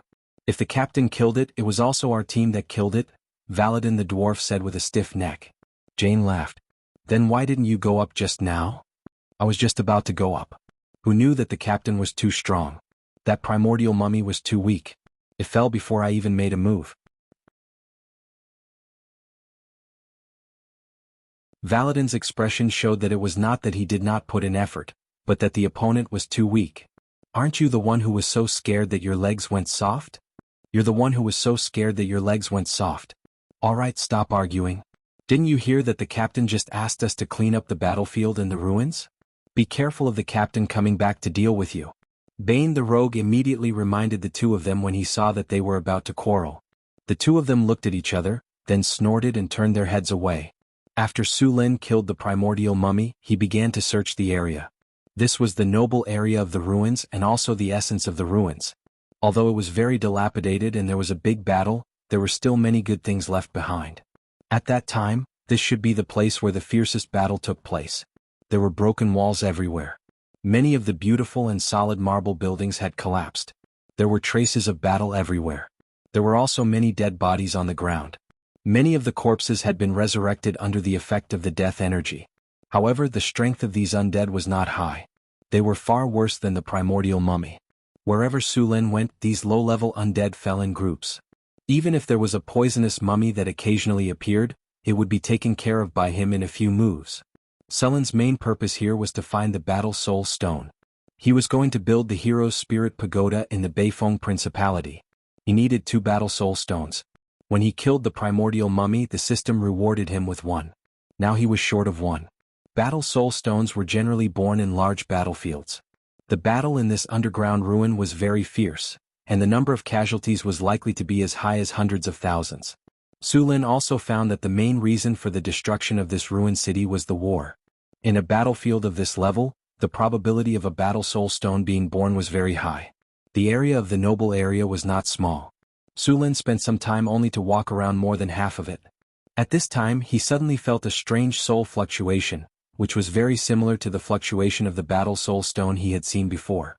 Su Lin paused, then closed his eyes and carefully felt the location of this energy. After a few minutes, Su Lin suddenly opened his eyes, moved his body and walked to the side. This was a completely destroyed palace. Collapsed marble pillars, broken decorations and a large number of corpses were left on the ground. It was no different from the other areas. Su Lin gently waved his storm war halberd, and a gust of wind blew, blowing the corpses up. A sparkling and translucent red crystal-like stone was lying on the ground. Su Lin gently waved his hand, and the strange crystal flew into Su Lin's hand. His luck was not bad.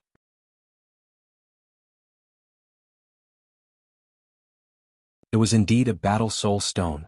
Su Lin flipped his palm and put the Battle Soul Stone into his storage space. After obtaining the Battle Soul Stone, Su Lin's purpose this time was completed. He did not continue to explore. The noble area was the essence of this ruin. According to the calculations of the previous ruins explorers, the noble area's harvest could account for more than 70% of the entire ruin. He did not plan to explore the remaining areas. The main reason was that the cost was high and the harvest was just passable. And there was another reason. There seemed to be something sealed under the ruins. When Su Lin was fighting with the ancient mummy, he had already felt that there was a powerful decaying evil force under the ruins. That force was more powerful than the ancient mummy that Su Lin had killed. When he came to the desert country, Su Lin had inquired in advance. Many of the ruins held the sealers, prisoners and test subjects of the arcane kingdom. Among them there were some demon lords and even ancient evil creatures. The period of the arcane kingdom was the most glorious period of the Arcanist civilization. They even dared to go to war with the gods. They had studied the gods, divinity and other powers. They had begun to touch the realm of the gods. There was nothing they did not dare to do. Those great arcanists imprisoned the demon lords, imprisoned the evil gods, captured the abominations and even some taboo research.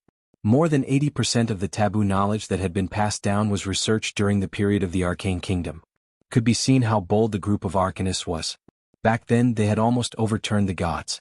Who knew if there was an abomination, a demon lord, or an evil god sealed in this ancient ruin? With Sullen's strength, he might not be able to escape unscathed from these monsters. Maybe when he broke through the high-level legendary realm and stepped into the realm of demigod, he would talk to those sealed monsters again.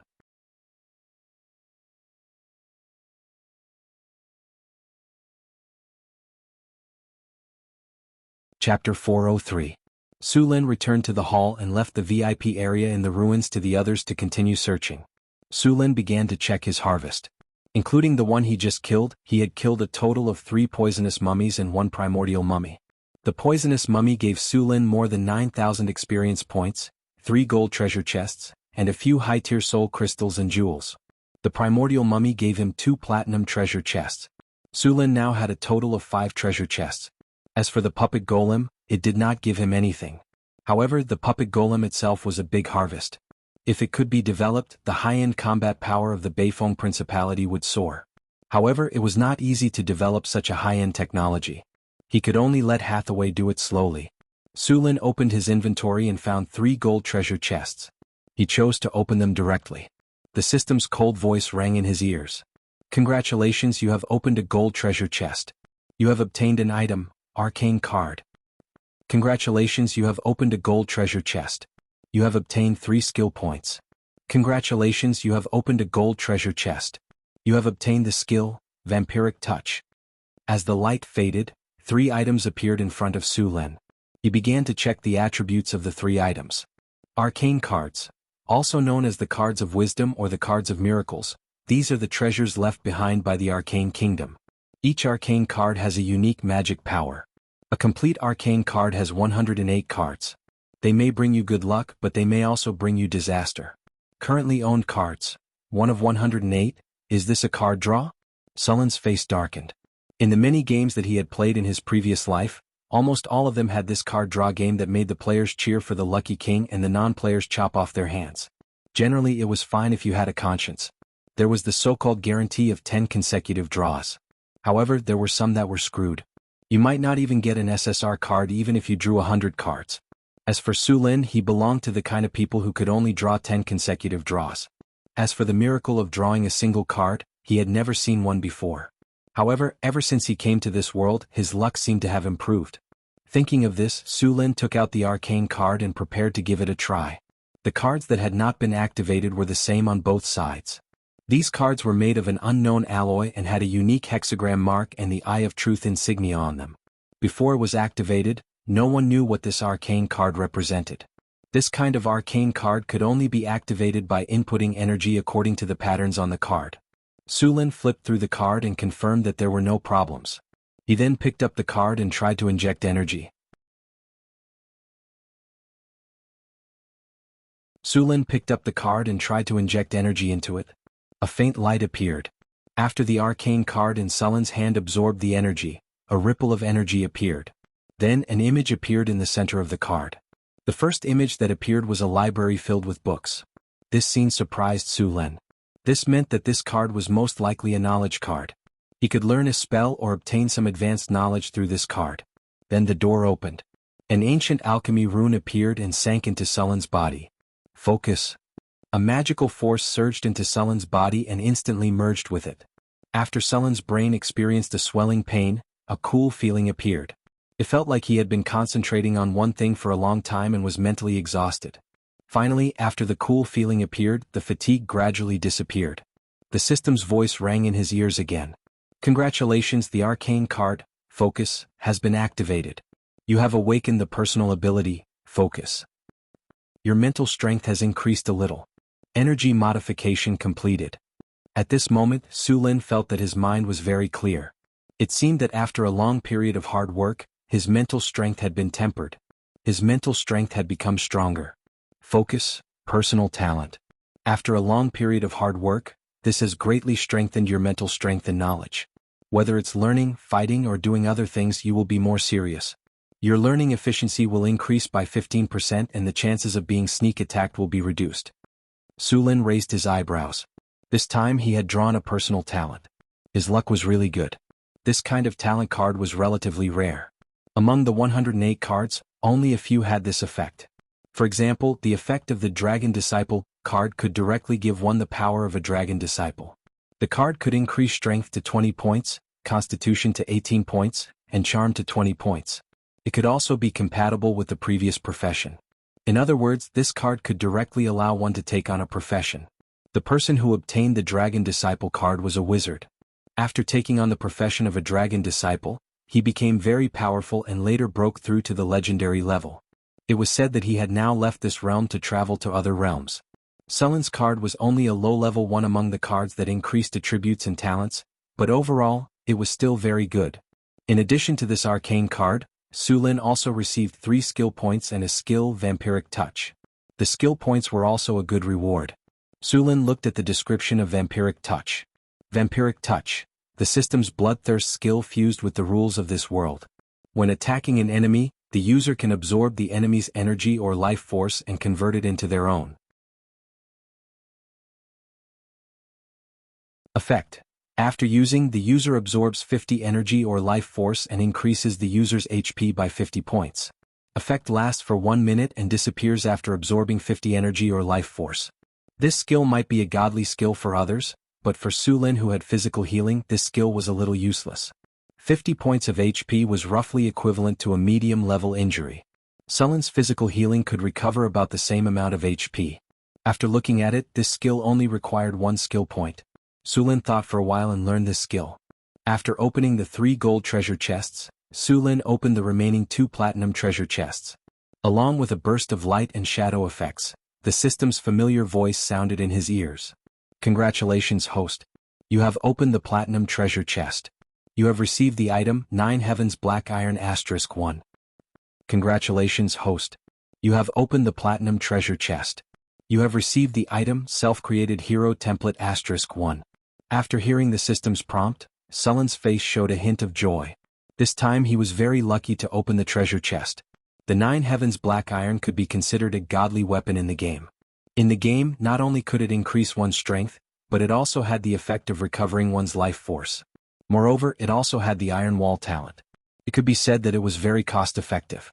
However, after coming to this world, he did not know what the attributes of this item would be. Sulin could not wait to check the description of the 9 Heavens Black Iron. 9 Heavens Black Iron, a magical metal that fell from the sky. It has incredible power. It is an extremely precious material that can be used to forge godly weapons. The 9 Heavens Black Iron contains a magical power. After wearing it, one will receive a buff.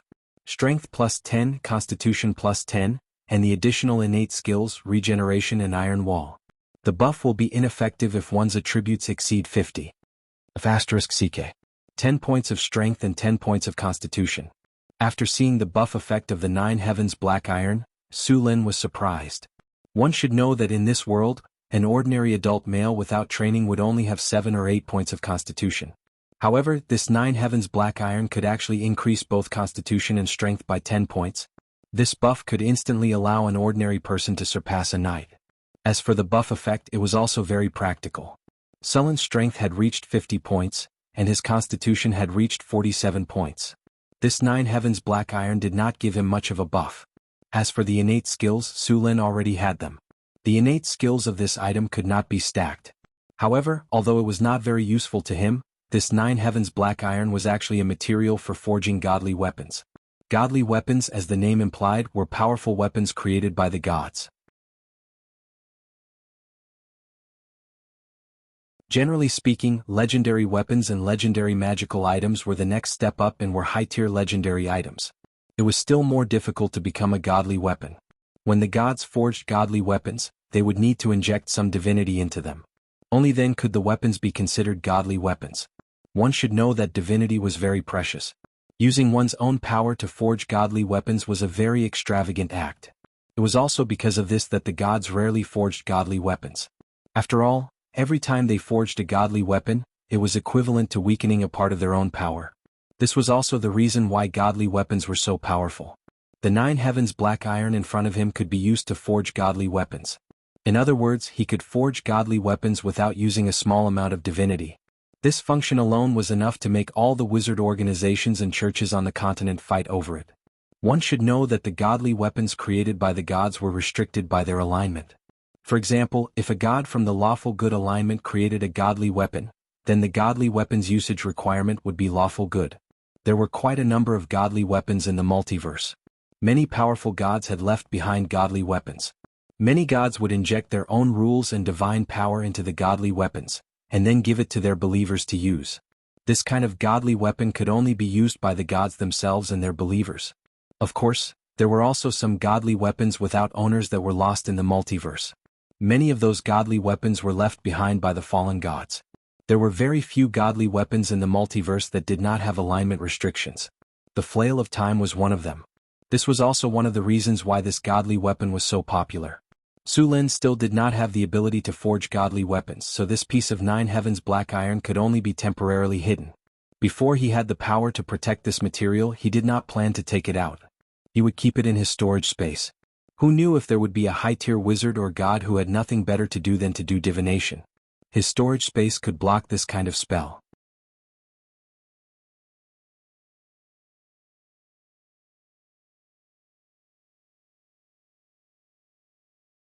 Chapter 404. Sullen's system had the ability to block prophecies, so he did not have to worry about being discovered by others. As for creating divine artifacts, he did not have the ability to do so yet. After putting away the Nine Heavens black iron, Su Lin took the last item, the self-created hero template.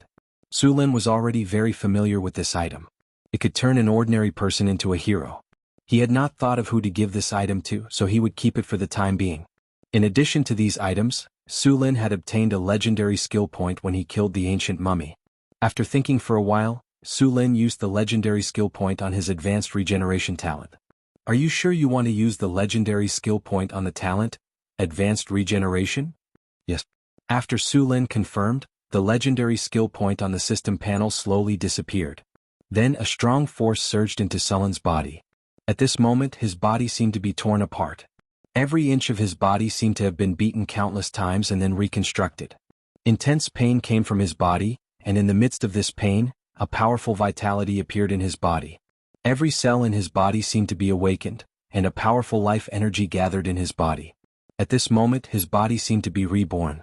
A row of data appeared. Advanced regeneration has evolved into legendary regeneration. Your life force has increased. Your recovery ability has increased. You have obtained broken limb rebirth. Detected that the host has legendary strength. You have obtained the special talent, Immortality. Legendary regeneration. After arduous training, you have finally broken through the limits of mortals and entered the realm of transcendence. After obtaining legendary regeneration, unless the heart or head is severely damaged, more than 50% of the heart or head is damaged, the other parts will quickly recover after being injured. Broken limb rebirth. After the body is damaged, as long as there is a certain amount of time, your body will regenerate. Phew. Su Lin slowly opened his eyes and felt the changes in his body. Although there did not seem to be much change on the surface, Su Lin knew that his body's vitality had become very high. With legendary regeneration, not only had Sullen's recovery ability been greatly improved, but his life force had also been greatly increased. If his lifespan was 1,000 years in the past, it had now increased to 1,500 years. In addition to legendary regeneration, Su Lin also obtained another special talent, Immortality. Immortality did not mean that Su Lin could live forever, but that his body would not show signs of aging while he was alive. Immortality, special talent, requires the prerequisites of legendary strengthening and legendary regeneration. With the Immortality talent, your body will never age and your physical fitness will always be at its peak.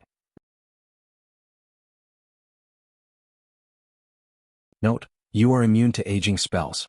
After seeing the gift of immortality, Sullen's face showed a touch of joy.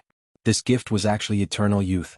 Although legendary professions had a long lifespan, they would still age, but the speed of aging was much slower than those below the legendary level, especially physical professions. For example, a legendary warrior had a lifespan of 200 years. Under normal circumstances, his combat power would be maintained at the peak of 130 to 150 years old. After the peak period, his combat power would slowly decline. In the last 10 years, his strength would even fall below the legendary realm. After Su Lin obtained the Immortality talent, he would no longer be limited by aging. After moving his body, Su Lin took out a sharp knife and slashed it on his arm to observe the speed of his recovery. The sharp knife slashed and a shallow wound appeared on his arm. With legendary toughness, his body's defense had become very high. Ordinary knives could no longer hurt him. The knife Su Lin used was a magic item with sharpness +1 and armor penetration +1. Blood flowed out, but after a moment the wound began to scab. After a while the scab completely fell off with a gentle touch. The wound just now had disappeared, and the skin was as smooth as new. After checking his body, Su Lin left the room.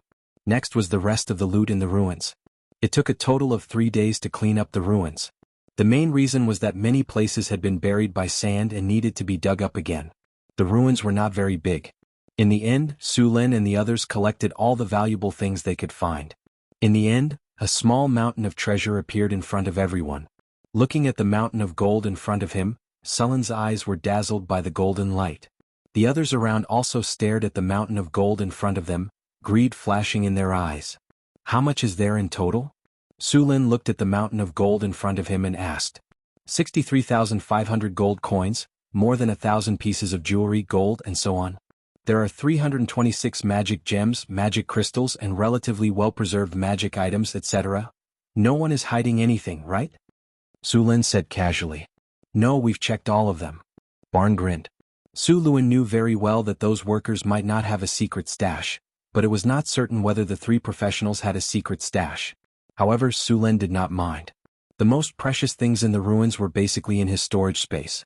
The rest were only gems and gold. Moreover, the 3 of them did not have a space bag.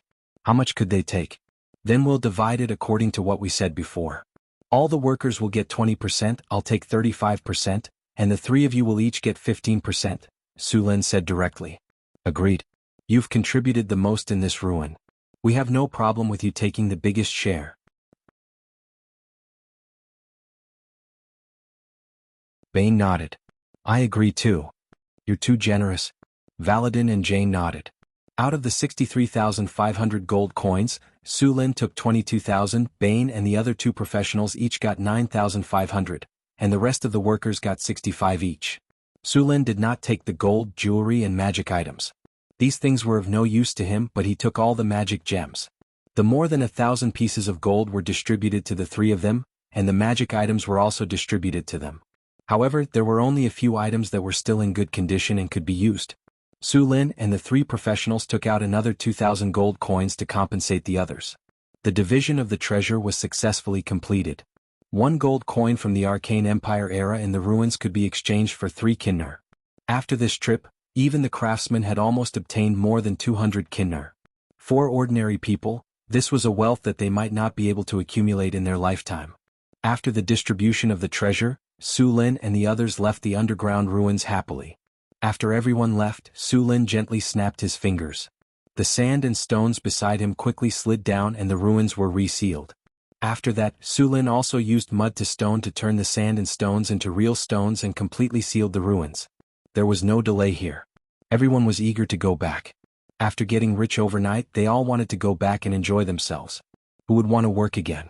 Su Lin, I reckon that after this trip, the 3 professionals might even consider retiring directly.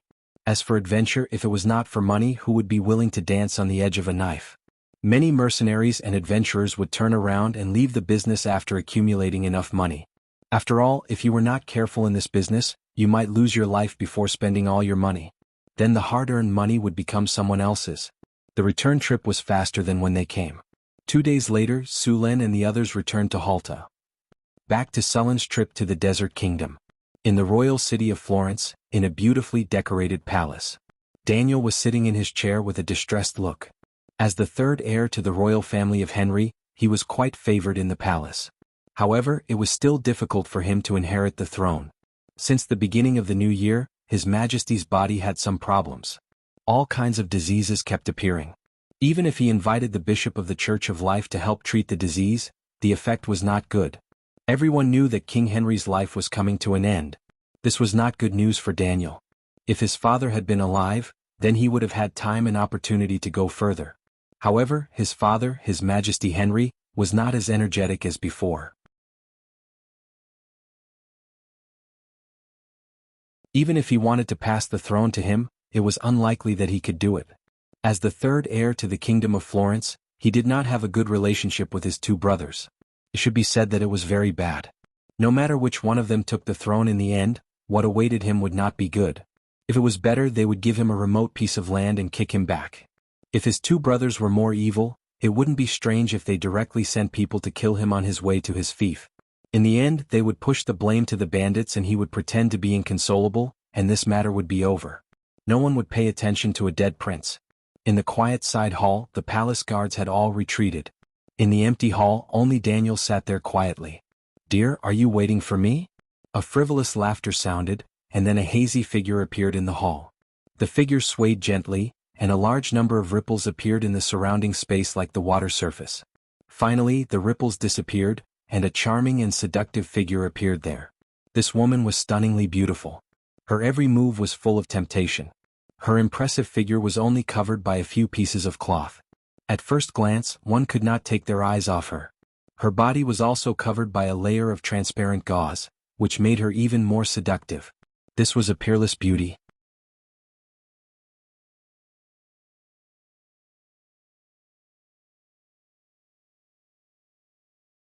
Chapter 405.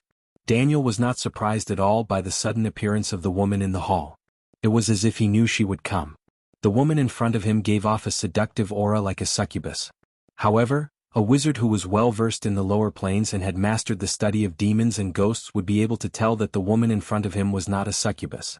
Instead, she was a devil from the hell of Bator. A pleasure devil. This creature with the appearance of a woman had soft amber hair and purple eyes that rippled like a pool of water. Her clothes revealed her soft breasts and back. A smile appeared on her lips. Her plump red lips were slightly pouted as if she was waiting for a kiss, or as if she was pouting coquettishly to her lover. Deep in her eyes, there was a hint of playfulness, like a cat playing with a mouse. Pleasure devils were the evolved form of lustful devils. They were devils who were very good at disguising themselves. Their favorite thing to do was to seduce the followers of the gods into depravity. They did not like hell. To them, the material plane was full of ripe fruits that could be harvested. Pleasure devils would not feel guilty about seducing any man or woman, of any race. It was their duty to collect fresh souls. They liked to seduce mortals into depravity. The more noble a person was, the more they wanted to seduce them. Pleasure devils liked to use all kinds of methods to make people fall step by step. Then, when the fruit was ripe, they would harvest it. Pleasure devils had the bloodline of fallen angels. In fact, the earliest devils all had the bloodline of angels.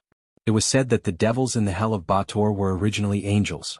During the war between the ancient gods of order and the bottomless abyss, some of the angels had been infected by the power of the lower planes because they had been fighting against the abyss for a long time. In the end, they fell and became devils. "My dear Daniel, I haven't seen you for so long. I've missed you so much." The pleasure devil smiled seductively. Her eyes rippled, and her red lips curved into a beautiful arc. "I'm reminded of the wonderful times we had together. You were so strong, so charming." As she spoke, the pleasure devil swayed her body and walked over. Her body was faintly discernible under the thin veil.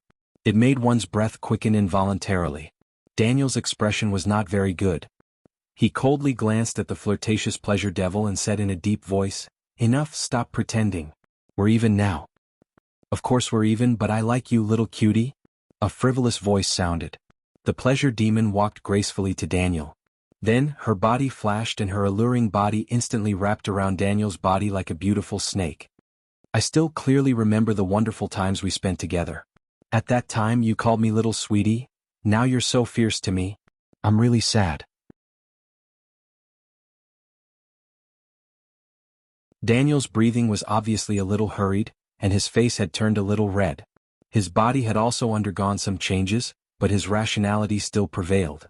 Daniel took a deep breath and forcefully suppressed the evil thoughts in his heart as he said in a deep voice, "Put away that trick of yours. It's useless against me." The pleasure devil watched Daniel's actions with great interest. She reached her hand into his collar and stroked his chest back and forth. She even stuck out her tongue and licked his neck and earlobe a few times. Just as she was about to go deeper, Daniel suddenly broke free from her embrace. "Angry? Seeing how uncomfortable you are, I want to help you," the pleasure devil said with some grievance. Daniel's body was a little stiff. He slowly turned around and took a few deep breaths to calm himself down. "Help me? How do you want to help me?" Or what do you want? It was not easy to get help from the demons. These guys who liked to play with people's hearts would not help others for no reason. Moreover, they would also leave behind various traps when they helped you. Once you were careless, they would easily take away all the benefits, including your life. The demons' favorite thing to do was to use various means to exploit the loopholes in a contract. For example, some inconspicuous patterns on a contract were very likely to be traps. In the ancient arcane kingdom, the arcanists specially produced several books, How to Sign a Contract with the Demons, and The Demon's Trap. Just as famous as these books was the Guide to the Wishing Spell. When using the wishing spell, one would need to reach an agreement with the jinn. If it was just a simple description, the jinn would intentionally misinterpret it. One would need to use a more rigorous description to plug up all the loopholes. The pleasure devil tilted her head, wearing an alluring smile on her beautiful face. She propped up her chin with one hand and propped it up with the other. She looked at Daniel with great interest. Souls, excellent souls. Although you've provided quite a number of souls, to be honest, the quality of those souls isn't very good. It can be said that their souls can't be polished at all. They are also unable to release that enchanting soul light. This time around, I hope that you can provide better souls. Impossible. Daniel said coldly. Previously, in order to provide you with the souls you needed, I almost handed over all the prisoners in the royal capital's prison to you. What else do you want?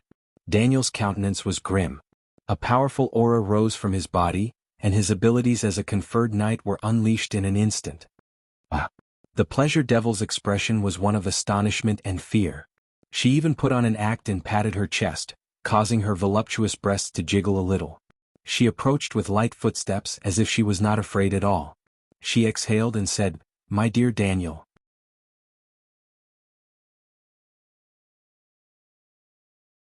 Don't be so angry. You scared me. Didn't I help you increase your abilities and then help you take control of an army?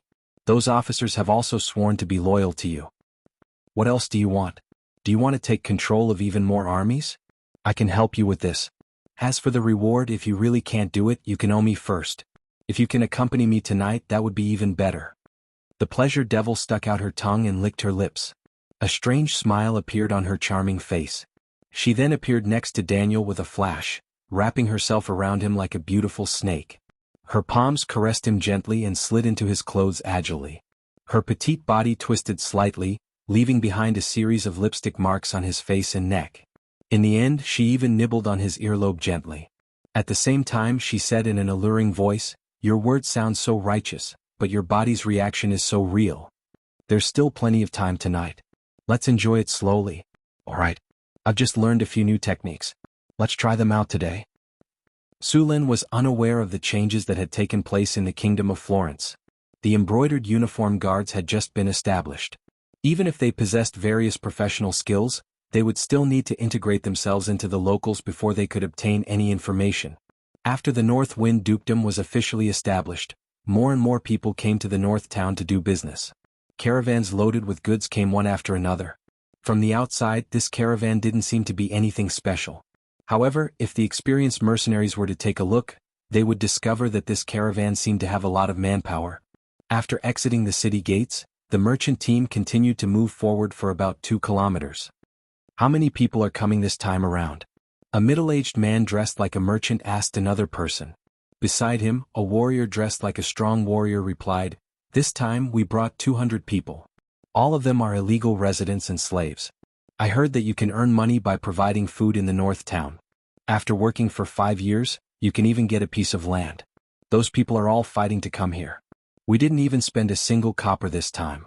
All we did was provide them with some food. If they were in the city, they would either starve to death or be sold as slaves. How can there be such a good deal? With so many people this time, we should be able to get a trading spot. It's so hard to get a trading spot in the North Town." "That's right. Who asked him to have so many good things? I want to buy at least 50 kilograms of white sugar this time." The North Town. After a long period of construction, the North Town looked very good. It was clean and tidy with green trees and flowers. More importantly, the North Town had a lot of goods that were in high demand. After transporting people and all kinds of goods from other places to the North Town and selling them, they could buy the goods that were in high demand in the North Town. In this way, a medium-sized merchant team could make at least 10,000 kinar in profit. It was a huge profit. Although the North Town had a lot of strict laws and regulations, there were still a lot of merchants who came here to do business. Many people even spent money to buy property here after discovering the sanitation of the North Town. They were planning to live here for a long time.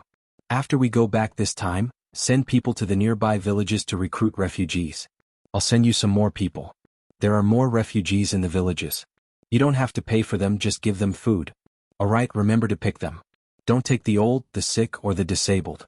Just take the young and strong ones who can work if they are a family. I know. We won't take in the old, the sick, or the disabled. They might not even be able to finish the journey. If they die on the way, our investment will be wasted. The man patted his chest and said, remember to let them eat until they are full. They will have to sleep and eat on the road. If they don't eat until they are full, they might not make it. Not only will they not make any money, they will also have to pay for the food, the merchant said to the others. Everyone nodded in agreement.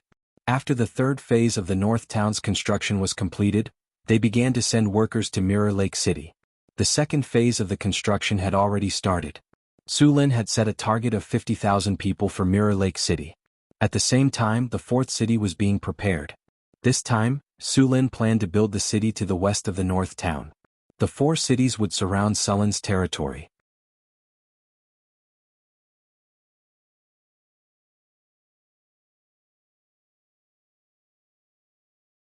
Chapter 406.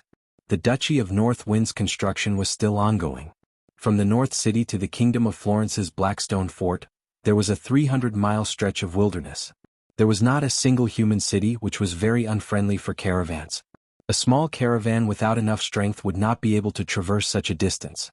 Even for large caravans, the cost of traversing such a long stretch of wilderness was very high.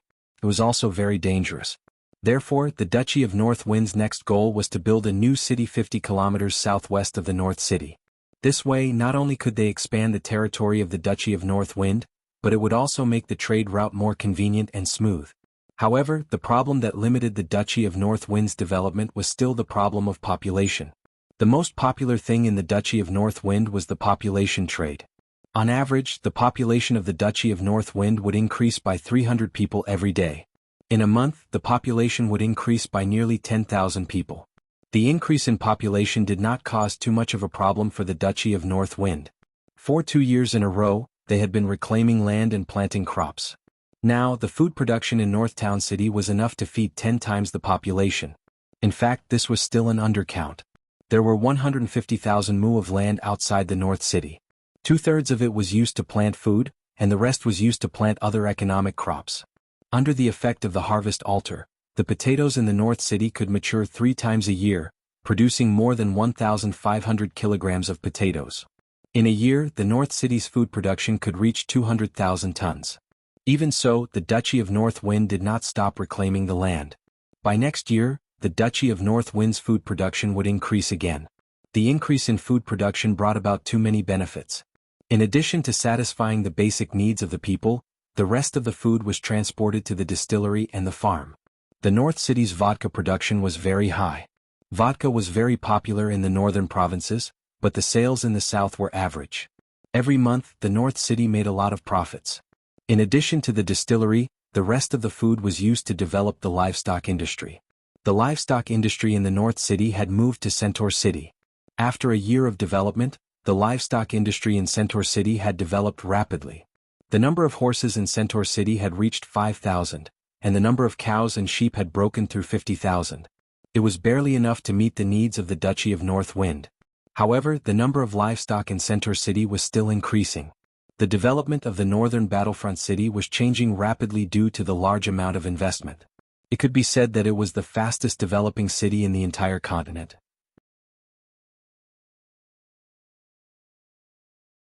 Mirror Lake City's plan was to have a population of 50,000, and the new city they were planning to build also had a population of 50,000.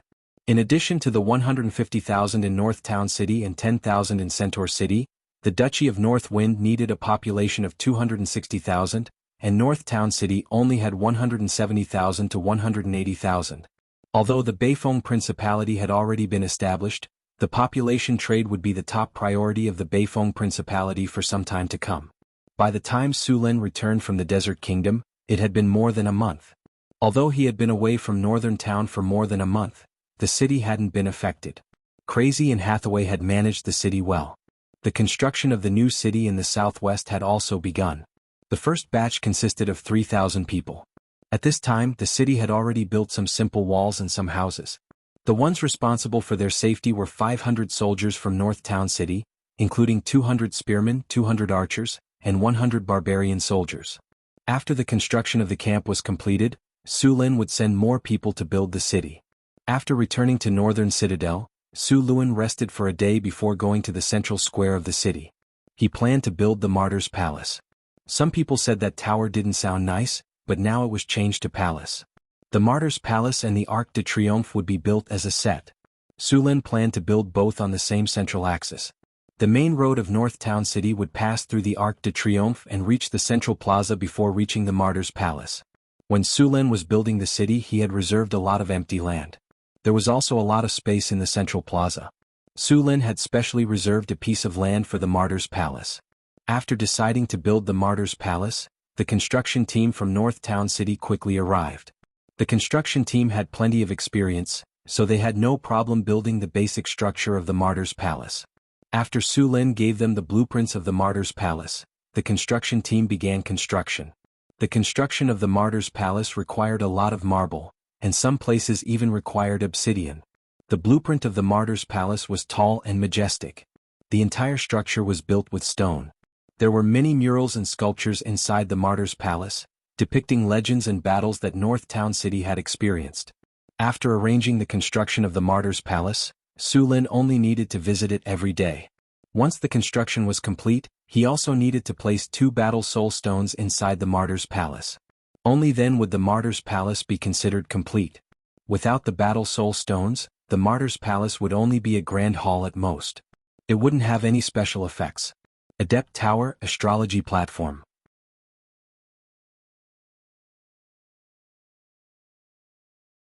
After a satisfying battle, Su Lin shifted into a more comfortable position. He had just gotten his fill. His fighting spirit had soared after living in the desert for more than a month. After venting, his body felt refreshed. By the time he got out of bed, it was already late in the morning. A faint fragrance lingered at the tip of Su Lin's nose. Several body scents mixed together, intoxicating Su Lin. 4 beautiful faces entered his sight. He had tormented himself quite a bit last night. Even the little succubus Chris and dragon warlock Phyllis, who had powerful physiques, were exhausted. There were still traces of last night's frenzy on their bodies. Their smooth, delicate skin and astonishing elasticity gave him the urge to do it again. Fortunately, his willpower was strong enough to let the exhausted women go. Using his strong willpower, Su Lin forced himself to get up from the soft and fragrant bed. He picked up a set of neatly folded clothes from the bedside cabinet. It was a loose robe, a style that the nobles of the northern lands usually liked to wear. After putting on the clothes, Su Lin patted their full round buttocks a few times. The full moon swayed back and forth like a jelly, abnormally alluring. What are you doing? Annoying, I want to sleep some more. I'm so sleepy, don't disturb me. I'll sleep some more. They rolled over and pulled their blankets to get out of bed. Time to wake up. Su Lin couldn't help but pinch the jelly. However, the women on the bed were unwilling to get up. Su Lin smiled and pretended to be happy. You don't want to get up? Since the weather is so good, let's do some morning exercises. With that, he pulled Alex up by the waist and curled his legs into a triangular stabilizing position. No, I'll get up right away. Hearing Su Lin's words, Hathaway, Alex, Chris, and Phyllis instantly regained their vitality and scrambled to get up. Don't you want to do some morning exercises? You know, a good day starts in the morning. Su Lin pretended to be very regretful and said. The women rolled their eyes and got up with a frown. The breakfast in the Wizard Tower was very simple, but it was made with great care. Milk, bread, and a few pieces of delicious ham were all it took. After lunch, Su Lin and Hathaway went to the laboratory, and then took out the high-grade golem he obtained from the desert ruins, this time from the storage space. A 3-meter-tall golem covered in silver-white metal appeared in the laboratory. This is the golem you encountered in the desert ruins? It looks very powerful. Hathaway's eyes lit up when she saw the golem. This kind of high-grade golem looked extraordinary at first glance, with a strong sense of science fiction in the interstellar era. Yes, this thing was very difficult to deal with in the underground ruins. If it weren't for the lack of maintenance for thousands of years and the lack of weight, it would have been very difficult to take it down.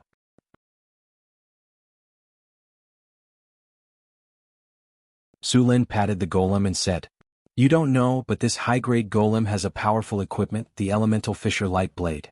This thing is very destructive and its sharpness is amazing.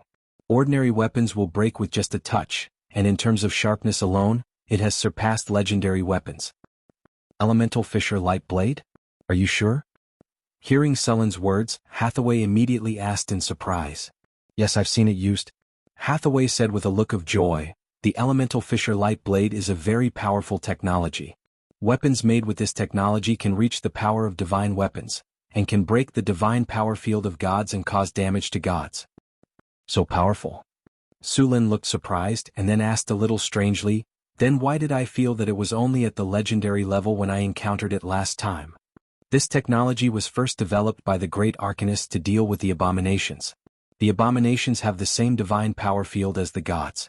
Later, when the arcanists and the gods went to war, this weapon was used to deal with the gods. When you encountered it, their energy was almost exhausted, so naturally, it was impossible to activate the strongest level. You should know that the elemental Fisher light blade is a charged weapon. To reach the power of a divine weapon, it needs to be infused with all the energy of the elemental pool. As for reaching the power of killing gods, the energy required is even more powerful. Only a strategic building at the level of the floating city can support it. So strong. Su Lin was slightly surprised. Fortunately, these golems had lost their abundant energy. Otherwise, if this thing had reached the level of a divine weapon, Su Lin would have been in danger at that time.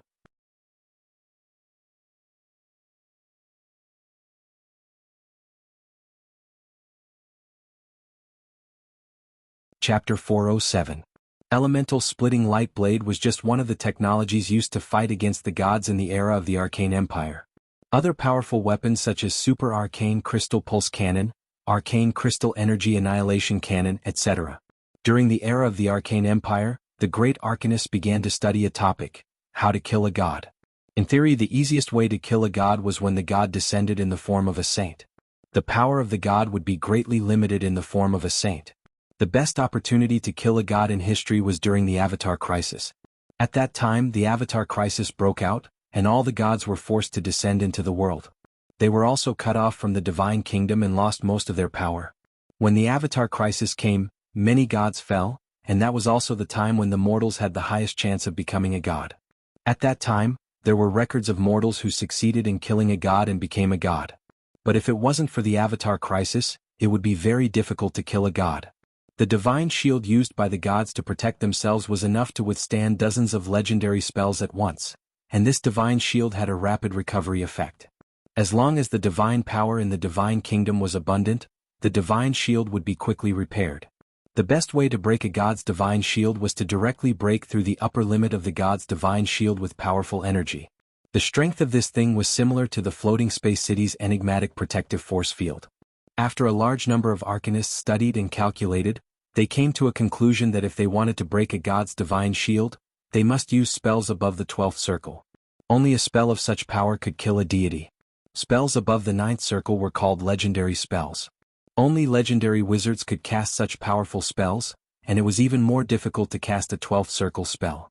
In the records of the Arcane Kingdom, there were only a few great arcanists who had successfully cast a 12th circle spell, and the one who had successfully killed a god was Casus. After all, the power of Casus's self-explosion was too strong. This was one of the reasons why the war between the gods and the Arcane Empire broke out.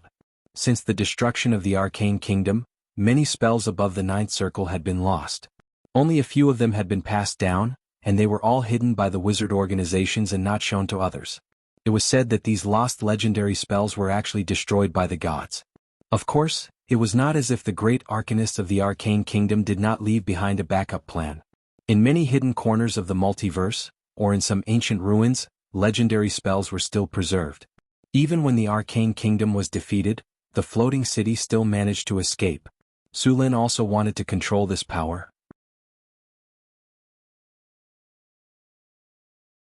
Although he did not plan to kill a god for his own safety, he had to control this power. As for entrusting his safety to the mercy of the gods, Su Lin would not make such a mistake. In Su Lin's previous life on the Blue Planet, History had taught him over and over again how unreliable it was to rely on other people's promises. The most obvious example was Ukraine. When the Red Bears disintegrated, Ukraine became independent. When Ukraine was independent, it had hundreds of thousands of troops, aircraft, artillery, tanks and missiles. It even had 1,000 nuclear warheads. In the end, it was tricked by the NATO countries and destroyed all its nuclear warheads for only $10 million. At the same time, it also got a promise that it would not use nuclear weapons on Ukraine. As a result, Ukraine really believed it. Of course, there were also economic reasons. They were too poor. In the end, all nuclear weapons were destroyed. After the destruction of nuclear weapons, what happened to Ukraine in the end? From the world's third strongest military power, it became a small country that was bullied at will. If Ukraine could leave behind nuclear weapons, then they would now be an important force to maintain the world's nuclear peace, instead of an insignificant small country that was wantonly bullied. This high-level golem is for you to study. See if you can repair it for my use. Su Lin patted the high-level golem and said, "Okay, I'll try to repair it." Hathaway looked at the golem and said, "This golem is not badly damaged. Although its legs and head were cut off, the core of the golem's soul is not damaged. I'll try to reconnect the legs and head. This golem contains too much knowledge that I haven't mastered. I think after careful study, I'll definitely master a lot of precious high-level knowledge." Su Lin nodded. "Then it's up to you. If this one is not enough, then I'll go to those ancient ruins to look. There are so many ruins, it's still possible to find 1 or 2 high-level golems. By the way, did you find the super arcane crystal pulse cannon in the desert ruins this time? This thing is the main attack method of the wizard tower. Our wizard tower doesn't have this kind of strategic weapon yet," Hathaway said. "The super arcane crystal pulse cannon? I haven't seen this thing in the ruins." Su Lin shook his head and said, "There are not many weapons of this level that can be left until now. The super arcane crystal pulse cannon was also known as the magic cannon. This kind of weapon did not need to be loaded with ammunition, injected with energy and then fired with a bang. In fact, the super arcane crystal pulse cannon looked like a pillar, about 15 meters tall and slightly conical. The energy was provided by the elemental pool and it was very powerful. When it was fired, a strong beam of light would appear. This beam of light was very fast and at the same time, it had strong penetrative and destructive power.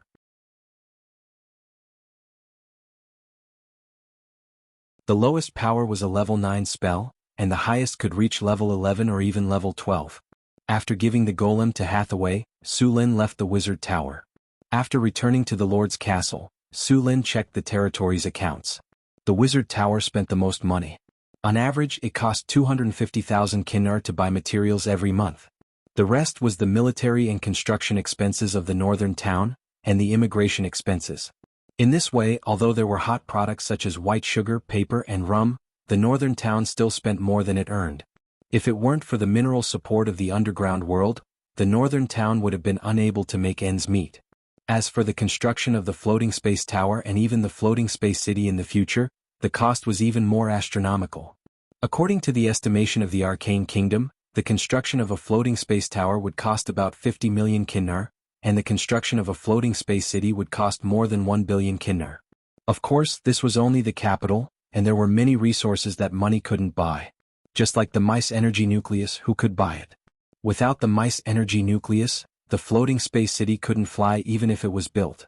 The mice energy nucleus was said to be a magical item created by the Arcane Kingdom in the early days with the help of the goddess of Arcana. The energy of the mice energy nucleus covered a radius of 1.6 kilometers, which was more than enough to build a floating space city with a population of 50,000. However, due to the war between the Arcane Kingdom and the gods, there wouldn't be a new mice energy nucleus. At that time, the great arcanists of the Arcane Kingdom also studied another alternative, called the elemental furnace. The theoretical knowledge of the elemental furnace wasn't profound. It could obtain a huge amount of energy through the fission of elements. However, although the energy provided by the fission of elements was large, it still couldn't compare to the mice energy nucleus. This technology was later used in the floating space tower.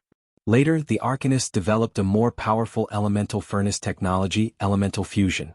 The energy produced by elemental fusion was 10 times or 100 times more than elemental fission, but this technology was broken through too late.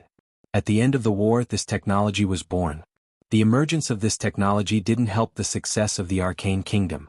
The breakthrough of elemental fusion made the emergence of the super-large floating space city possible. However, the elemental furnace, elemental fission, and elemental fusion were all high-end information in the era of the Arcane Kingdom. Hathaway only knew a few words, and it was difficult to obtain this technology. It could only be studied slowly. In fact, Su Lin still had some information about elemental fission.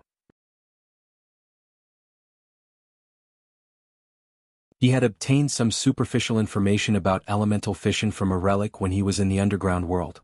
Su Lin checked the affairs of the Northern Citadel during this period. The little succubus Chrissy had handled it well. There were no mistakes in the city. After checking all the affairs, Su Lin began to think about how to open up new sources of income. One of the reasons why the Northern Citadel could be built so quickly was because of sufficient funds. He also wanted to install the arcane crystal rail cannon for the Wizard Tower. Although Su Lin didn't know how this thing was made, Su Lin knew that its value was certainly not low. First, he went to the warehouse. Su Lin stored the arcane gold coins he had obtained from the storage space, as well as the more than 300 magic gems he had found in the relic. These things were almost enough to cover the expenses of the Wizard Tower for a while. After leaving the warehouse, Su Lin went to the winery. The most popular product in the winery was vodka. However, although vodka was sold in large quantities, its price was slightly lower. The price of rum was higher, but the production of rum was low. Su Lin thought for a moment and decided to try to see if he could make perfume. The process of making perfume was actually not difficult. On one hand, it required a high concentration of alcohol, and on the other hand, it was a problem of spices. The high concentration of alcohol could be obtained by distillation. It was not difficult to make the utensils for distilling alcohol. Su Lin asked 2 skilled craftsmen to make a set according to his blueprint, and then through repeated distillation, a high concentration of alcohol was obtained. There were more types of spices. Spices could be extracted from various flowers, and then the extracted spices and alcohol were mixed according to a certain ratio. Then, a simple perfume could be obtained. It was not difficult to extract spices from flowers. The simplest way was to mash the flowers and filter them. Although the technology in this world was not as advanced as in his previous life, in many cases, the effect of spells was no weaker than that of technology or even stronger.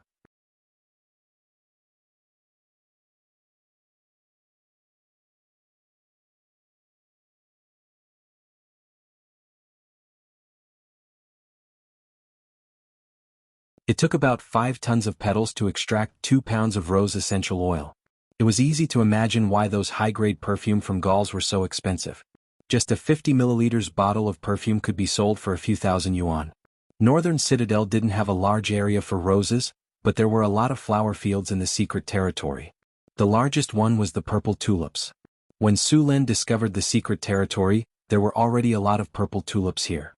Even now, these magic tulips were still flourishing. Aside from the purple tulips, there were also magic mandala flowers, purple lingling flowers, and many other magic plants. Apart from a few petals that could be used as magic materials, most of these magic plants didn't have any other uses. Su Lin planned to collect the flowers of these magic plants and extract their essential oil. After seeing the harpies collect a lot of petals, Su Lin began to extract the essential oil. Although this world didn't have the advanced machines of his previous world, most of the time, magic could also do this. The bloodline extraction runic array could not only extract bloodlines, but also other substances after some simple modifications. There was also a laboratory in the secret territory. Su Lin drew a modified extraction runic array in the laboratory. Then he placed the 100 kilograms of mandala flower petals in the center of the runic array. As soon as the 100 kilograms of petals were taken out, the surrounding air was filled with a rich floral fragrance. With a snap of his fingers, the energy channel of the laboratory opened and the energy of the elemental pool entered the laboratory. After connecting to the energy of the elemental pool, a light flashed and the runic array began to operate. The light gathered and the mandala flower petals in the runic array quickly disappeared. In a short while, all the mandala flower petals were engulfed by the light. Then the runic array operated for 10 minutes before stopping. When all the light dissipated, the mandala flower petals that were originally placed in the runic array had all disappeared. Instead, they were replaced by a transparent liquid and some gray powder. The liquid was the mandala flower's essential oil. As for the powder, it was the waste of the essential oil extraction. After a snap of his fingers, Su Lin took out a crystal bottle and stored the mandala flower's essential oil. Compared to the amount of essential oil produced by the petals in his previous world, the amount of essential oil produced by the magic mandala flower was obviously higher. 100 kilograms of mandala flower petals produced a total of 200 milliliters of essential oil. The essential oil was transparent with a tinge of yellowish brown. The fragrance of the essential oil was very strong. Su Lin let the system appraise it and checked its attributes. Mandala flower essential oil, the essential oil extracted from the magic mandala flower.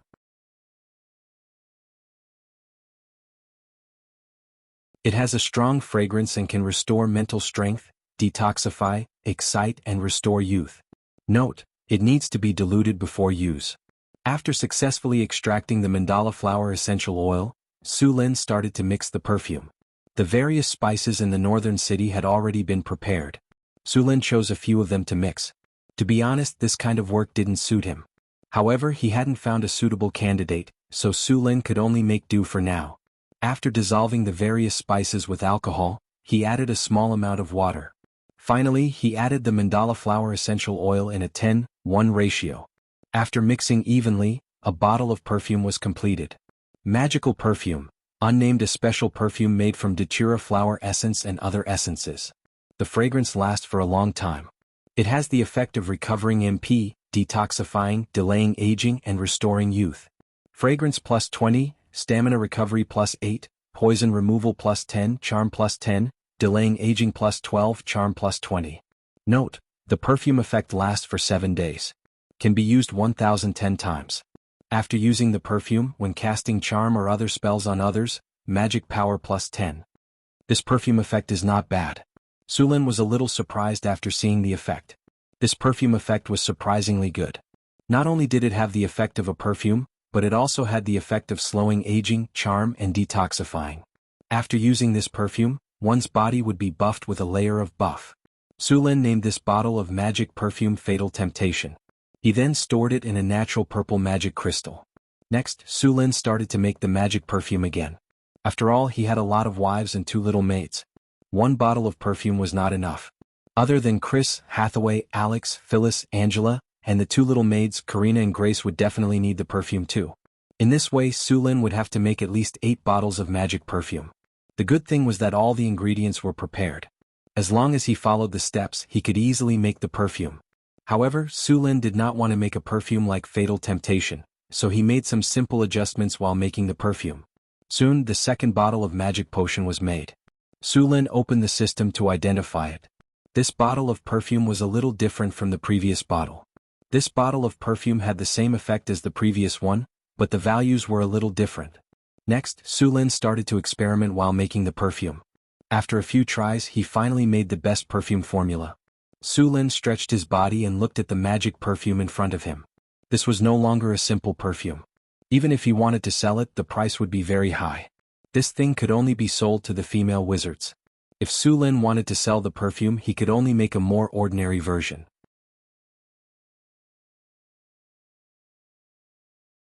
The most important thing for this kind of magic perfume to have such a powerful effect was the ingredients. As long as he replaced the magical plants and flowers with ordinary plants and flowers, it would be fine. Next, Su Lin used the same method to make a bottle of perfume with ordinary ingredients. Perfume, unnamed, a perfume made with datura flower essential oil and some other essences. The fragrance lasts for a long time, fragrance overflow plus 15, charm plus 15, aphrodisiac plus 5. Note, the effect lasts for 3 days.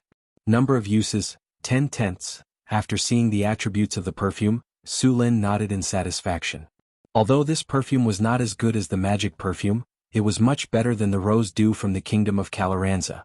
He believed that as long as the noble ladies had used this perfume, they would not let it go. Su Lin planned to sell this perfume.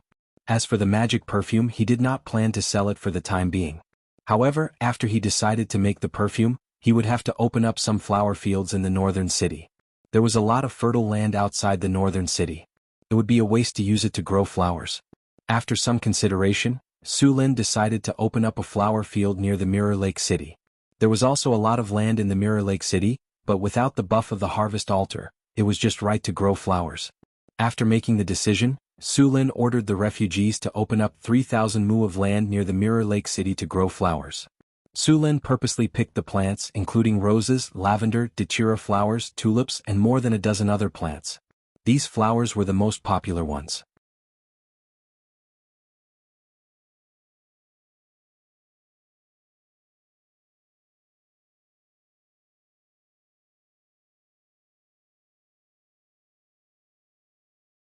Hathaway even pestered Su Lin for the method of making the magic perfume. She wanted to try making some herself. The construction of the Martyr's Palace in northern Battlefront City was progressing very quickly. Due to the abundant manpower and equipment in northern Battlefront City, the difficulty of the construction had decreased by a lot. They could even ask for help from Lorraine and Andre if they needed to solve some difficult problems. The construction of the Martyr's Palace changed every day. According to the current progress of the project, it would only take a month or two to complete the magnificent Martyr's Palace. After patrolling the entire city, Su Lin left with 2 squads of soldiers. The one in charge was the commander of the sniper battalion, Kane. Due to the expansion of his territory and the construction of the new city, Su Lin sent out the heroes under his command. In order to ensure the safety of the new city, Su Lin sent Boulder and Johnson over. With the 2 of them there, even a legendary enemy wouldn't be able to withstand the attacks of 2 barbarians who had activated deity descent. Su Lin was now a Grand Duke. When he went out, he had the corresponding etiquette and guards. He couldn't go out alone. He didn't want to expose himself when he went to the Desert Kingdom to search for ruins, so he didn't bring anyone with him. Now that he was in his own territory, he couldn't do that. After leaving Northtown City, the group headed straight for Mirror Lake City. The road between Northtown City and Mirror Lake City was only slightly repaired. Su Lin frowned slightly. He planned to have the city hall repair the road when he returned. He planned to connect Mirror Lake City, New City, and Centaur City with roads starting from Northern Town City. The roads would be 4 meters wide, and all of them would have to be paved with stones or stone slabs. This way, even if it rained, the roads wouldn't become muddy and difficult to walk on. The construction of the roads in Northwind Duchy was a huge project. It would take a lot of time to complete. As Northwind Duchy grew stronger, so would his territory. The construction of new cities and roads would continue. This project might be even larger than the construction of North Town. According to Su Luan's requirements, a 4-meter-wide roadside needed to be paved with stones or slates, and open space on both sides of the road needed to be cleared. In this era, it was equivalent to the highway in his previous life. This kind of project required a lot of manpower and funds. Currently, Beifeng Principality was using refugees and slaves. Now they only needed to pay some food and points. However, 3 years later, the slaves and refugees would regain their freedom and become citizens of Beifeng Principality. At that time, it would cost even more money to hire them again. After building the roads, Su Lin was very clear about the cost. It was cheaper in the city, but in the wilderness, the further away from the city, the higher the cost. The cost of building a 1-kilometer-long road was already over 20,000 gold. This was because Northwind Duchy didn't need to buy many resources. It was no wonder that the lords weren't willing to spend money to build roads. Even if they wanted to build roads, they only needed to clear the weeds and fill in the roads. As for hardening the roads, only Su Lin would do that. Mirror Lake City was 50 kilometers away from Northtown City. Su Lin and his army arrived in the morning. In fact, if he let the Pegasus run, it would take less than 10 minutes to reach the city. However, although the horses the others were riding were also high-quality military horses, they were still worlds apart from the Pegasus. When they arrived at Mirror Lake City, the Pegasus snorted unhappily. It was clearly unhappy that Su Lin didn't let it run at full speed. Su Lin patted the Pegasus' head to calm it down. Then, under the guidance of Occam, the city lord of Mirror Lake City, they entered the city. Mirror Lake City was much smaller than Northtown City. According to the plan, the city's permanent population was set at 50,000. However, there were only 20,000 people in the city right now. The group quickly arrived at the city lord's mansion. The mansion wasn't big and there were many places that hadn't been completed yet. Su Lin sat down in the main hall. "Master, welcome to Mirror Lake City," Occam said respectfully. Su Lin leaned back in his chair. The chair he was sitting on was covered in beautiful winter wolf fur. It was very soft. "Mirror Lake City has been developing well recently. It's all because of your leadership. No need to flatter me." Su Lin glanced at him. "You did this. If you didn't kill that legendary water spirit, Mirror Lake City wouldn't be able to develop. It's all because of you," Occam said firmly. Su Lin shook his head and didn't continue the topic. "Are there any other monsters around Mirror Lake City?" "My lord, ever since you killed the water demon last time, There have been no more powerful demonic beasts here. The ones with average strength have been taken care of by us. However, there are still some kobolds, goblins, and gnolls.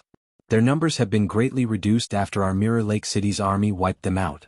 For this reason, we have an additional 2,000 slaves. Good job, Sulin nodded and continued. We can't let down our guard around the city. Let the city guards clean up the area regularly to prevent those monsters from destroying the farms. I came to Mirror Lake City to see how much land has been reclaimed. How much land has been reclaimed in Mirror Lake City? Mirror Lake City has reclaimed 14,000 acres of land. 10,000 acres have been planted with potatoes and wheat. The remaining 4,000 acres have just been reclaimed and haven't been planted yet, Occam said after thinking for a moment.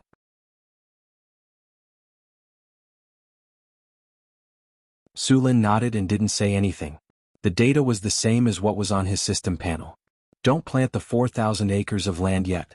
I have a use for it, Sulin said. Understood. I'll tell them not to plant it. Occam nodded and hesitated.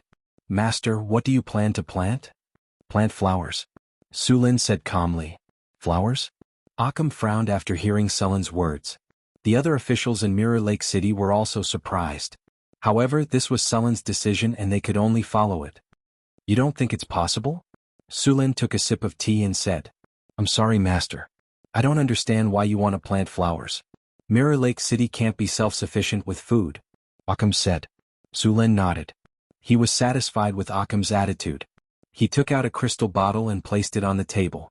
This is the newest product that North Wind Principality has just developed. It's called perfume. It has the same effect as the rose dew from Colorama Kingdom. This perfume is very popular on the continent. To produce it, we need a lot of flowers. That's why I'm planning to plant flowers in Mirror Lake City. Thank you for your explanation, Master, Occam said respectfully. The production of perfume requires a lot of flowers. This will be another important product in North Town City. Next, I will send you more men and more food. You're tuning in to the Han Lee's Wuxia Adventures YouTube channel. We're so grateful for your support and don't forget to subscribe to join us on this incredible journey through captivating stories. Your generosity through donations truly makes a world of difference, as it's the primary source of revenue that allows me to expand and enhance this channel for you. Thank you from the bottom of my heart for being a part of this adventure.